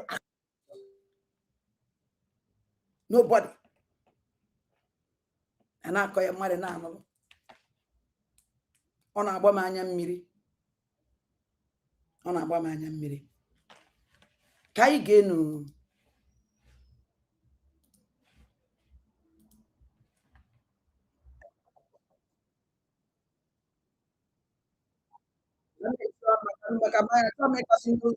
Les meilleures promos et des bons plans de votre catalogue Carrefour sur carrefour.fr ou sur l'application Carrefour. Pourquoi la plupart des êtres spirituels n'arrivent pas à recevoir ce qu'ils méritent réellement? It's time to renegotiate Nigeria's unity. Igbo leaders finally support Mazi Nnamdi Kanu. Hear the news in details. Wonderful people of Biafra, lovers of freedom all over the world, you are welcome once again to Biafra Unite channel/television this very moment. Today's date is 3rd of March 2026 and I have a very important information for every one of you listening to my voice right now from wherever you are all over the world. Dear friends and lovers of freedom, I want you to pay very good attention to this very news because it's very, very important. Did I even say it's very, very important? In fact, let me even make it categorically clear. The reason why I'm recording this very news is simply because I want you to know about it. I just want you to know about it.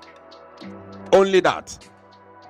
And then the reason why I use the word Igbo leaders is because I don't know which other word to use. Like, I'm not even supposed to use the word Igbo leaders because it's obvious that we don't have any other leaders in Igbo land apart from Mazi Nnamdi Kanu and Mazi Simon Ekpanjoko.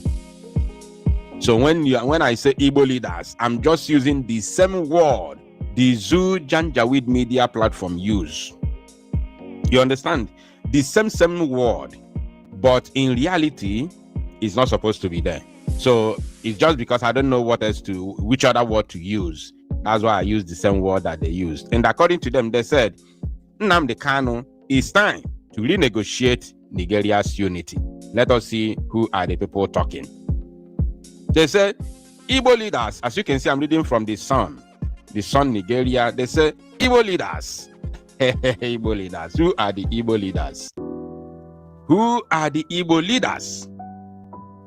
In a place where you claim to have leaders, so-called leaders, I don't know if it's the political leaders or the traditional leaders, I don't know, or even religious leaders, I don't know.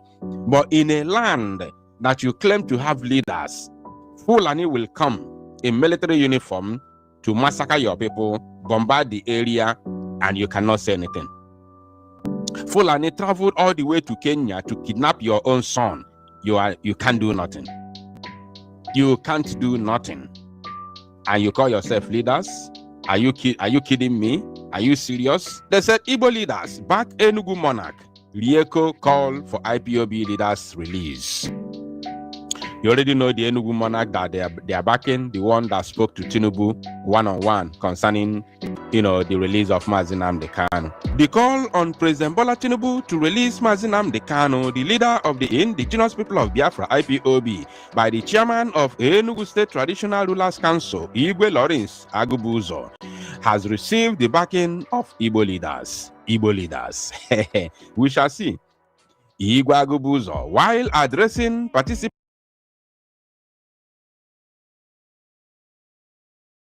my brother ikuku na ịma ndị awụ biznes ka ba jichi ya na akafe eme ego nke ba nwetara egwucha ba akọkwa ibe ọzọ pụta ka enyekwa ba ọzọ oiba na-eme all the time anyị adụgo tired ịna-ege listen maka is like na ba na-ewezi ọwụla egwu a na-agba all the time ha na-ewezi ọwụla egwu a na-agba all the time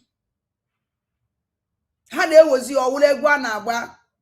O nwere mgbe asị gị dachi na ọhaneze ndị Igbo yutu chọrọ ime protest for our leader Mazi Nnamdi Kanu. That protest from ọhaneze youth. Do you hear about that protest again? No, you don't hear it. Nobody is talking. That is protest. Aga n'afta ka show ole mechara protest ye. Asị gị na ọhaneze ndị Igbo youth chọrọ ime protest. Nsị ka anyị nebe.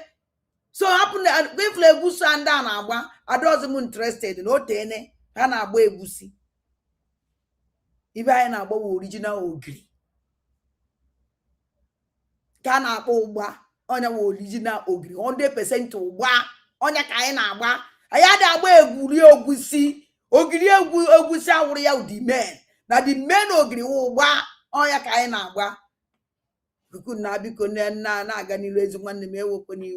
Band at the National Traditional and Religious Leaders Summit on Health in Abuja, attended by President Tinubu, appealed to the president to release Mazi Nnamdi Kanu.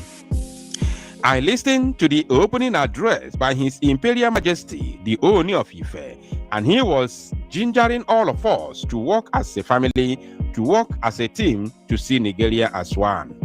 Cet exercice polonais m'a permis d'apprendre le piano 10 fois plus vite. Je vous laisse avec le professeur de piano qui a créé cette méthode. Salut, je m'appelle Hugo, ça fait plus de 20 ans que je fais de la musique et je suis créateur de la chaîne YouTube Piano en ligne, la plus grosse chaîne YouTube francophone pour apprendre le piano. Comme vous, j'ai constaté qu'apprendre avec des tutoriels YouTube... And then I felt maybe this is good, but when you look at it, this same Imperial Majesty is arranging to confer a very high honor on Sunday Igboho, who in my own part of the southeast, we see him as counterpart of Nnamdi Kanu. And my brother, fellow Royal Majesty, Imperial Majesty, does not seem to understand the pain in my heart when Nnamdi Kanu is in Sokoto prison. So far, President Tinubu, the ball stops on your court. And he continued, bring this man out. If we don't want him in Nigeria, return him to Kenya or London, where they took him from. Igwe Agubuzo had appealed to President Tinubu at the Abuja event. Reacting to the development, now pay attention to the so-called Igbo leaders. They want to speak now. Reacting to the development, former National Vice President of Ohaneze Ndigbo Worldwide, Chief Damian Okeke Ogene, commended the royal father for speaking truth to the power at the right place and right time. Okay. Igwe Agubuzu's message was direct to Nigerians. Not only the president, the Hausa and the Yoruba knew that it was an injustice, and he said it at the right place he was supposed to say it. Okeke Ogene stated. Okay. In their separate remarks, another so-called Igbo leader wants to speak now. They said, in their separate remarks, former Deputy Chief Whip of the Anambra State House of Assembly, Nzetoni Uche Ezekwelu, and the chairman of Campaign for Democracy, CD, Southeast Zone, Dede Ozo A. Ozo, supported Igwe Agubuzu and also demanded Kanu's immediate and unconditional release. Very, very fantastic. Very, very good, right? But that reminds me something. I don't like it when people who are supposed to speak up, people who are supposed to speak and condemn evil are being, silent, waiting for somebody to, to say something. For them now to ebido na amepụtasị na amepụta anya na amepụta isi ime onye na-enyo isi ya na-apụta ebido na amepụta isi one by one from their hiding place. On idea when you were too much. It's just like when Omoele Sowore was protesting for the release of Mazi Nnamdi Kanu, they were all silent, right? Then immediately after the protest, one Okoko, one idiot just came up. He said he called himself President General of Ohaneze Youth Council. Ibayaka. Oh, that protest must continue. We are going to shut down Abuja next week. This and that. I recorded it for future purposes. I recorded it. And I told him, look, if you are serious, we are going to support you.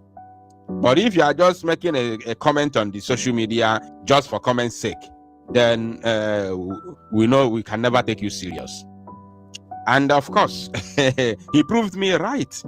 He actually proved me right, because it was only that very statement that he made. It was only that statement. That was it. There was no any other statement. There was no any action. Nothing. Even in a damn Mary. These are the things that I don't like. I hate Madam Aniru Wampetenazo Umokoko. Now they said, Ezekwelu said, His Royal Highness Igwe Agubuzo spoke well, not only my mind, but also the mind of the majority of Biafrans. Enokwa. Shena I depend me I've been a comedy skit. Shena I depend me I've been waiting be this.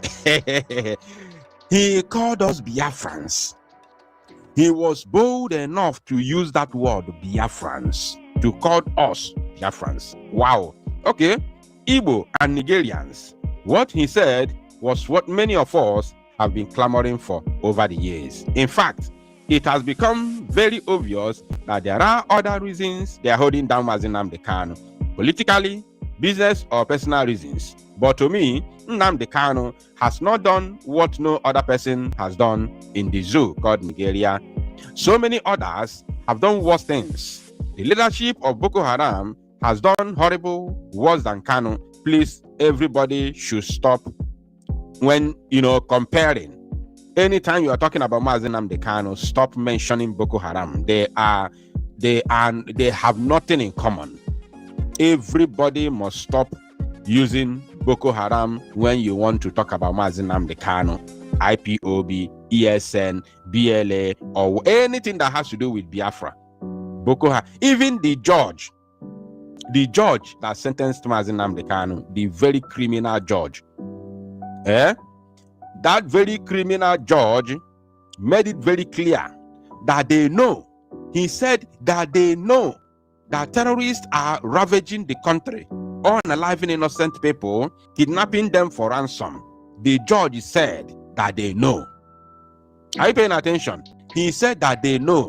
James Omotosho said they know that terrorists are everywhere in the country. But the reason why they are not taking them serious is because they never demanded the breakup of the zoo. He said it. He said it while the whole world was watching and listening. Et pour encore plus de plaisir, découvrez Oreo enrobé avec son irrésistible couche goût chocolat blanc. Bonjour. Et si quelque chose d'important était sur le point d'arriver dans votre vie et que personne ne vous le révélait? That's why they are not taking them seriously. You understand? He said, what does that tell you? That means that they have no connection or business or even comparison with Mazi Nnamdi Kanu or anything that has to do with Biafra. That means that these people, Boko Haram, are purely terrorist groups. Are you paying attention? While Biafra agitators are simply nothing but freedom fighters who are demanding for the freedom of their own people. Not to kidnap people for ransom, not to eliminate, to massacre innocent people. What Boko Haram is doing is purely terrorism. We all know that. So please, anytime you are talking about Mazi Nnamdi Kanu, Mazi Simon Ekpa, or Biafra freedom fighters, please do not mention anything like all those terrorists in the north. They are not the same. They have nothing in common. The judge made it very, very clear. Omotosho said it, that they know that the terrorists are there in the north, unaliving people, but they have never demanded the breakup of Nigeria. Judge said it. So please take note. The leadership of Boko Haram has done horribly, worse than Kanu ever dreamed of trying to do. The bandits, some of the northern elites, have done worse than Kanu would ever have done. Oh, so they know that the so-called northern elites are terrorists in disguise. They all know. You see? They all know. Now, in conclusion, there's ikuku nna ị na-asị na ibe na-enweghị na ndị ya ekwu okwu gbachaa nkịtị na ya na-enweghị onye ndị na-ekwu okwu one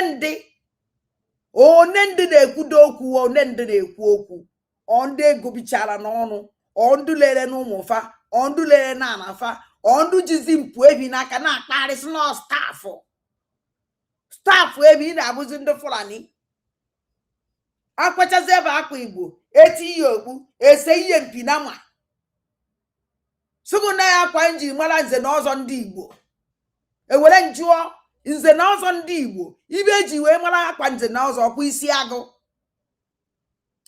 isi agụ ka eji wee mara nze na ọzọ ndị Igbo ọkwa isi agụ ka ba na-eyi na ibe a na-eme ibe ba na-eyiziwa isi na ma ka ba na-eyi mpu na ma ka ụmụ anụmanụ ụmụ amoosu kpọrọ enwebe nze na ọzọ ndị Fulani na-eyizi onye chi echichi okpo oyiri akwa na ma n'isi na ma n'isi kparịba emene ya initiate na be ndị ibe na-akpọ asụta na ọfụ Sokoto na-anọ n'eche ine anya eche aka oche isi na ma isi oche mpu na ma onye ka ụmụ zombi sikọrọ nwebe nze na ọzọ ndị arụrụ ana nze na ọzọ ụmụ amoosu na-eyizi mpu na ma asị gị na enyere staff awụ ọzọ ọfọ onye chi echichi na ana Igbo ibe a na-enye na ana Igbo wa ọfọ ibe a na-akpakọ iziwe mpu na ma ka a na-akpakọ ibe mpu na ma anya wa staff mpu na ma ụmụ amoosu lele nnebe le ikwube le ibefa daki na-eberive na nonsense na ba na-asọpọtụ onye ndị all this useless asking from Enugu state onye dị nọ n'Enugu all these terrorist Fulanis don't to listen to them. They can't do more than a dead rat. We know them. We can never wait for them. We can now don't even I see that in the hope that these useless people punama ogosi good of our on Digo Omenanibo punama what can a punama may initiate nibe basala susibo Basala Omenanibo Basani beji we maribo ebe kam punama me all nampuye me on piebibo Igbo ọwụrụ mpunama but the only place ihe afụ mpiebi Igbo o gosiri onwe n'ife niile ndị Igbo na-eme wee ebe a na-aṅụ mmanya ụwọde ji obene ụwọde ji mpinama mpiebi Igbo not mpinama mpiebi Igbo because mpiebi Igbo na-ama mma ọ na-afọ ọfụma ọ na-akwụ ọtọ onye ka eji ndị Igbo ji eji ya aṅụ mmanya and onye ka o ji awụ ifu ndị nze na ọzọ fada eje njem ha na-eje njem ibeba na-abịa na akpa ike ngafa ihe afụlili mpunama mpiebi I mean to say mpiebi or ifu obene Paji aṅụ mmanya eruo mgbe eji eke mmanya etinyebere aka na mpu akpa ike ngaba wopụta obenefa etinyelefe mmanya aṅụcha baba ebechasie ya ike ebechichicha ya eti igbe na akpa ike nga. Nna m wunze na ọzọ ama m ibe ọ na-eji na akpa ji ahụ ọ na-evu ọ na-anya ọpụwa ọnya ya na basikoro ya wee muvuo njem onye ya na motosaịkụl ya wee muvuo njem. Nna m gbara motosaịkụl ọ gbara basikụl. Ụnọ na-anụ anybody ọ na-efuru ji mpi na ama n'aka ya na idiot is not igwe. Ibe ọwụ igwe ndị Fulani ibe ọ na-agba nama mpi igwe nama ka ọwụ igwe nama ndị Fulani eni igbo ma n'ọwụ na ifu na echiri echichi ekpu iyi ekpuru edi n'isi o wee jide mpi nama na ibe ochiri wee echichi nama ọhụlọ nze na ọzọ ndị Igbo ochile echichi ndị Igbo na ibe ochiri wee echichi mpi nama ka ochiri. Onye kwuo moto ya ewe nwụrọ basikụl moto enwedu basikụl na ya wee spoke basikụl nwụrọ m olezigbo na asị onye kwuo ọkpa ya eri alignment maka ọkpa ka nji eje na na-ege ntị. Said Sunday Igboho of the Yoruba Ethnic Independent Movement. Remember, he's still talking about people who have done wars, right? Now, there are so many others, including Niger Delta militants, who have done wars violently. So many of them have carried arms against the Nigerian state and tried to divide Nigeria. And where are they? They are not in jail. They are not in cell. You know why? Because they have compromised their cause. Yes. It's very simple. All those names they have mentioned now, this last part of the statement, the people that they mentioned have all compromised their cause. They disappointed their people who put hope on them, thinking that they are coming to emancipate them. They disappointed them. They betrayed them. They did not just disappoint them, they betrayed them by compromising their cause. But Mazi Nnamdi Kanu remains resolute, standing tall, defending what he believes in. That is the difference.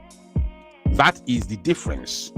You know, sometimes they talk about the ethnicity because he's Igbo, this and that. Oh yes, those contribute, I know. But the main thing there is that he stands tall. He's defending what he believes in. If Mazi Nnamdi Kanu was to compromise, he would have been out long ago, just like Sunday Igboho is out now, going everywhere, traveling everywhere. So it's just as simple as that.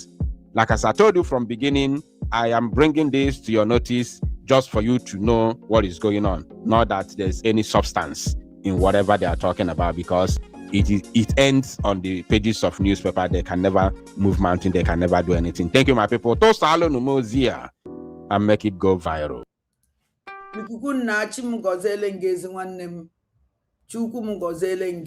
Onwere ihe mabata na my platform now. Eme you understand o. Eme kwem this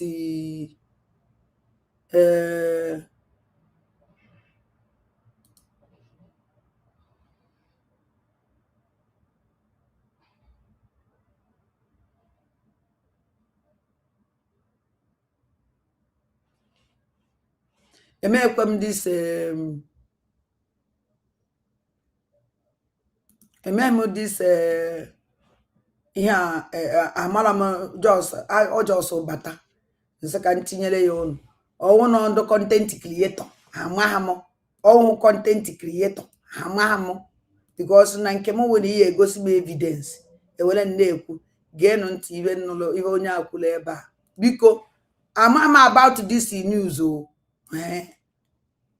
Ijele, may your soul rest in peace. Ijele, may your soul rest in peace. My hand all day. Obruma Jenga send you away and find you, Say he go kill you. Obruma Jenga send you away and find you, say he go buy you, man. See, I don't see anything we consign on my shoe, I don't come on my hand. Anything we consign you, Obruma Jenga, Ijele, I know they. See my hand pick, nothing down. I beg. Before I go talk what happen, I go allow una more watch the video. I go allow una more watch the video, and as you watch, I make sure say they share am. Bamosa, I greet our general E44. Once Oga, I greet Major General Gento de Yahoo. Monsa, I greet OI, Arabute Bute. Monsa, this is me, aka Obrumade Agenda. I have come again. Good morning, good afternoon, good evening, depending on your location, where you are watching me from. This video is going for Ijele. Ijele, I come to tell you that enough is enough for you. Your days are numbered. You are just trying the children of God.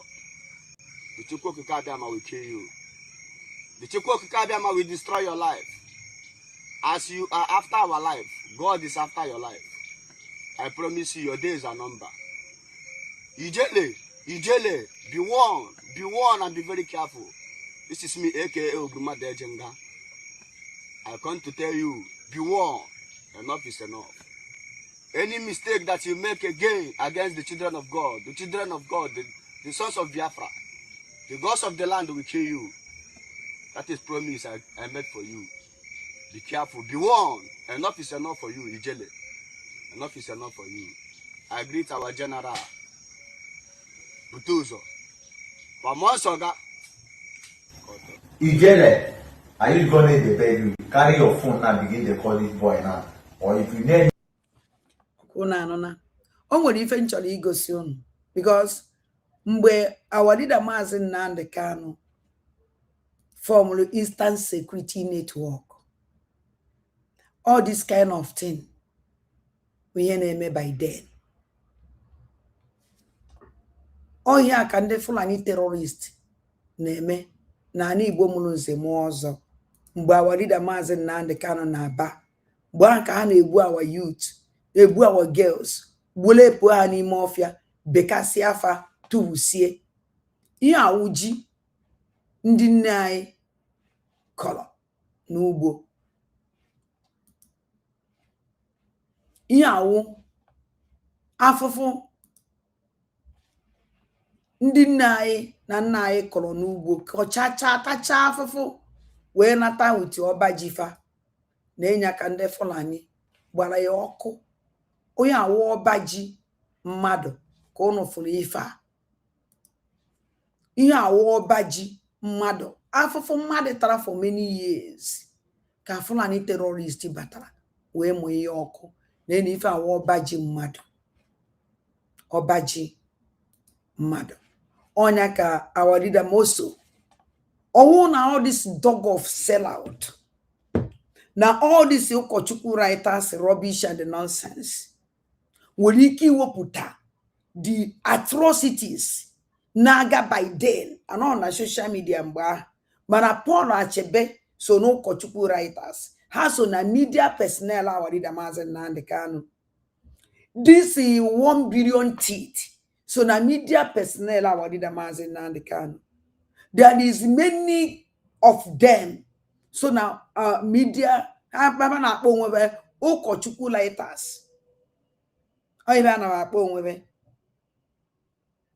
Now many videos by then our anewoputagasi ebe ndị ihe kpatala ife push our leader Maazị Nnamdi Kanu to form Eastern Security Network.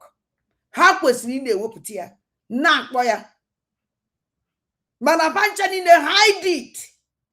Onwere onye na-ewepụta dị ya nụ ka eji asị na our leader Maazị Nnamdi Kanu just to be near form Eastern Security Network. Or because of Fulani terrorist activities. Because of Obubundi Fulani terrorists in Ebunde Bai. Because of our mothers and a lap, Nimofia, belly culture, a bully culture, for to see their part inside bush. There is a lot of videos. And you can never see all these people. Bring it out. That the whole world for the atrocities lead our leader Maazị Nnamdi Kanu to form Eastern Security Network. It seems that now it will be okay. I'm not too sure. Oh yeah, okay. Oh yeah, okay. On our leader Maazị Nnamdi Kanu. More this dog of sellout. This woman Nneka Chimezie Achonka end this program with Nneka Chimeze. Then on we make it be also this night. On and we ike. That idiot.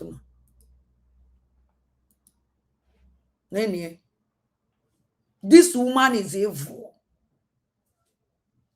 This woman is evil. Onya wo omu eri omu orie nwa. This idiot ye buo nwa 9 months mo ya rie ye. Or if this woman no. Mana na n'isi ụmụ Igbo ka o ya amadachi na a na-enwe limit. Achọ nke unu gee ntị. Igbo bụ Igbo, ekele m unu. Ọlọlọ Nneka Chimeze na-ekwe anyị na-ewetakwara unu ọnọdụ Igbo.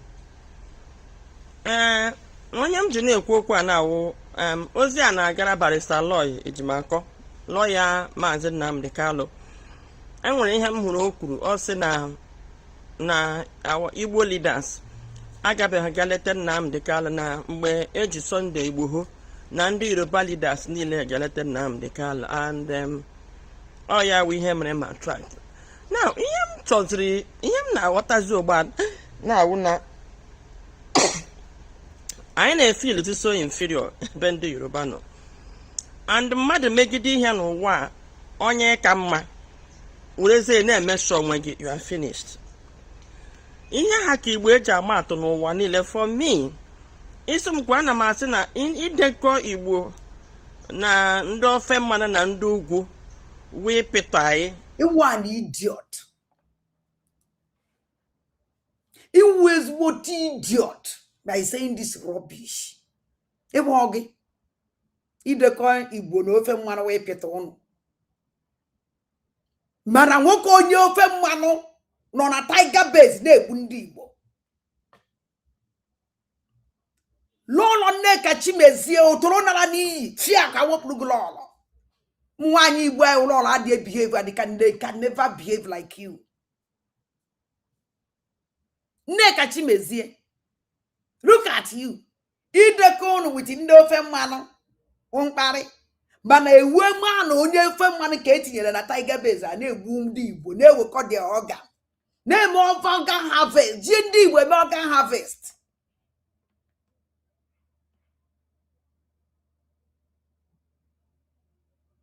Jee na ana Igbo mụrụ nze mụọ ọzọ.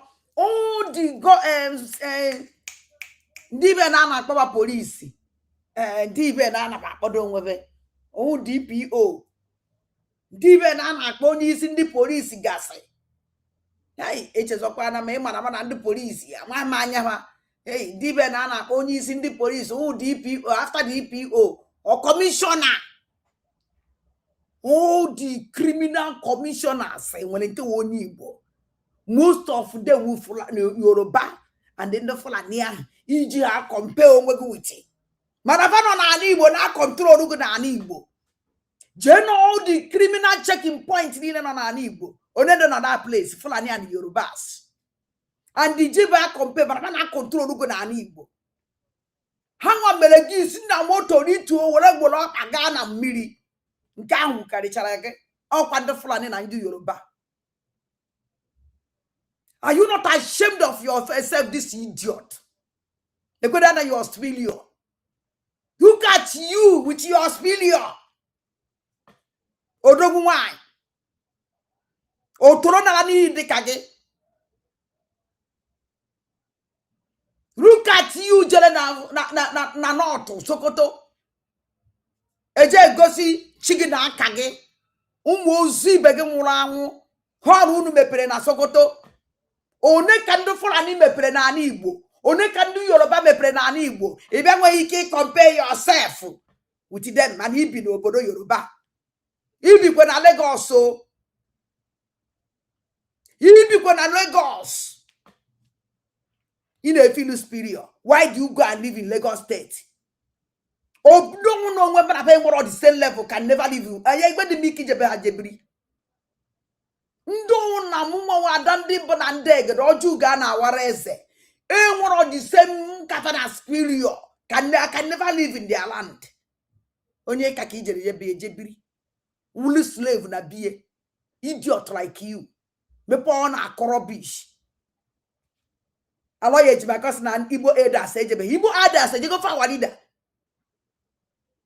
Igbo elders ejego fa walida maka godo umu ozu a gono umu this criminal godo fa yiri jeje nya walida ma na the kind poison okwa unu ke maro no nshiku unu jeri nya walida unu jeri igbuye ikunu we judu we woni we na tonda Chineke kpokwa unu ni na oku Iwe superior woman, a high class woman, but your son, as you claim to be an Igbo woman, on a Sokoto prison.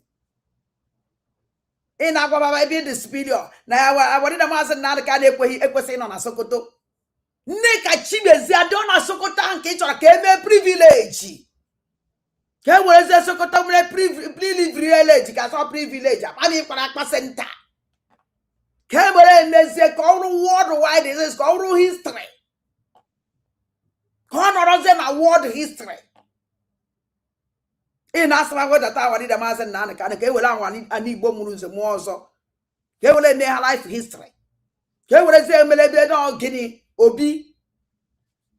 Na that is Sokoto ka ị chọrọ ka enye ọ na eje na akwụ na line. Ka emepezi ebe isi atụ ego nye pụta ọwụrụgodo ego leta ji card. Ogolo Chineke kpọkwa agọ na na-ege this woman ntị na na-ege this woman maka ndị anyị tiri anyị na ha na apịtọ enwe ede ebe o fere anyị na ha mana amasị m and ihe a na-awụkarị our elite bụ ndị na-ekwu ụfọdụ ndị okenye anyị asị na ndị Igbo anaghị respect their elders otu ndị ofe mmadụ si respect na ndị ofe mmadụ na-eme amewele ihe nsị ndị ba kwụchi ha akwụchi ana m aja iwu ndị ofe mmanụ ngwa ka ezi nke ụrụ na ya nne ka Chibezi iwu onye ofe mmanụ ka ife ị na-eme iji karị ndị ofe mmanụ kedu ife ị na-eme iji karịa ndị ofe mmanụ kedu ife ị na-eme iji wee karịa ndị ofe mmanụ gwazie m nke ụnụ dị mma ya unu dị mma ejeje unu dị mma unu adịghị mma na ana ka njụrụ na ngị nne ka Chimezie ọkwa otu onye ofe mmanụ showele onye kpọrọ massive protest for our leader which you and your criminal people you claim to be Igbo are not capable to do. Are you not ashamed of yourself? In a claim, when this video is supported at your age, do you know the reason why Jesus Namacho he make program? Actually, can happen because I watch community share your program. Or the useless people. Because actually jiva we me put on social media. We actually akage. Em on Facebook na akwụgwọ, YouTube na akwụgwọ. You come out for your business. Or can you say na my choose need to we me program again. Can I this dog of sellout? Can they share your rubbish that's going on after? You ain't cheating on Nankai because they sending him. If not, I don't know program email last time. Ebe na asị na ndị DOS dog of sellout ndị ji ọbata obie na ọhụrụ Nigerian government ji ọbata obie Simon Ekpa Njoko na ndị DOS ji ejegbe aka ebe. Let me tell you something. Kwebule ebe ahụ ekwu ebe ahụ ka iya akwụ ihe ejeji ya anana. I can assure you that. Since how many months kita ka ị na-eshi na-ekwu maka ndị dog of sellout onwebe nke pụtara kwa okwu Chirichi kedoze mapụtabe ya bịa adreesị Ebiafra so go na agwa agbago na-eche eche. Are you not ashamed? Ifere a na-emekwa gị he ka ifere ya esi mee nwa ala majiri. Have you seen ala majiri woman ifere menya or were majiri boys? All these rubbish people ain't gonna shame, and you can never see shame on them. Never. Na na get this idiot nte. Any he get achọ ka ime ka ndo gwa no nwe gị na-ekwu ihe na-eme ka ndo ofe mmanụ. Ndị ofe mmanụ na-eme nke ha nwa hụ be ebe ha pụtara na-eme ihe so wụrụ ndị ebe a. So ihe awu inferiority complex and abịa n'obodo a ama na ndị na-enye nsogbu n'obodo a ndị ofe mmanụ ndị gile ha ga-eme unu kwele ebe eche ewedo ndị ofe mmanụ anụ unu na-eji atụrụ ndị Igbo.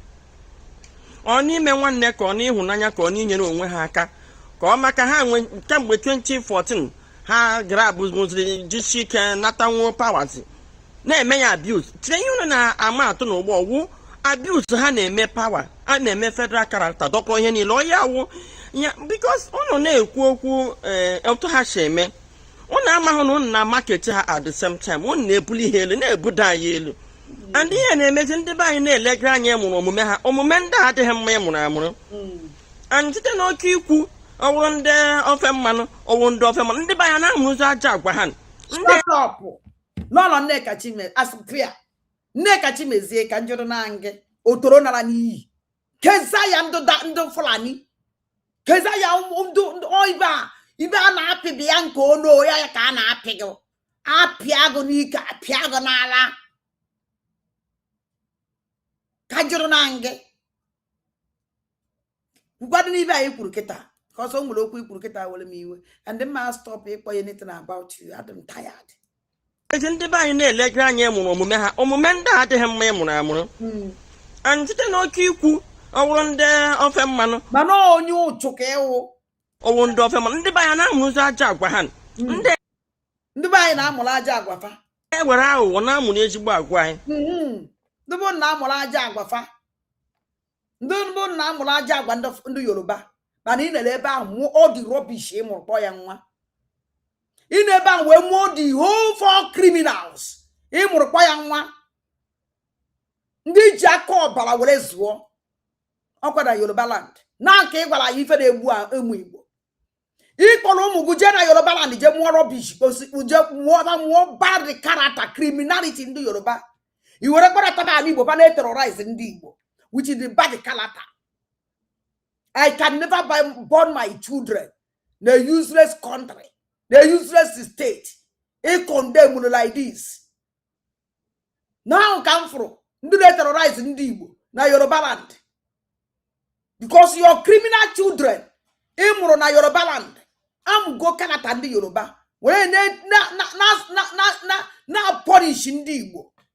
Ketaki your identity. And we have seen it all. You are an idiot. Since you go and don't do this, ono biakwa na igbu ndị Igbo again. Since Christmas, Nneka Chimeze ka nọ n'ụlọ. Na-akụ asịrị ọkụrụ asịrị gbago, ọkụrụ asịrị gbada. A very hopeless idiot nwere shame. Ị na-abịa agwa ya okwu ndị Igbo. Somebody nwere quality. Look at you. Are you an Igbo woman? Only rubbish bandit mụrụ n'Imo State. Shame on you. Kachukwu kofe buru terrorist we nata na Igbo mụrụ nzo mozo gba ibe niile na assign enwere war. There is a heavy war going on. Kedu onye brought to that war? Kedu onye the leader of that war? Kedu onye na terrorize ndị Igbo? Is they capable to say it? Nigerian government. Chukwu ko owo anya ani. Chukwu ko fatiburu owo anya ani. Continue listening to this woman. In fact, on a woman ezoku nine. Continue. Na get this idiot onte. In fact, on a isi. But this criminal I need to talk to. This old war. This one do all this rubbish in a Jew particulars Igbo atumgbere. Oya ko jibe na. Go away, kid and supply market. Chukwu ko food or 40 Brunando to a Bundibo. Nekotase community. Nekachimeze na ko ketego back on a group of terrorists in terrorize in the bay. Onya nangozola bezo when if a diche. Onya nangozola bu go of Flading will occupy dicho, and they will not shame. They don't have shame. They don't have shame at all. This idiot come out every day. Now we're going all over our leader. Now talk our leader master na the kind of chumuni. Now this idiot no. When not the George our leader. Now this appeal our leader master na the kind of melu. When you prescribe that IPO be a hotel. Go have that IPO only the lawyer prescribe of a terrorist. When ya George our leader. This idiot don't talk. She don't even care. Wait the time. Now they get this idiot on it. For instance, I get behind a right who one name before you hate him how we call on a half waggy. ndị Igbo ya mụọ na-ekwu ya ha mụzie omume ịchọzi enwe onye ka kịta gị ekwu onye ala ya akpọ gị ya ndị be anyị na-akpọzi dị iyi anyị na-amụkọrọ ajọ omume ha ha na-atụtụkọrọ nke anyị na-atụtụkọrọ ezigbo omume anyị ọ bụ ọchị ngọm ndị mụ na ha ya na-abịa n'aka akụkọ ada ndị mba na ndị egede fụta ọwụrụ this highway this akwụna highway gbakọtara nanụ ebe a gwara ndị nwaanyị a ọnwụ na iwu onye Fulani na iwe 100% Igbo Nnewi nwaala edo jee mee IGA ụmụazị niile dịsi idi ọtụmụ mana onye Fulani terrorist mụrụ gị mana terrorist ka gị na fabi n'ụlọ ka ọnwa afọ aja n'Igbo na and jebe IGA na ọfa about this idiot ka ọrụ na nonsense ọ na-aza mana na okwu onye Igbo ka ọwụ mana na ọ bụ egwurugwu wayo ka ijere ije nụ ya. Check the background of this idiot mana ebe o si ichekicha background ya ije mee adịghị na nwa na-egbu aka nwa na nwaanyị awụ anụ ọhịa. You can't trust this idiot. Mụnwa onye na-agwa gị nụ na-etozo ovu evukwe ntozo ndị mmọnwụ na-ekwu obodo na-ekwu nna m ndị be si na osi imi bịara leti nne kachi mezie ịbịa ka leti ọkwa ịsịrị chọrọ ịma ihe emesịa amara by force ọwụrụ mmadụ ya force go ọkwa just normal thing ịmara ozugbo that I can assure you. Na na-ege ntị ebe ọ na-abịa akụ asịrị this woman na-agwa gị na ndị Igbo na-amụzi bad character. Ndị Igbo na-amụzi bad character because of na alọya ejimakọ si na ndị Igbo n'Igbo leaders abịabeghị for our leader Maazị Nnamdi Kanu. This idiot wee bịa i defend the Igbo leaders. Alọya ejimakọ wee jam ha na Igbo enwere leader. We don't have a leader, so there is nothing like Igbo leaders again. Ihe nwezi Fulani leaders ọ ife nwe na Igbo. Fulani leaders ọ ife nwere na Igbo. Those criminals in our leaders, they are no longer Igbos. Because actually nekwaja mpuna manis naka. I would brain of up go and what do only Igbo nia. O te ga wepuru ndị Igbo na leaders. O te ga wepuru ndị Igbo na leaders. Since ana agwa gị that na ana ejezi anara staff. Government na-ejezi staff. Mgbe ahụ ka awepụrụ mgbe aka ebido na-egbu ndị iwu Igbo leaders ndị igwe ezigbote igwe enwere n'ala Igbo mgbe aka na-ewepụ ha na-ewekọrọ the criminals na-emefe overthrow na-ejezi bas to government staff.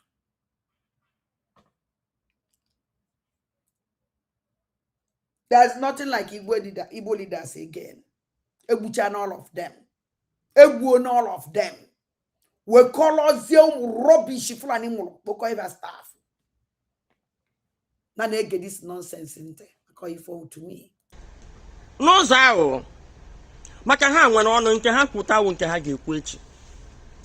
Ihe m ji bịa wụ na barrister lawyer ejimaka ọsị na mgbe eji Sunday Igboho na ndị ichi ha gara. Biko ama m na mgbe eji Sunday Igboho the whole Southwest governors pụtara kwuo na ha ekwetaghị na ihe Sunday na-eme. And Adam sure na enweghị any sitting governor visited Sunday Igboho. And Adam sure na support our leaders nyegoro Nnamdi Kanu ịgụnwa ha agụnwa. Should get out. Let me tell you. Obasanjo jele. Ebe Obasanjo jele. Ex-president jelu. Their leaders jelu. This man anakbom Kedafiano. Ka support on Sunday Igboho. Manaba na-ekwe their national anthem. They don't support Sunday Igboho. Mani ife edas ndị Yoruba na-eme. You need to know that their edas men. The first national anthem ha na-agụ wo Oduduwa national anthem. Lolo Nneka Chimezie fia Nneka Chimezie ked ikpu nama oibe mama akpọzi gị na ibi uwe ikpu nama ụmụ nwaanyị unu ewekwe n'iwe unu asịkwara na ada ndị mba na ndị egede abịa na nwaanyị awụ ikpu nama ka ọwụ inekwu ya anya n'ọnụ ọnụ ya na-asọ oyi oya ka o ji ata chingom o ka m na enwere ọnụ na-asọ oyi chekwa na-atakwa chingom nje ekwuola ọnụ isi oyi ahụ jụọnụ dịsi ikpu nama Nneka Chimezie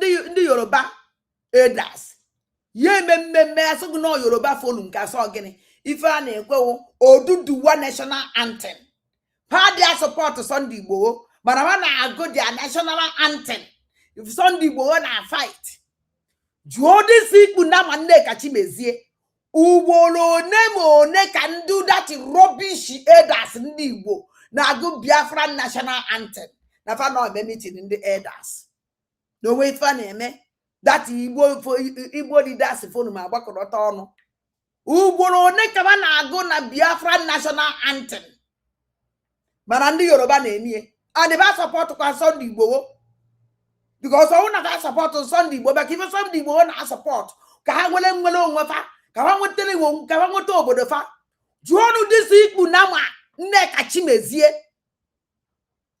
kedu ugboro one ndị Igbo volu leaders forum gbakọnatara ọnụ gụọ Biafra national kwe Biafra national anthem o nwere bi ya afọ ya o metụbeghị na ndụ gosi na ka support ha gwadi de Maazị Nnamdi Kanu gosi na ka support Biafra and this Nneka ikpu nama na ebe a na-agwa ụnụ that na onye nwa uzi leader ndị dog of sell out na-agwa ụnụ so ụnụ support IPOP stand for what? IPOP stand for njem nwere onwe according to them. Nneka ikpu nama wefuteba from today going on about this woman Nneka ikpu nama oyibo unu ya na-akpọzie ikpu nama oyibo this woman onu ikpu nama oyibo ọwụ na na-ege ya ntị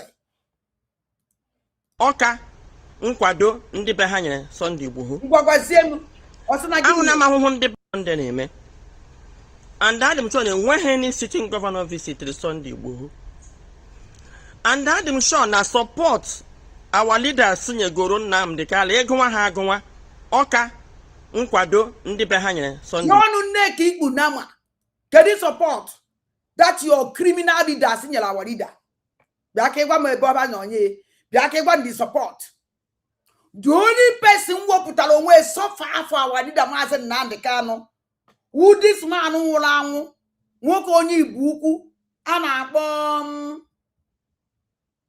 kedu ibe na a na-akpọ dị ya o kedu aba nwoke onye Igbo ukwu a Ọkwadike sọnsọ Ọkwadike with few igwes jere akpọchi dobe ụzọ ha nọrọ na mbara ọdụ nke Ọkwadike o jere ugboro na-abọ na court ekweghị ya abata akpọchidocha ha ụzọ after Ọkwadike jechara kedu kwa anọda igwe jekwara ya nụ kedu anọda ọha na eze ndị gworo Fulani Nneka ikpu nama bịa gwa anyị ọha na eze ndị gworo Fulani mmadụ n'ime fado ndị ọha na eze gworo Fulani jeje visit dawari de Maazị Nnamdi Kanu kwuo okwu Nneka ikpu nama bịa gwa anyị chọrọ ịma o toro nara n'iyi na na-ege Nneka ikpu nama ka ọ na-ekwu ngwa ahụ na amahụhụ ndị be anyị na-atọ onye ka ndị a na-ama na-eji Maazị Nnamdi Kanu apụta kechara ndị be anyị ndị na-ata ahụhụ Honorable Uche Agụọcha nwoke ezubeghị ike mana ahụbeghị m esi anybody jee gwadachi Agụọcha na nsọ wee deceiver jee gwadachi Agụọcha na game ọ zụrụ n'isi agwaride Maazị Nnamdi Kanu na anyị niile mụ ya jee gwadachi Agụọcha na anyị wụsị na ọwụ onye alụrụ anyị na o jiri agwaride Maazị Nnamdi Kanu wee mee biznes ife na ọ na-eme kwedachi Agụọcha na somebody trust ya ka ọ nọ wee tụọ ya life jail after ka atụrụ agwaride Maazị Nnamdi Kanu life jail dachi Agụọcha wee je go akpa rice plastic rice wee je kee ndị Fulani kwala ba uniform white eyikola chama o were go letere n'isi awadida Maazị Nnamdi Kanu wee je go plastic rice wee kee ụmụ anụ ọhịa mana mgbe atụbeghị awadida Maazị Nnamdi Kanu life jail ayabu ben dati agụ ọcha dati yo na the bro agụ ọcha fụta ka akpa rice ayabu be di okay pure water ayabu you okay pure water even a single pure water 1.2 ya uruzie 1 spoon of pure water ya gba ya were spoon na eke ndị mmadụ na after ka ejelulu awadida Maazị Nnamdi Kanu life jail nneka ikpu nama that your criminal no bro gini nkwu agụ ọcha wee fụta ike akpar plastic rice kwala ndị otu uniform white ha ji akọva mpụ na arụrụ anafa na-eme shame on you nneka ikpu nama na-ege ya ntị pụtara amụwa onye pụta one day kelee ya kelee enyi nna ya bara ibe kelee Dr. Sly Onya president ndị Avid ụnọ burugodo n'ụzọ asị ekele onye akịrị ya agwụta ọzọ otu aka Sowore ji pụta ịbịa mee protest ya na-ekwu ebe niile ndị Igbo emede ọtụ were emere ke ndị Igbo na-eme na anwụ kemgbe ahụbeghị m nga ekwulite ya pụta na pres tụọ anyị ike ụta isi kwudo ala Igbo amoni ngo ọbụla ịga ndị Igbo ama m ụdị kọlụ m na-enweta onye ọbụla nọ na iru uju mgbe sọ ndị Igbo na-eme ihe ahụ ndị ala ama mmanụ disi otolo lọrọ nneka jụọnụ onye ka esi m remove David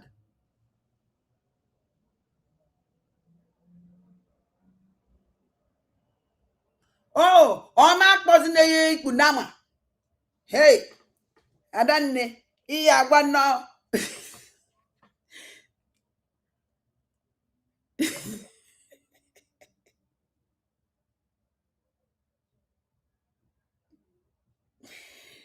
oh my God.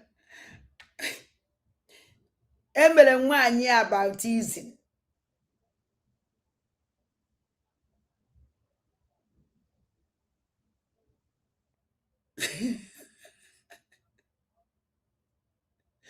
hey adanne amakwa m ihe mba amakwa ka m ezi wee kwụsị ịkpọ nwaanyị a ikpu nama iwe ọwụ amakwa m ihe eji awa akpọ ikpu ọ wụrụ nsogbu na be anyị mana abịa na English ụnụ a na-akpa ya seksi ọwụ ọzi ibe ọjọọ amakwa m ibe ahụkwa afa ndị Igbo ọwụ ọkwa alụ ibe ahụ part of the body nọ ife unu tiri ụmụ mmadụ n'isi kaba na aya so hapụnụ nna ya nne m fụtaba ewekwe n'iwe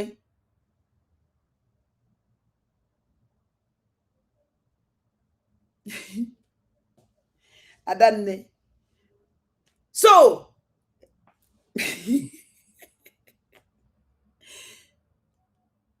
nenu this woman nenu this ọnụ ezi nke ọ dịkwa mma nenu this ọnụ ezi na-eji chingoma max ọnụ ọdụ ọnụ ya agadi nwaanyị na-ata chingoma at your age 50 something years ka na-ata chingoma chọkọị ndị ọkụ enu na-egedi so otolo ntị onye ọwụ ọ na-eme ihe ọ na-eme owide ewi na ihe Maazị Nnamdi Kanu ji ewusi ike ewu ụdị nkwado ndị be anyị nyere ya onye ndị nyere ya ịhụkwa protest na America shut up onye ndị nyere ya onye ndị bụ unu nyere ya protest bụkwara protest na America our leader Maazị Nnamdi Kanu is a great man. When a great man talk, people will listen to him. And even now, there is no any leader na Igbo support our leader. Talk all around as a goal of Fulani, and we're on support our leader. Or as a goal of Fulani, dying a J. Kero Chigi, and we're on support our leader. They fight our leader with everything. all the igwe staff ndo na-ebugharị mpụ ebi igwe mpụ ebi gasị o nwere igwe mpụ ebi sọpọtara our leader o toro nara n'iyi ka na-agwa gị they fight him.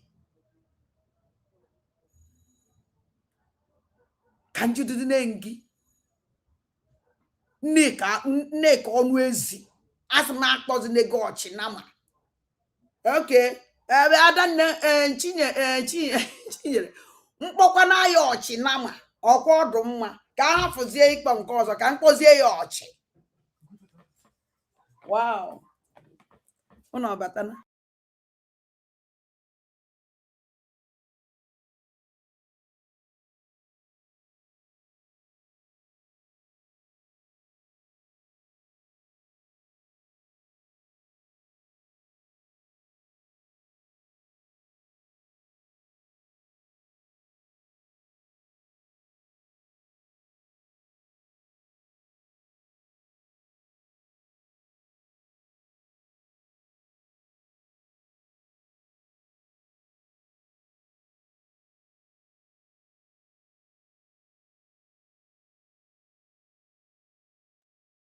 None, ụmụ none. Mechiere m ụzọ. Ụmụ m jere kpagharịa bata. Wana this Nneka ọchịnama adannekwa mkpọ ya ọchị ọdụ mma. Ça va? C'était? Non.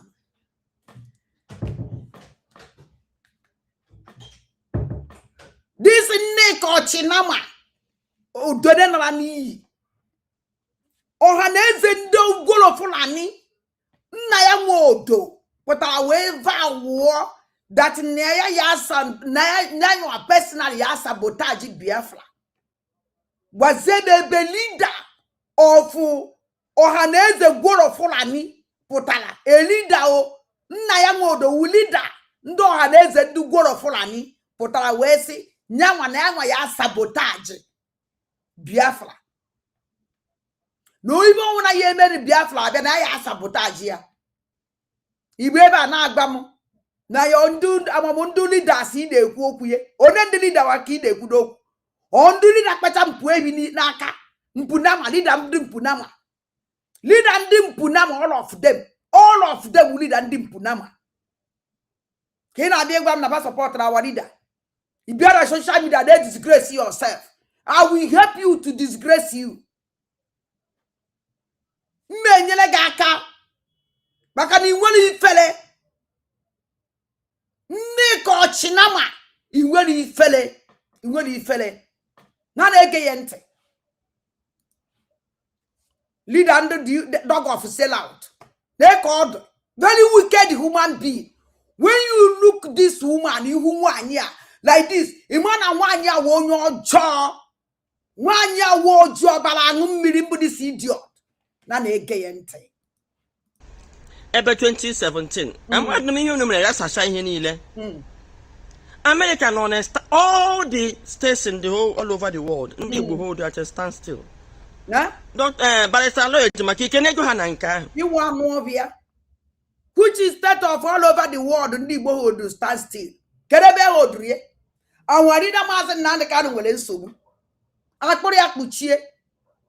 Anyị when they protest. Oh, you're a criminal dog of sellout, DOS. Dog of sellout, the betrayers. One. China Samuel Perima, watch. Chiga dozemu, Nelo Gan. Agbayemu, Ndojo Bala Waka. One criminal anako Ibode na netari. Na Benjamin Umadu Wotolo. Ndo tugi. Ndo bua ngopala. Hanye order to stop protest. How was stop protest all over the world? Eba ile get the dog of sell out until stop protest. Now go hide the reason. Otu hasi west stop protest. For our leader man and ladies of our leader man and Nnamdi Kanu. Otu akafasi west stop security network. Let everybody go home. They stop everything. The right hand on the ground. Can you find for our ladies of our leader?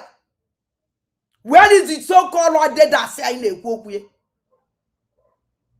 That's the whole world stand still. No, but cable man.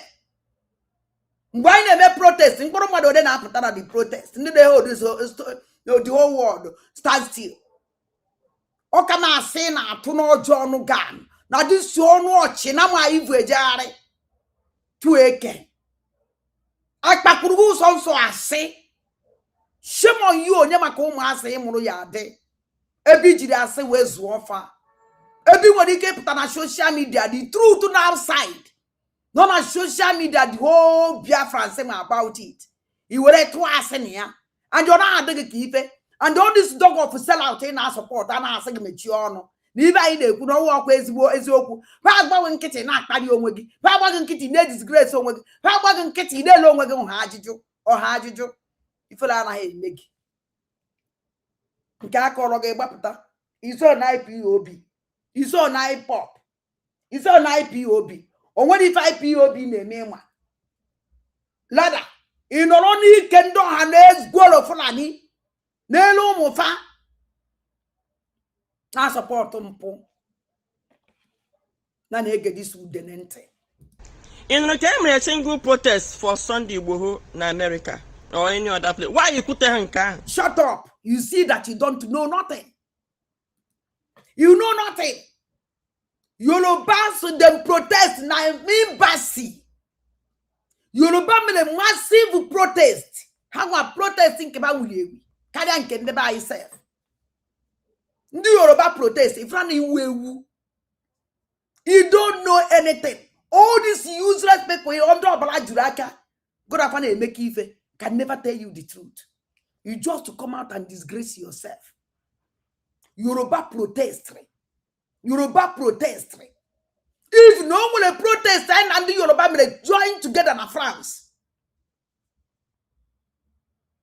Now France parliament, I did that play European parliament in France. We go there with Yoruba.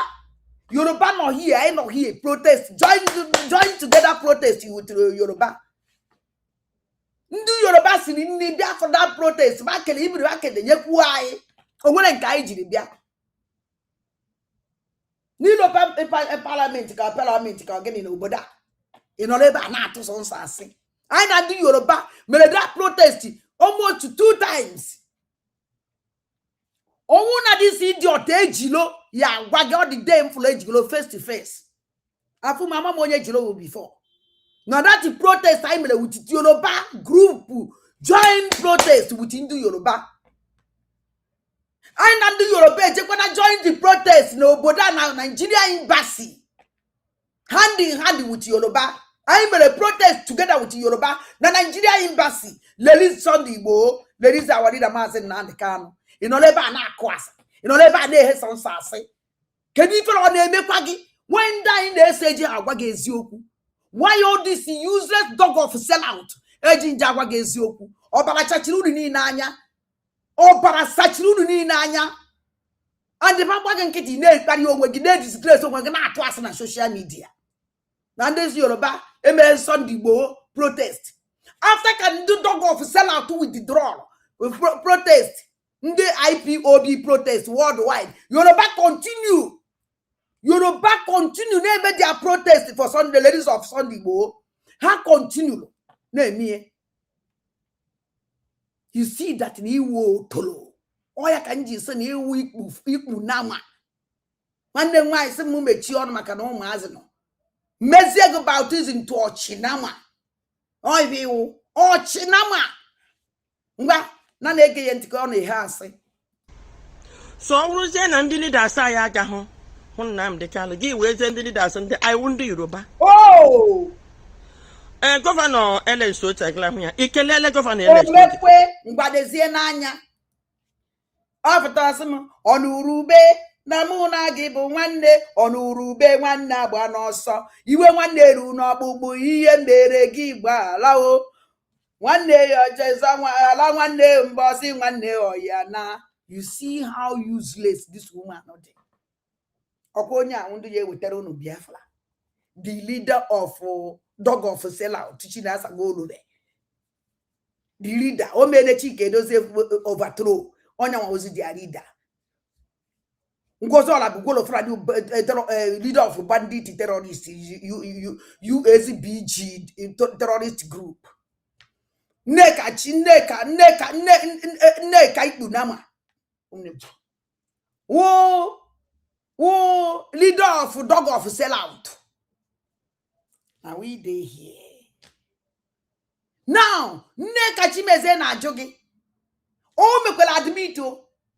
Na their so-called criminal elders na kampinama. Impinama elders. Mpinama elders yeje benfa warida. Osage that na oh no ya compare fa. So ndu Yoruba jeze for some digbo. Within that the one was superior. Mba, one was low, one was local people. Na ba jeje visit ye nwa fagoke. Na ba je mbambo ka nwa fagoke pota. Ya nwa wuzi loyal. No. One was wuzi amami be ma ya kpo. One would do eda simpunama. Eje fa wadi the master na the kind of superior. Superior edas. Mana ndu Yoruba me sure that Sunday Igbo na elerizi ye nyezie chizie ye echichi o na chinye chieftaincy title. Mana panwa wu superior leaders ndu superior elders ndo tu de ka ikunama. Hey adadikono nne me wekwe niwe o na na-ekwu ịma na ibe na-ekwu nke mmụọ tiri n'ọnụ before m wee wepụ oye esi ike biazie kita na agbazi gị na upon their superior neka chibezie ochinama na the stupid superior elders ndumpu nama nọrọ atụ ọnwa ha nwoke nga kpọrọ ọka nọrọzie ebe ahụ nwụọ life imprisonment nna ndị enwere shame and this woman ebe na-emegbuola m di na onye a. I'm very sorry that family this idiot anụkputere nwaanyị a. I'm very sorry. Na na-ege this idiot ntị. Why not anyị wee mara na ọ ga-awa anyị ga-alụ ya? By how? Ebe your superior leaders adị ekwu okwu nwere right ikwu okwu because of na ha dị superior. How can a superior ya pụtazi n'wazi ọgụ? Have you seen a superior people no? Have you seen superior group of company you torobo Burundi ndị mpunama? Hama na ono ogwa ono ya na juzienu this you ne kochinama by how keje anu ogwa ya za go die ya. Onu na eme onwe anyị expose were anyị na compare and anyị nwere ekwupụta ihe eji akpa ya ọnụ. Ikwole ya ugbu a na mana ihe na-aghọta ha ihe na-ekwu ugbu a na Igbo ahụ dị onwe ha n'anya because ị na-ekwu Igbo leaders ikwo ihe anyị jupụrụ ndị nke na-eme eme ịkpọrọ onye ọbụla barisa lawyer ejimako na anụzi this idiot unu ọnụrụ ibe this idiot kwuru unu ọnụrụ ibe Nneka Ochinama kwuru ama na unu ọnụrụ ibe kwuru so owu na condemn wo ife the so called Igbo leaders mpunama mpuebi nama na owu na ifụta sị na ibe a na-eme adọ mma no amam ka o si wee sụ ya asụ no guzobezie alụ guzobezie mpụ ekwukwe n'okwu ka ihe afọ iwetu dia so called ndu mpunama edasi mpunama Igbo edasi mpunama ka ihe afọ ibutu ha na na-egedi si otolo ntị gị ụlọ ya Nnamdi Kanu ịmara ọchị ga-eche ekpepụta gị ekpepụta ị na-anụ now ọnọzi ebe a na nke a nwoke unu ọfụgo na ndị a ekwechirigo na anyị nwanwu ndị Igbo kwesịkwara ikwechiri wee nye ndị oche azụ wee gwa mee ka ndị a mara that na an Igbo is not for sale and nobody ma amụtabeghị onye ya esele an Igbo ịma Bianca ndị Israel ekwugo ifeba kwuru esendie Bianca ono ka o jee ebe ahụ mara that na owere ndị Israel na-ene n'ọchị Omana tina ndi Israel ana work ochinwanyi aka ochinwanyi ndi Israel ade emeto ochinwanyi aka ndị Israel anụbedu before ife onye Israel nụrụ onye awụ onye Israel nyo that Israel ya henyo ada Israel ndị Arab or Tunisian Israel or Moroccan to Israel obe ogose ha nwechaja mara enwere Tunisia Israel nwee Algeria Israel nwee Morocco Israel otu anyị si nwee Igbo Israel otu akabasi anyị si gbasasị everywhere mana enwere 100% Jewish nda ebe mana babi then don't marry onye awụ onye Israel even inu onye ha nwekata nwa ya nwa ya banish the woman banish nwa ha ọmụtara then don't mix that they mix that all at all then don't mix so mana babi here then don't mix mia uruzie ikowazi ibe a na-akọ jegwa this woman that na ma ndai onwere idea that na ani Igbo mulu nze mu ọzọ na Bianca jele Israel doesn't mean other day shake him n'obi. Ona de ojele Finland succeed there with Finland. Manoya has succeed in Israel. I can assure her that one. Bianca succeeded in na Finland because of Nangozo Labugolo Fulani blackmail Abatobie. Oh, na fa blackmail or Abatobie na ugen kill and dotie. Then can never Finland aye anything. And don't know we Europea fight together, join hand together. Finland aye meto Abatobiaka. Don't possible. When I got this criminal, call neck at Chimezie. Ochinama. That in Israel I walk of Finland. Israel I walk of Finland. Then don't give a damn. I want to just the meet. Also, I bank for silicon over. Nobody ain't what do you again? Israel, one Israel, Malamma. Oje chonata. Man Israel ya gwa ife ya agwa. Onya mere je gwe be ibe banulu. Onya gwe be answer one. Mgbe ba jere Finland okwefra na ebusasi ya na eshi onya everywhere. Do you see Bianca and they may advertise? Mgbe batara Israel. Do you see Bianca? E mara na o jere Israel. Anwụ nke a na-akọ ya otu esi akọ ya. Ọwụ na o succeed. Ihe na-afụ ya otu esi wee buo Finland. And ndo mgbe ihe ndị a niile ị na-afụ Bianca mgbe eburu like that. Mana ifu Bianca ebu onye ndosi ibe a na-akọ uti ntanta ibe a ifuru ebo that na o jere ifere je ifere na ibe na achọ ime ka disi nneka ochinama mara na na-ege nneka ochinama ntị na-eji blackmail Igbo leaders akebere hụ Nnamdi Kanu na ọ wụrụ Sunday Igboho nwee support Nnamdi Kanu nwere ndị na biko no the line is open because continue listening to this idiot will a waste of time. Send the message in me send here because even in on a kutikita will repeated matter and I don't want to hear this nonsense anymore. I don't want to hear this rubbish anymore coming out from this woman's mouth. Ensa iwe na no mahia from na ekele sam na ha na-aga I think also ha no one aga bụ to Chukwu niile ka ọ bịa ga what is this biko kwụsị na mkparị mega popụta zik niile on na zik unu president Igbo anyị nwere no ngwa ga popụta na zik niile ka ọ bịa ga ina Uno for that this woman were terrorist. Odogu na anya na this woman were complete ikpunama. Odogu na anya na Nneka Chimezie were complete ikpunama o ma azabachisie no nti onu. Jenu go for zik ko je for our leader. Onolo ege ebe agwa gi nobody will go. You are over their dead body.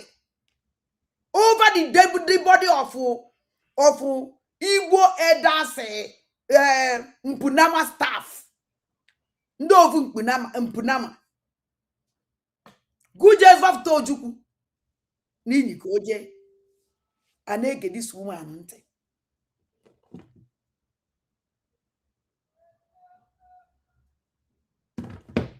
Anege this woman. Actually, I'm going to continue. What is this?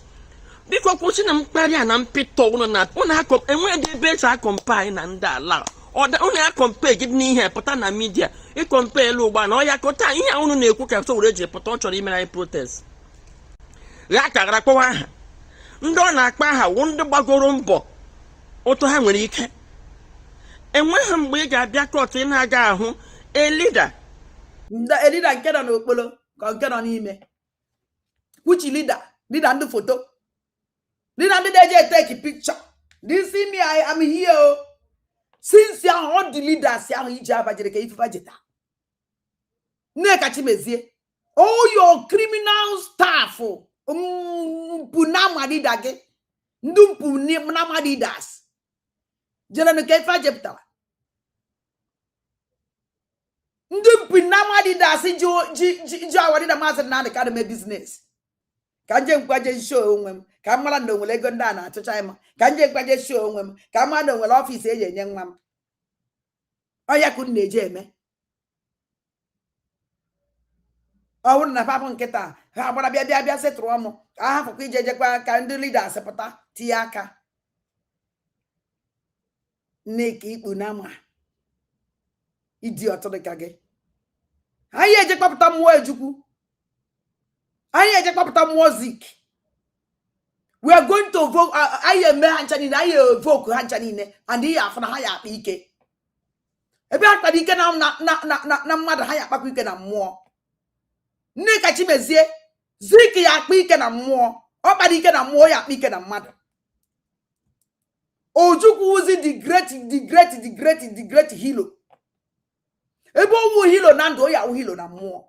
And he are for yes with me. Aka Chukwu Di Ya. Awadi da mazen na ndika na ya muda place. Owu na awadi da mazen na ndika na muda place. Mana otu Chineke si we deliye. Na owu aka olu mmadu na aka olu Chukwu. Ina ni fe na agwa gị. Owurogu ye decided for him. Owurogu ye ekwukwere ni ada owu ya azọpụta ya. The only person where the kids up to what did a master and the can so say Chineke ka ọ dị na aka ya ka anyị saka Chukwu Di Ya. Oh Chukwu. Na mmụọ niile Igbo jiri dị ebube. And don't share what did a master and the can ekwu na ọwụrụ chi gị. Ọwụrụ chi your so-called criminal leaders. Ndị mpunama, leader ndị mpunama. Mpunamas leaders. Mpunamas leaders. Are you not ashamed of yourself? Niki Punama. Are you not ashamed of yourself? Every time they come out and mock us. Because when you feel that not terrorists, they terrorize in Igbo. No, you accolade Igbo land. Or you can just say, now no Christmas. Because if you can't fight to finish, it's not fight to finish. Because Igbo land is not for sale. Ebeye mesisi afuda na unu we loser. Na ani Igbo munu nze mu ọzọ. Unu ye mecha amadu ate na unu gbara aka unu ya agba aka were na ọmụ wada ndị mbụ na ndị gede na agwa ya unu. Ụmụ Igbo munu nze mu ọzọ. Ajọsọ nse ka njọ mpụtụ nwa obele ka mmadụ ife okwulu. Ajọsọ nse ka njọ mpụtụ nwa obele. Kamadi for this woman every time this thing. Yes, of course. Saludo jele America, and the zini de Zoshundi, all the same thing in a repeat. All the first saludo kuno where can I confirm here. All the first saludo kuli confirm Parayeba.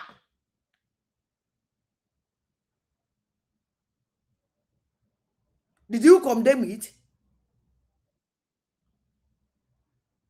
Ebi na apụtasị datara ndị Igbo niile na enwere ebe ka Fulani terrorists na ndị Igbo na-egbu onwe fa. Ka ebe mean by that? O toro na n'iyi nne ka ji ikpu na nwa. Kedu ibe mean by that? O wuri fe soro udo kwuru ya ka ikwu. Adị kwukwara kịta ebe a. Asụsụ Igbo dị n'iche otu isi wee tinye. And emecha ha jeni na wuru the same. I don't want to listen to this ikpu na nwa again. From today, I want nwaanyị a wunne ka ikpu na nwa. Onye odo mmana ntị ya gbachie ntị ya. And onye ọ na kwesịrị ị na-eme ka ndị be anyị mara, ụmụazị be anyị mara dachi na ọhụ awụrụ aja ife ka ọwụ. Ọwụrụ aja ife na a na-ekwu ya, ndị ọcha anaghị ezo ya ezo. Amazị m nke ndị be ọbịa ndị a na-ezo abịa na-ezo ya ọ dịzie ka ọ mana nna anyị amakwa m o.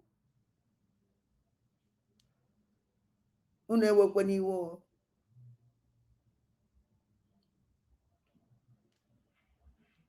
Ụmụnne line na-adịra na open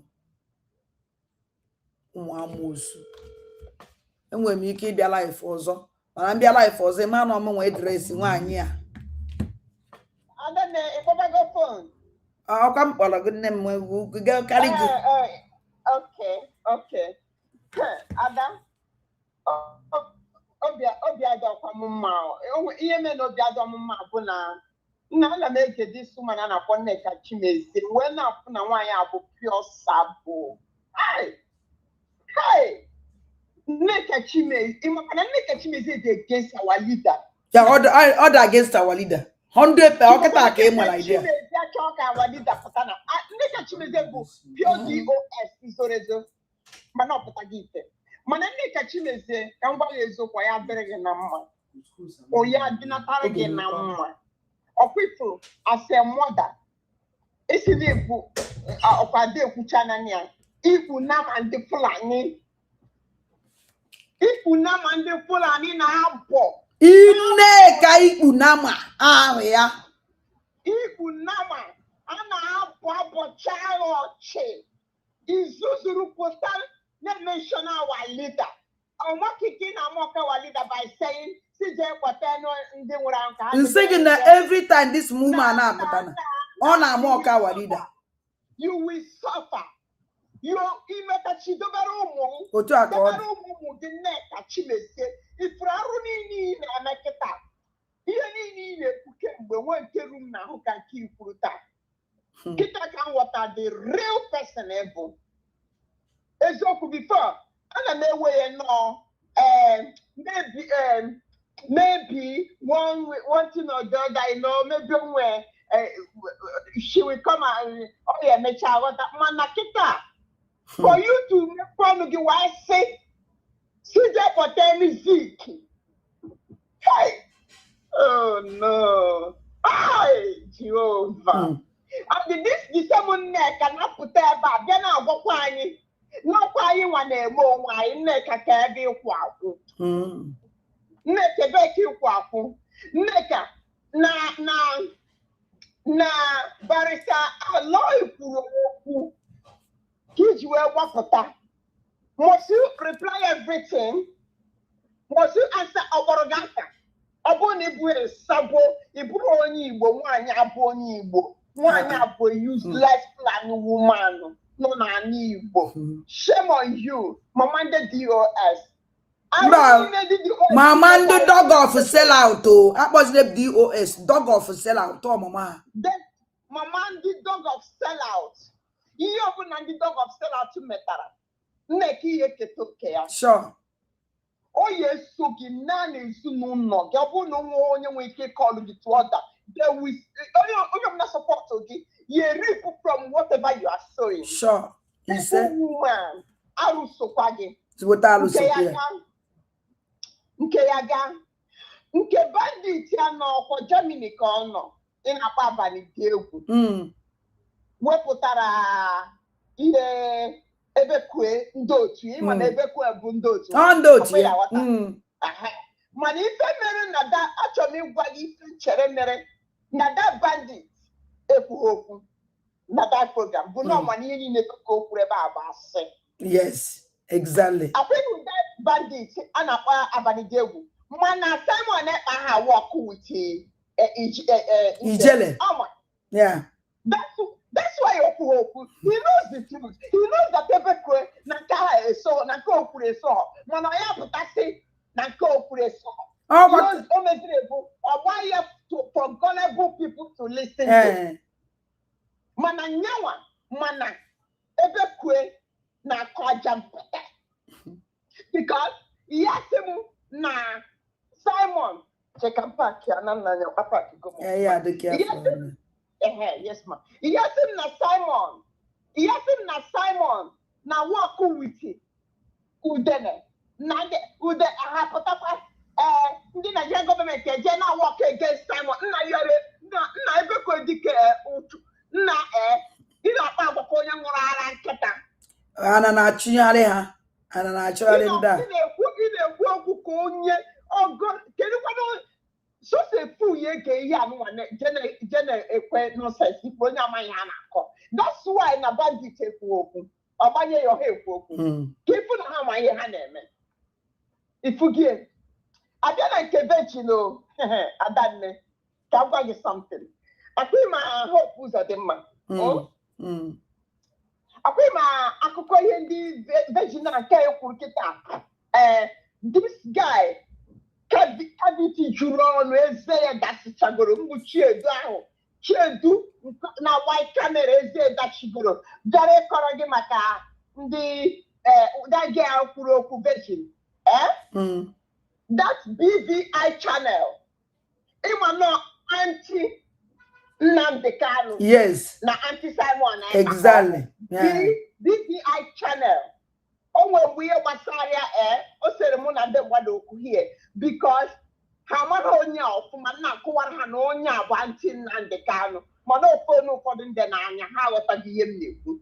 So my question to that guy cavity juru ọnụ eze ya dasichagoro, my question to him bụ if you go see why this thing are they happy na-akọwara unu na-eme na backyard Abasanjo mana this idiot mana ọ na-eme na ala Igbo. Oh ya no. But he can never say it. Ọ nke a na-ewekarịcha m. He can never. Adanne nke a na-ewekarịcha m. Nke a ekwe m njite. Ikwu unu maka ndị asino kedu Kafa steeti ya Abasanjo steeti ndị ebe ya na-eme. Mana Adanne mana the truth bụ na bọkwa nke anụ nwefo ewepụta this camera ka ihe a bido ka m gwa gị ihe nweta information amagha na eziokwu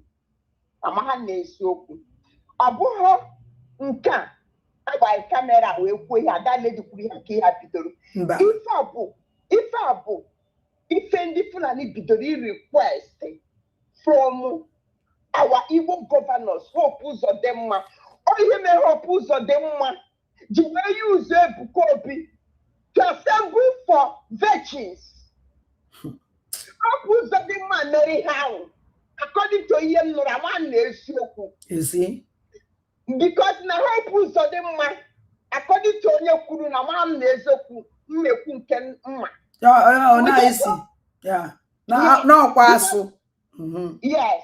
Because Hope Uzodimma according to onye kwuru si na nya na Ebuka Obi bụ aka ekpe n'ụtọ ọhụụ. N'onye nyere mana also wee zọkọtara ya na. Yes, also wee zọkọtara ya na. Yes, also wee zọkọtara ya na. So the person na-ekwu ya na-akọwa that na ana ifuru azọkọtara Ebuka Obi no Hope Uzodimma so we support her. And they are doing the bidding now because all the Igbo women, all the Igbo girls in Atafufu, none of church out. Brebawan, Kayesi, na Gurunda, Jine Settle in the Fulani. You have to see virgin higher now for any more here. And the virgin had to virgin in Debo. So, here, Hope Uzodimma America will tell Ebuka Obi, Thunder, my warrior, when I have any comment section say, we are weapon for Ebuka Obi now. Mụ nwa anadịghị ndezi anya nke ahụ because eziokwu must spoken. ata afụfụ ihe imetara ịpụrụ ịna sọpọt Ebuka Obi bukwa gị ebe ahụ asị m chọọchị tigbuo gị ịba n'ụlọ ka arapụgba gị bikos ị maghị ihe nwere kọnshens nwere sens atara ụbụrụ gị ata ọ ihe unu ji ji ụka na-achọ idisro ya n'Igbo Chineke kpọkwa unu ọkụ megbukwa n'onwe unu na chọọchị ahụ ebutere unu ndị a butere unu chọọchị esikwata ekpe ị ka m wee bụrụ kristian idiot ị ka m bụrụ kristian anyị mechie ọnụ ara na-eme mechie ọnụ ara na-eme ebe a na-ezo ndị ụka ebe a na-ezo ndị pastọ ezowe ngụ na-aṅa ma ntị afta ha gbuchara ụmụ okorobịa yut anyị ebe ha chọrọ ịba kịta bụ jesị na amụrụ anyị nwa ya mụ ndị egbusiri ka ha chọrọ ịdị na-ebugbu n'ime ọhịa na-erenda useless isisi wepụkwa Ebuka Obi na-anọ Ebuka Obi Chineke kpọọ nkwa obere ịkpa ọkụ Ebuka Obi ọmụta vejin o nweghị utu ọ na-ara nwaanyị otorubeghị ịmụta vejin nke ọ ejekwa ha Chineke kpọọ ọkụ vejin onye ka ya akpọ ha na mgbe ọ ya seti onye mụtara nke Ebuka Obi na-asị emegide na unu dị useless ndị Igbo dị useless some ndị Igbo jiwe dị useless bụ na anyị abroad na-eche ụka n'ụlọ ụka ugboro ole ka unu pụtara bịa na akụrụ osisi a na-akọ n'ụlọ ụka na na-aṅa ya ntị onye nweghị job or joblessness n'ụlọ nweghị thinking faculty or joblessness meziri na ndị Igbo enwezighị ụbụrụ to calculate articulate ka m na-achụ onye bụ Ebuka Obi ka m na-achụ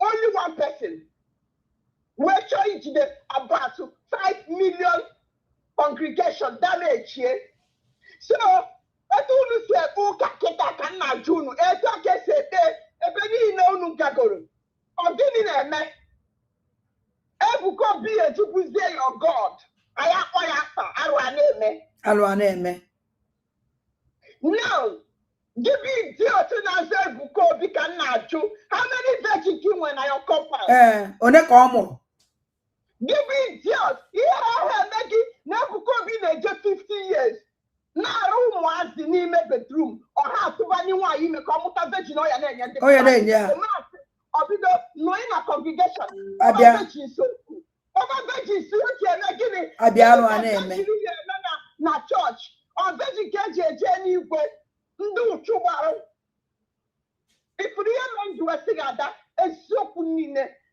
erikreti m mmadụ m ịbụ onye Igbo ndị ụwa ọzọ ka m bụrụ onye Israel bikos ebe i kwuru na ha ahụ eme isi blood achọghị m ịbụ ịnọ ebe a na-eme isi blood bikos blood a na-eme isi mere amazi onye bụ onye amazi onye bụ onye Igbo onye ọbụla dị useless n'isi Ebuka Obi kedu chọọchị gịnị ya eme na chọọchị anyị ejigo katasịwa vejin pụta unu amana nwe ihe so ya enu a gwakwara baba ejekwene ama njebe eyi ejibeje na-atụrụziri ndị Fulani mgbele elikwesti ya kpọrọ nwaanyị ndị Igbo maka ọ ndị ya na-akpọkọ ịfa onye nwa mee na ha like Maazị Nnamdi Kanu ha chọọ ka Maazị Nnamdi Kanu pụta maka Maazị Nnamdi Kanu na-ekwu okwu otu ọ dị ọ na-ekwu ha ụbụrụ anyị ji wee dị damage akpọ Ebuka Obi mmadụ nwere ọnụ ikwu okwu Ebuka nne gị ka nna ya Ebuka bụ Jizọs Kraịst onye dị ka dị nke unu ma bụ Jizọs na nke abụọ ndị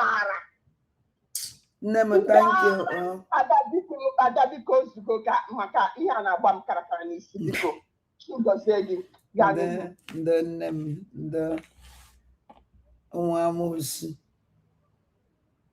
ndị otu Ebuka Obi nwanakịtara kpọọ distance gị ndị veji iche ha echiche eju ha ajụjụ na ndị Fulani asịzie na enyere ejuzi vejin ekidinapụ mmadụ werezie vejin wee bịa kpọrọ onye ekidinapụ nna hello nna m ụmụaja na-ekele na osiri kwesịrị ya zere kwuo ada mgbede ọma nwanne m ele ọtụ ị mere chimna n'ọlụ ezi nwanne m chimna n'ọlụ biko ana m ayọ ọsabụla ụwa n'isi gị mgbe niile biko ya nye na ahụike ya gbakwana aṅụ ume ya echekwawaga ezinụlọ ọkụkọ na mbata na ewerela mme mgbe niile na-etinye ya n'aka biko ọkụkọ mma na-agara akpọ onye nchekwana na echiche ọjọọ ya na ihe ha ọ chere nyere azụ ka echiche ọjọọ ha chere n'obi ya tala aha n'isi n'aha Chukwu ebe ama ise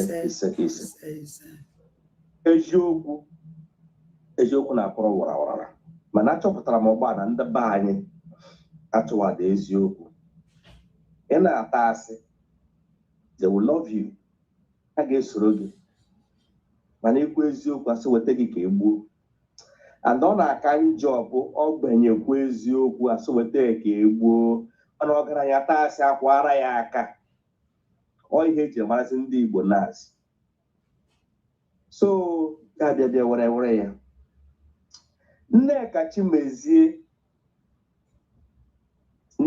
Chimezie ọchọ nnama ị ka nneso nwaanyị a inwere anara eme nwaanyị a biko kwenu since ọ nọkwa na ndị ọ nọ n'ọha na eze ọ na-emere nwe ihe politishan and ise politishan Nneka Chimezie anọrọ ụlọ IPOB member Nneka Chimezie a monthly due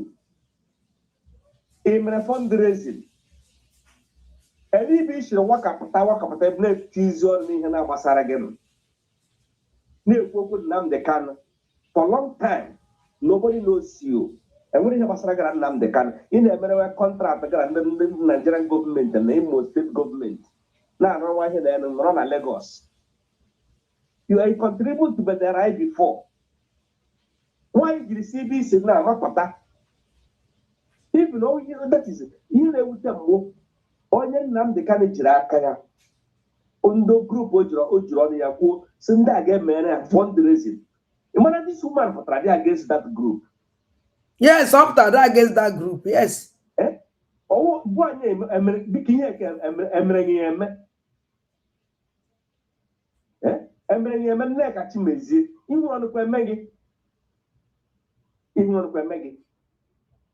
ihe na-agbada atọl ewuru IPOB member isodị na struggle gị gazie na-agwa ya from nowhere maka pata even alọya ji maka okwu okwu gị na challenge ya elibi kwa akwụ iwu onye DOS ị ga-akpọkwa onye kpọrọ nụ ị ga-azakwa oke akpọrọ nụ Nneka Chimezie ma ajọ onye kpọrọ ihe ize na ị na-aga ụdị ị na-epigharị wowo ewepụta ọsọ ọnụ nwụrụ anwụ onye kpọrọ nwa elibi shiri bịa onye kpọrọ gị na njem a onye kpọrọ gị so na njem a jụkwa ụmụ ọhụ na nwa Nneka ọhụ na mkpụkpụ ikpu na nwa nne m enekwa nga mmadụ na-anọ n'ihe nọpịara ihe yọọnụ Nneka ikpu na nwa anụ ọbịa iso na strọgụl onye gụrụ m onye ka ị na-arụ n'ọrụ where do you come from isi ebe Nneka Chimezie ihu ọrụkwa eme ị ga-asakwa oke akpọrọ nke nobody called ya onye kpọrọ gị ịma onye wu DOS ịma onye wu leadership isi ike pụta Nnamdi Kanu asịkwa Nnamdi Kanu asị m ọgwụgwọ onye wu leadership na onye na-awụdọ onye a ga-eso na onye na-agị na-eso ọ madụ onye Simon wụ from you Chineke bụkwa ṅụ ọnụ alakụgbukwe ṅụ irebije ṅụ ọnụ ozu na-amadịsị nderiri ya very hopeless animal ọkwa agwara m gị sị ala ọlụ ga-adọpụta ire n'ọnụ ise ha ga-adọ gị ndị nwụrụ anwụ na Biafra ga-agha aka eziokwu m niile na asị a na ihe niile ị na-eme nna mana asị nwaanyị a na ihe na-adị egwu eziokwu m niile ịmarakwa ihe Nneka Chimezie wepụ aka n'ihe gbasara strọgụl maka ịnọdụ ya isodị n'ọtọpilọt isodị na IPOB because ikwuwe ihe ọbụla na mmata ebe ọlọ sọrọ gị reta IPOB ireta ọtọpilọt after IPOB gị go ọtọpilọt ebe dị ka iso n'ime ya and ihe gasara na iso oge nkere ka iso ihe dọgọsela Nneka gbasara agbasi eloyi libi kwapụ Naka bụkwa nwụrụ onye oshi nwụrụ anwụ criminal. Nwaanyị ihure na ndị eme. Achịgbakwa onye ụchụ can be too much. Na-ekwugwarị na-achị ebe ego ga-adapụta na-eset business alakabukwe ọkwa ala ga-enwe okpoto n'ọtele. Ala ga-enwe okpoto n'ọtele. Biko kwere m abịa ndị be anyị. Ana m ajụ ndị Igbo ajụjụ. Mgbe rice na-abịabeghị n'ala Igbo na-ata mkpirisi ego. Igbo na-erichi ego. Ana m ajụ onye ọbụla kpọrọ onwe ya onye chọọchị. Onye ọbụla kpọrọ onwe ya onye ụka. Mgbe rice na-abịabeghị n'ala Igbo, ngịrị ka Igbo na-eri. Ọhịa ajụjụ m na-ajụ ụnụ. Ọ nọpụta na ọnụ wụrụ omenala ụnụ mefuchie tụfuchie. Ọka njọ ndị anọ n'ụlọ, even onye ọbụla nọ Europe n'overseas na-eburu ihe chọọchị nọ n'isi mara onye amadi ihe o mere. Put me right. Ndị niile ịhụrụ nọ chọọchị niile na ịhụrụ ara kasịrị n'Europe. Saturday, Sunday, so ị ga ihe ụmụaka dị nwaanyị, ụmụaka dị nwoke 80 something years. Sọsọ ha na-anọ n'ụlọ ụka. Ha agada ọkwa ndị a butere ọnụ chọọchị. Ọ na-awagharị. Ọ bụghị eke gara n'ụlọ ụka na Europe asị na aga ga-eme fasting na ego ga-esi n'elu isi n'ala bịa. Never. A na-emere miracle na Europe ka ọ bụ na America. Miracle gọọmenti. Gọọmenti ọzọ ya ekreta ọjọọ bụ onye na ndị arụ ọrụ ọrụ nweta ego. Gọọmenti nọketa nwụsị ya nwere esi ya nye soshal. Melifute ndị mmadụ ọ bụchana. Enwere ihe ọzọ. Enwere ibe a na-aga asị gaa eme fast nke disata. Since ndị pụta ụwa anụbeghị na o nwere ụka mere virgin program virgin.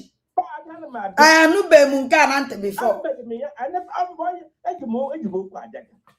Ihe bụ na even chere mpaka even mgbe a bịara bido mewe all this ihe na crusade na ya na-agbụwa. The first person bilitere ụdị chọọchị n'ala Igbo wụ Mbaka.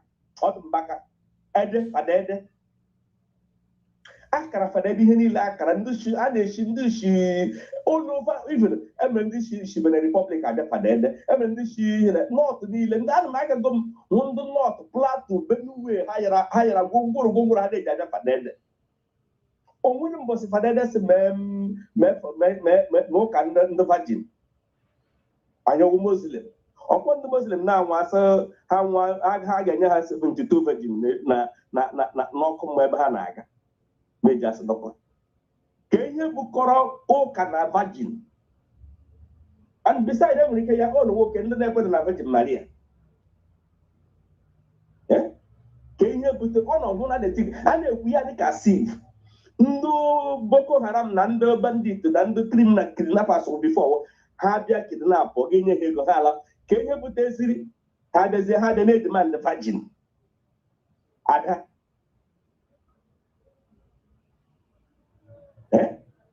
Ele ihe wuzi idemand virgin.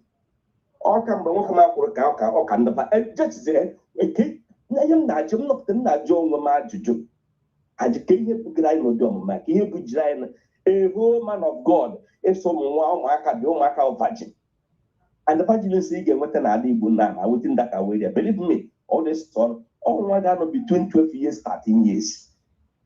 Yeshi na ke nna ya anapụ ga-agawa ọga nna anyị ya soro gawa ọga ka ndị virgin. A na-akọ a na-eyi. Legodi na ihe na-eme na ọ kamgbe chọọchị kwụrụ bata. Before, mmadụ gị ga-emenye ihe ya ọ ga-atọ ogu ka nchi jere. Nchi a na-emede mmadụ eme ewu ogu. Mana ọgba mba bifo mgbe chọọchị na-alaba ị ga-eme ihe ị na-eze onwe maka ime gị dabere. Alụkwụsị ọ bụrụ ife afa mmụọ be anyị na-aza onye ka a na-akpọ afa mmụọ be anyị alụkwụsị. Agazie chọọchị lotezie chọọchị ya na nde arụ na-eme chọọchị ya na nde a na-egbu mmadụ chọọchị ya na nde a na-eme organ harvest chọọchị ya na nde a na-erepụ ụmụ nwaanyị. Chọọchị ya na ndị a na-agwa ogwu ego. Come on, ndị Igbo charian. I see them get to the church. But one thing is to be good, another thing is to be stupid. One thing is to be good, another thing is to be stupid.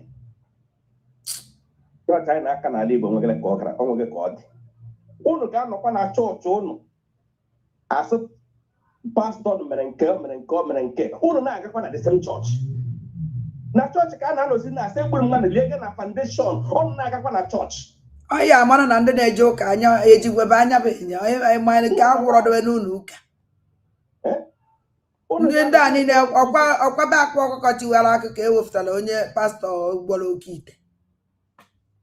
Nna lekwe m okoro ndị Igbo saa na anya ụnụ onye omenala ka mma onye omenala owe ka anyị na-emebu bifo owe ka anyị jiri chio owe ka ndị Igbo jiri megere ibe ha nọ anyị bụrụ chọọchị butere anyị onye m jiri so nụ mgbe rice na-abịabeghị n'ala Igbo na-eri shei anyị nwere ihe anyị na-eribu bifo ebutere anyị rice. Ka m gwakwa ụnụ eziokwu ka m na-ekwu ọkwa ifuru ndị pastọ asaa taa na-eyi eji kpọpụta elugo onye ndị ụka na-awa ọchịzi m nsogbu adịrọ enweghị m ike ịkọntinu na-eprotekti na-akọva mpụ gba nkịtị maka na onye nwa na-eje ụka mkpu asị na nna fight I don't fight ndị ụka kama na-ezu obodo mma okwu ana m ajụ ndị niile belivuru na Ebuka Obi belivuru na Eliada Hayan Fada Mbaka belivuru ngo ụlọ ọsọ gị na-aga yes good and fine ị na-ana miracle ole mere ọwụye mere ngị ga-anwụọ nna ikwu okwu ibe nke maka ikwucha nka ihe abakwa na nke ọzọ biko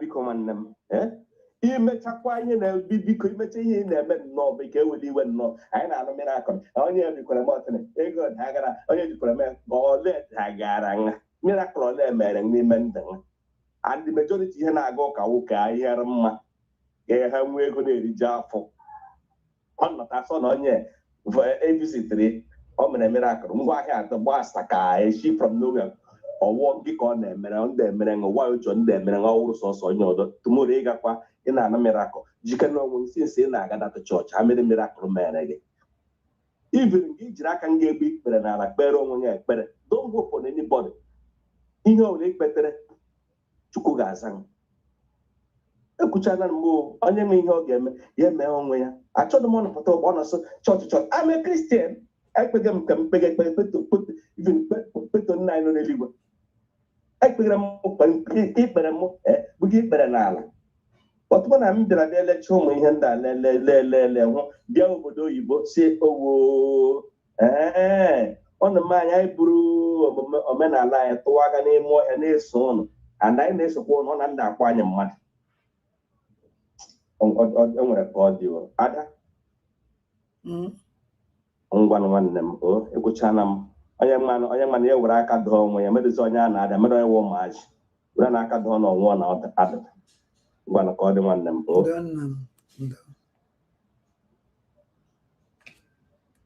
onye ọzọ okay yes achọrọ m iwepụta this program very important ya adịwazi echi.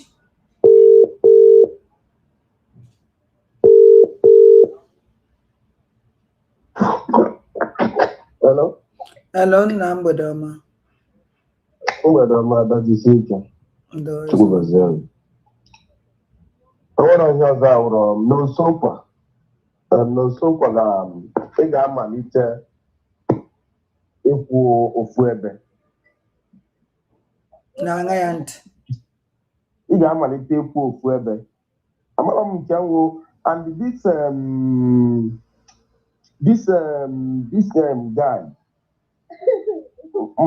that family ya agwụkwara onye ga-asị na agaghị na-akpọ those people ahụ hapụta na public hapụta bịa gwa ndị Igbo ọ bụrụ na Nsomkpa batendala apology to Nsomkpa yes Nsomkpa ha kamara ihe ha na Nsomkpa nzuzu if they want to talk hapụta na social media bịa gwa ndị Igbo okwu atrocity that idiot ha nwere ha ntụtụ ime ya na kọmiti n'ala Igbo ha pụta publicly disown other boy ha gara mara ebe ha si pụta ime ya bulatara anyị n'ala Igbo maka na ahụ reason why that guy wuru na owe really Igbo man m ga-ejikata obi na-emebi na kpọrọ ndị ọzọ na-abịa mbe ha na-akpa ite agwa ahụ ọ kpara ọbara ya na Nsọnkwa nọrọ na-akọ eri ya akpọ na Nsọnkwa tenda apology to na Nsọnkwa ọ gbaghala ya Nsọnkwa kwerenu nọ n'Nsọnkwa kwere but thank God na o ji ọnụ ya kwuo na these boys na ya ga-egbu iburu nwandị amụrụ nwandị ọsọwụ amụrụ tata echi 2 days old child na ya ga-egbu ọhụrụ n'ala Igbo ọkwa na Nsọnkwa nụrụ ya n'ọnụ that idiot na ọ gbagharago ya maka na enyere ya apology anyị afụdụghị ihu onye nyere ya apology anya mara ka ọwụ propaganda apology. Another one was this Ebuka Obi. Madam Diti ihe kwuru eziokwu oge and yawu na emebe ihe ndị ebe those kind of people nọ nwere Ebuka Obi Fada Mbaka ha akparughị akpatabeghị aka ebe those people because all these people kejiri ndị be anyị ọ ndị awụ na ndị be anyị ahụ ụzọ ndị awụ na ndị be anyị amụtabeghị eziokwu because they group our people in thousands and then keep them in bondage na ha anaghị agwa ha eziokwu. At least Odumeji mmụọ nne nna akụmadị akpụ Odumeji abọmiti o kwupụrụ nnọọ Odumeji ekwupụ and the crowd na-anọ na nke Ebuka Obi ka ihe na-anọ na nke Odumeji o nwere crowd na-anọ na nke Fada Mbaka karịrị ihe na-anọ na nke Odumeji. All these guys capable of Fada Mbaka na Ebuka Obi. Emepe ndị Igbo anya ndị Igbo ma what these two people represent in ala Igbo. That is ndị Igbo ga-ahapụ ihe niile na-achụwa these two people. Fada Mbaka na Ebuka Obi. They represent danger to ndị Igbo. Very big danger. A na-ekwu okwu ihe a na-ekwu now. The day Fulani ga-ebido strike. Then we Ebuka Obi group ndị Igbo down. It will be Mbaka the sent na agbara ngo no nda ya eji akafa na ndị agha ata no ndu pastor sad na the nonsense bishop and the ụkọchukwu a ndu ya eji akafa ndị Igbo ba ya eji akafa hand over and ndị lovers of them esobe ha idechi anya ya afọ ya esime agaghị ama ihe na-aga ụbọchị ọ ga-eme Fada Mbaka ga-etinye program but ha ga-use any of them ha ga-etinye program ga-ada ụda ọ ga-eji Leon ndị be anyị and Ebuka Obi with the current person now and the idiot na-eso Ebuka Obi should listen to the kind of person ọ na-eso. Ebuka Obi were blood-sucking demon. Ịma mgbe ahụ o si Lagos nata o mechara program ahụ o mere maka na aha glabụrụ nye nakọrọ ndị ji na anafa were nye Ebuka Obi jere na n'ọfịs gọvanọ Hope Uzodimma sị na onye nwa the best gọvanọ ever kene ya gọvanọ na-egbu ndubefa ka Ebuka Obi jere n'ọfịs ya gọvanọ jidere ndị Imo steeti gbuo egbu sụọfa ka akwụ Ebuka Obi jere n'ọfịs ya kene ya nọrọ ebe ahụ wee sị na onye nwa the best. Listen, ihe mepere mgbe ahụ obi hụrụ m nọ ihe m mere m kemgbe m dị 10 years is in my brain. Ọ naghị ama echete ma otu a nọ na-awụ o nwere ihe mbara m n'isi na-apụ. Mgbe Ebuka Obi m bịara m gbadatara ala Igbo Hope Uzodimma become very tight best friend to Ebuka Obi. O nyere ya hotel, o nyere ya security.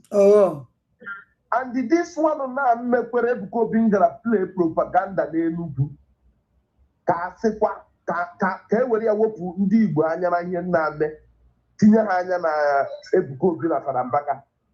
onye ihe now ka ewepụ ndị Igbo anya na ihe ha kwesịrị ịma ka ha gaga drag wa Ebuka Obi esekwa para mbaka asị and the side time we anyị ndị Igbo anyị etu abụọ all these things and they have fall on that mess don't eju ha ajiju kedu ka ụdị ibe na otu aji me nwere otu mkpụrụ kamela onye video ya enu nothing not so si Ebuka Obi mere mana Ebuka Obi gbara mbọ sele ka akpa Ghana must go billions of money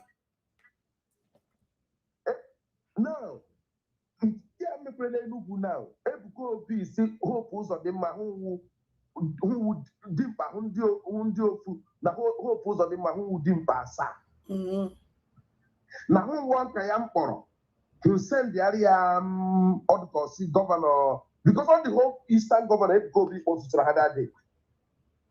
All the whole Eastern governors Ebuka Obi jichalu their kwa ibe ọsụrụgo ịnọ ya ka ọ na-akpọba ọkwa ibe ọsụ ọ na-awụ ife ọsị nke ha anaghị agbapụta Ebuka Obi ọkpọka kwuru Ebuka Obi have their contact. Yes, all my contact or each your contact or wajibe. Although you're a very strong with this thing for Ebuka Obi now. Now, mgbe ọkpọtara meeting ndị virgin a na-prepare kwa now iji mere sacrifice. Those virgin Ebuka Obi chetara program ọ ga-eme ya asị ya chọwa program ịma virgin nọ n'ala Igbo ndị mmadụ mugus ha jekpuru ndị mmadụ hapụ ụmụ ha mothers computer age mothers ha bụ eje ekwe sawara ụmụ terrorist ọchịkịta ha ekwete na ọ na-eme gawa virginity test like Ebuka Obi amaghị m mgbe Ebuka Obi ji wụrụ medical doctor. Now after that this man na Delta State Regina Daniel bịara na nke Ebuka Obi because it's a mission. It's a very big mission. It's a mission. That virginity test then Ebuka Obi mere that is ritual. All ritual ka that idiot mere then. Ndị mmadụ fall kwa area because ndị mmadụ amaghị what that man with that onye kwuo moto ya ewu because it's not a man. That idiot guy that's refracts at one. Ndị mmadụ amaghị that nonsense represent yara ndị Igbo nke ikpeazụ a. Ị na-ekwu okwu fadede ka na-akpọ ya gịnị mmalite abrakadabra n'ala Igbo. Other man wee Madonna University nọ na Okija. It's a very well-known university. All the big men are there. But o metere ga-ebu ọsọ si awụ ihe m na-ahapụrụ onye ọwụ na nna eme njọ na community atrocities n'ala Igbo. Igbo ji ọfọ, Igbo ji ogu. Mgbe egbujiri awụrụ mgbe ọ na-akpọ Nneka Chimezie jisi ike ada nke iwu tere na-aka wobere ihe o nwere program that woman na-ege yesterday that is just tinye that program ka m gee ya that woman faces dị na-awụ Ọhamadike Oluchukwu Nnamdi Kanu ọgụ faces nke o mere nke ahụ live program ndị mmadụ kpọchara akpọ ndị DOS Dogo Sellout ibe ya kpọchara akpọ ọnwụ nke ọ sị na ihe na okwu dịrị o nwere nke ọ vomitiri nonsense ọ vomitiri ọ kwucha maka Simon Ekpa Njọkụ. That is when you ọ na-ekwu okwu that woman na-ekwu yesterday mgbe m na-ege but I na-ege that program ma hụ ụra ọ lastịrị long. Ntetekwe m abịa gewe ya ntetekwe m abịa gewe ya ọ lastịrị na-ekwu ebe ahụ how ala Igbo will be perished. That woman ndị Igbo zere Nneka Chimezie ndị Igbo zere that woman awụrụ a very good signal to us. It's an important woman. Nna, thank you.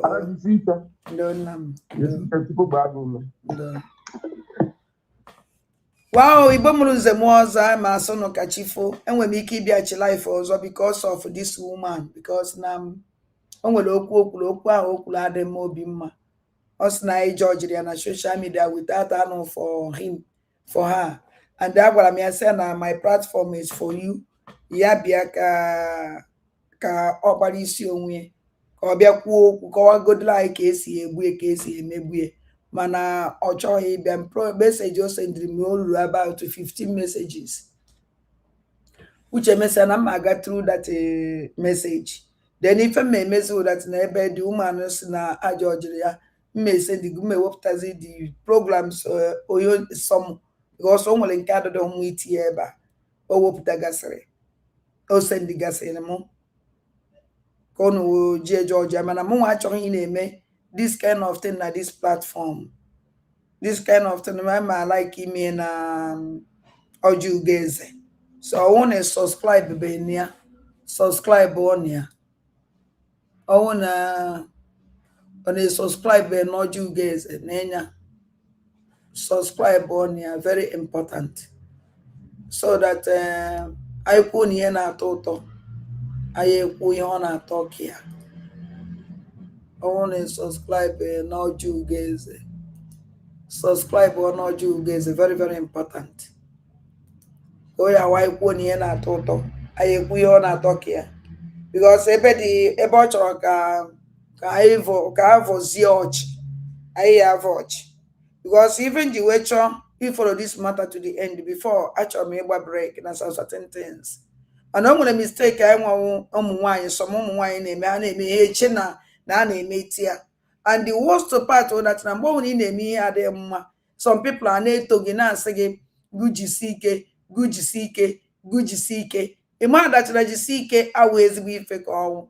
Because I found the reason why a woman like that at her age ọ na instead ya wụ ikpoku na ekpoku nọ ọ na-ekposasị ekposisi na-emekọ with ụmụazị ọ mụrụ amụ onye nwa ihe na-akọs ihe a because of na o nwere telefon ndị oyi awa akpọ abịa with their group of nonsense bịakọba nsị ọmara na ụhụ otu a. There is many videos o sendiri m ọnwụ na mwepụta that video na watchcha ya unu ya afụ that na ajọ ife mere and that ajọ ife that video the against now I put to such a thing na ndụ m among that na woman nwere ike support this kind of thing and then nwere family na-ejebiga this kind of na-ejebiga ụdịrị ife a adịghị mma. So anyị eji Oju Ugeze wee na-eme ya such a program and then ana m ayọ ndị be anyị onye ọbụla na-ejebiga na this kind of thing ma ewu nwoke ma ewu nwaanyị don't keep quiet. I keep quiet because more you keep quiet nnukwu ife ya emebi and nnukwu ife ya emebi that na ife ọzọ ya elidi wụ na mmadụ anwụọ because ọ ife ọ na-agazi and when otu ọzọ ya esi wee stop ya ime people expose maybe that na ndị na-atọ gị na-asị gị na-aga na mme nsogbu adịghị kpọ ha na-abịa bọsọ ahụ na-aga akwụrụ bọsọ ahụ ọchị achịa gị bọsọ ahụ iyi erie gị by then ọ dịgo late. Because na from otu mmadụ ya esi wee mụta nwa ị na-ele nwa ịmụrụ amụ dị ọkpara gị ada gị ọ na-eti nne ya ife ọ na-eti nne ya ife o were ma na-achọgharị nne ya o were ma na-achọgharị nne ya anyị niile agba nkịtị na-ene onye kwuo okwu achụrụ ya ụfọdụ anaghị ekwuzo maka onye ọ na-adịgo tired. We can't continue like this. I want this woman come. This platform is for you. Obiano, continue to send him message. I laugh her. I want me an actually is based on certain things. And I won't know this guy na judges the me in the bayaka. Konyo na good opinion on this matter. Kama no nya wa victim. Ko nke nwoke wu victim. Onwe kwenye nne aside re. Na even jajo gujigodo nke mo afụla anya. Then unu nwa na onwe na-esokwuolo m ụfụlụ. The written meme that na mma cover some videos. You also nwere some videos send the mother mma. Ododo mmu na anya ifu dị asef anya mmiri apụ ọgụ n'anya. It's so no nwere family na-eje, o nwere ndị na-eje this kind of thing na family. Because before ndị etipụta ọ dịgo too much. Ọwụ na ha menwere ihe dị na ebe ihe etipụtawa. Before ya were bụla akwa apụta ilo, ọ dịgo too much. Ihe anọzi kịta anyị awụ Nkechi woteziri enwere ike igbu mmadụ at any time. And they are going to expose them. all of them, because I want me to take this nonsense. Oh no, okay, so now that compound, who know the problem? I have one problem, then they stop. Oh no, why? Oh no, why? No, because you know I got a first generation now, but when you're second generation, oh, and if I want to keep quiet, I ask you, Onya, call a spade. No, now the problem. If I want to tell you matter na social media, my sister munne mu majan. Ihe awukwa onulube nwanne ya agba n'ọsọ. Ọnwụ no life nke nwaanyị ka esevuo. Ọnwụ no life nke nwoke ka esevuo. Ọkwa ibe nọ na ya. Ekenekwa m unu. Mana m nwa ya emekwe ọnwụ na ị chọrọ iwatch mgbe m eme the program. Subscribe no Jugeze. This platform I will for this kind of thing. Biko. Ekene m unu ụmụnne m. Chimugozele m unu. Bye. One love.